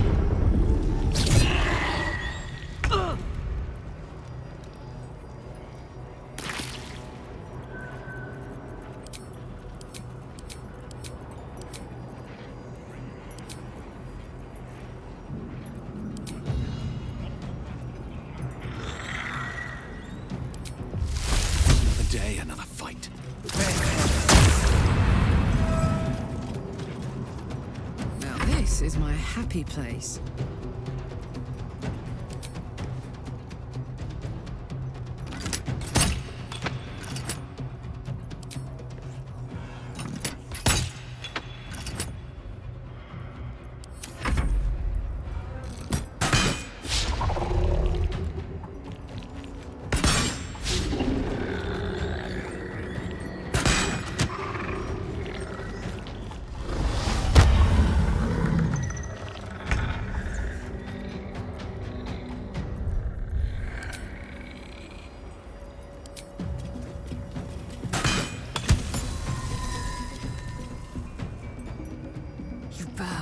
Or you break. Need to act fast.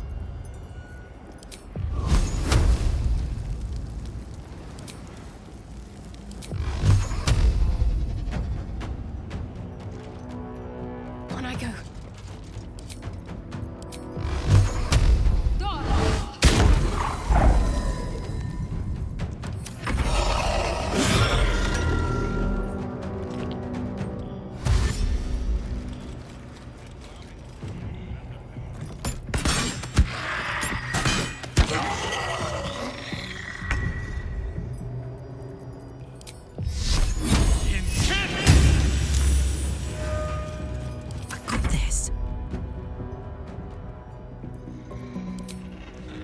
Cry about it.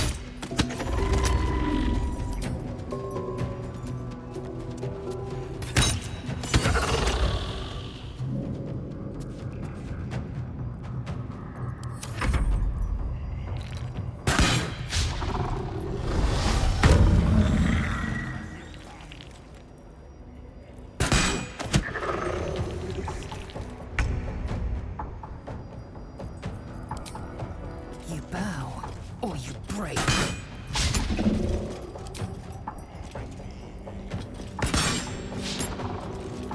What's the plan?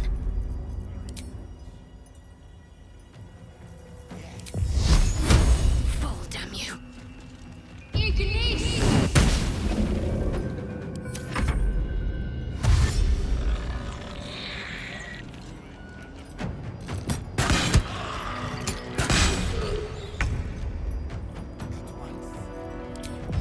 Your soul is in good hands.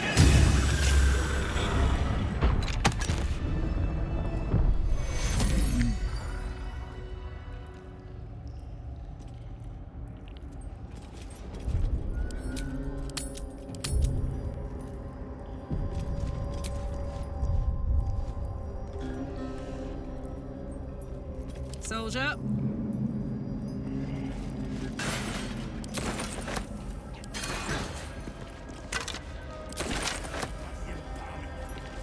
It's been a long day. Better stop to rest soon.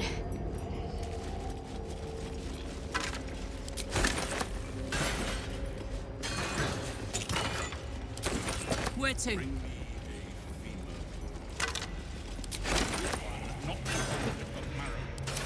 Is that blood? No, never mind.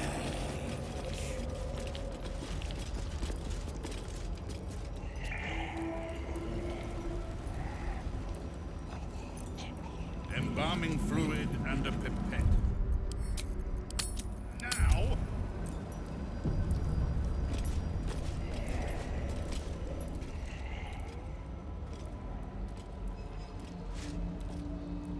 Ah, the interloper. And in one piece as well. Though it's not all natural, is it? A touch of the divine. Most curious for a true soul.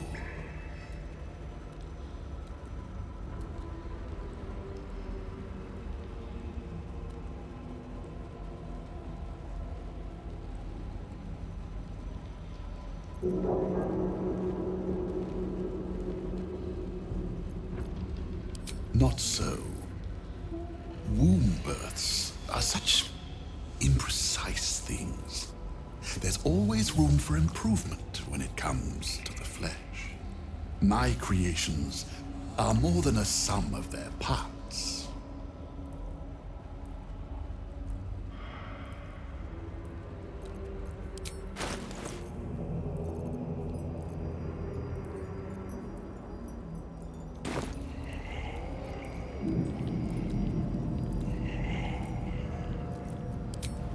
are a true soul, there is no excuse for you to not recognize your betters.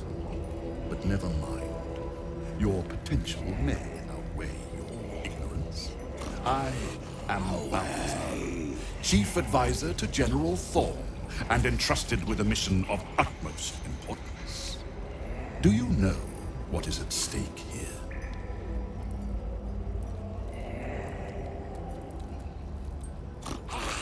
Away!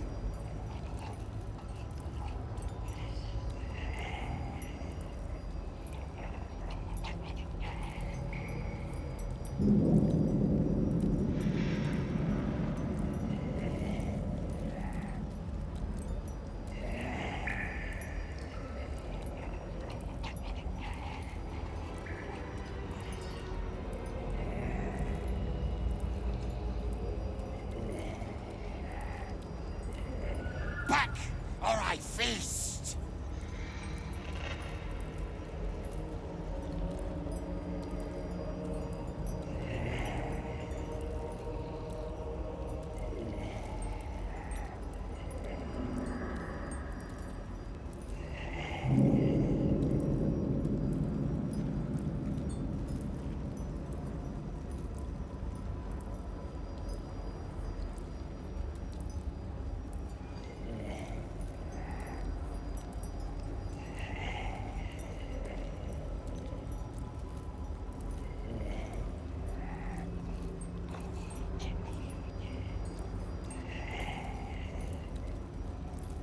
No closer!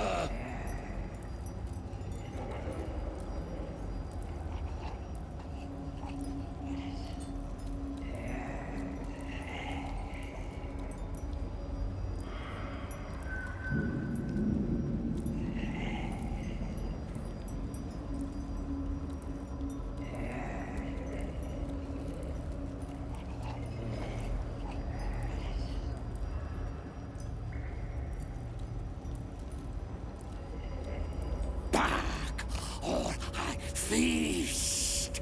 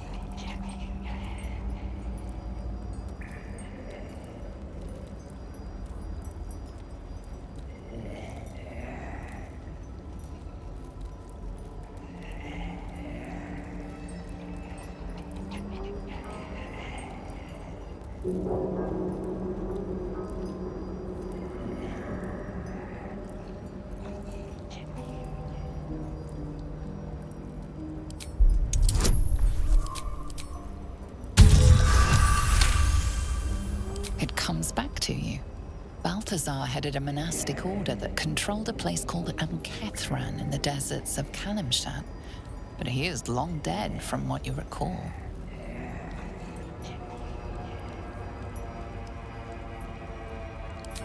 Oh, him. Yes, I decided to take his name for myself. After taking his rib bones. Suits me better, I think.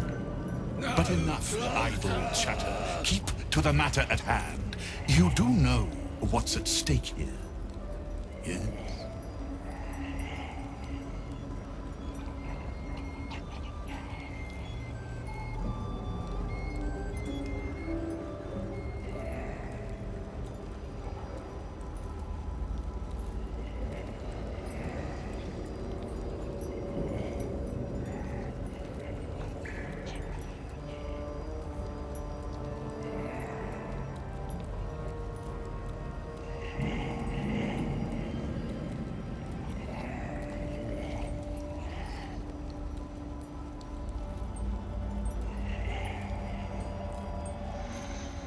There is a relic here, one which General Thorn desires.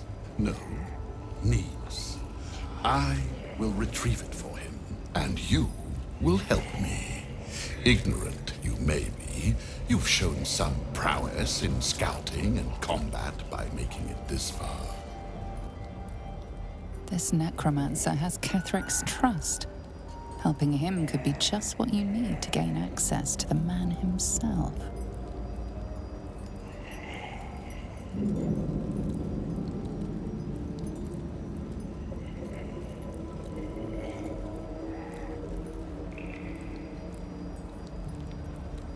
I do not need you or your help.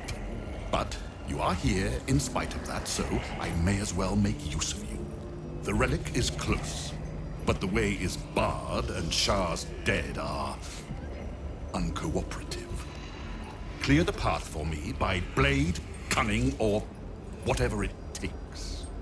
I will remain here until you have succeeded. Or fallen. I'd trust this gas bag about as far as I can throw him, which isn't far. But perhaps better to play along for now.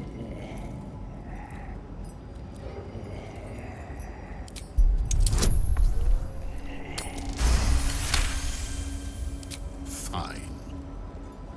I will assign Flesh to aid you on your way. Ring this bell, and he will come. My brother is no intellectual powerhouse, but he is strong, loyal, and punctual. Should a fight turn against you, remember the bell.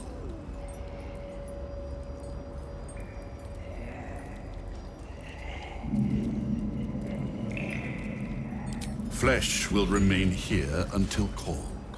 But don't fear, he has very sharp hearing. I chose his ears myself. Now, get to work. And I don't want to see any bite marks on it. Never, master.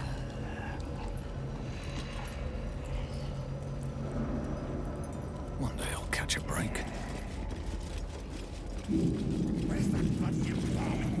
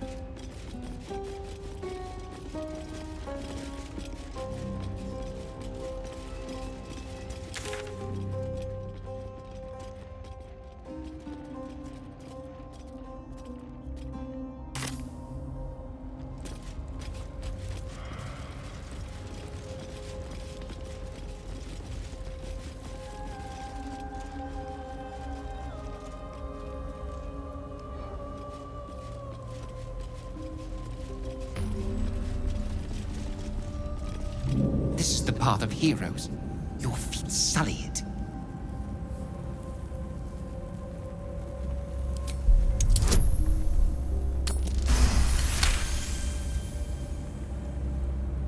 The rat holds its ground. It almost seems defiant. We are small but many. Leave, or see what happens.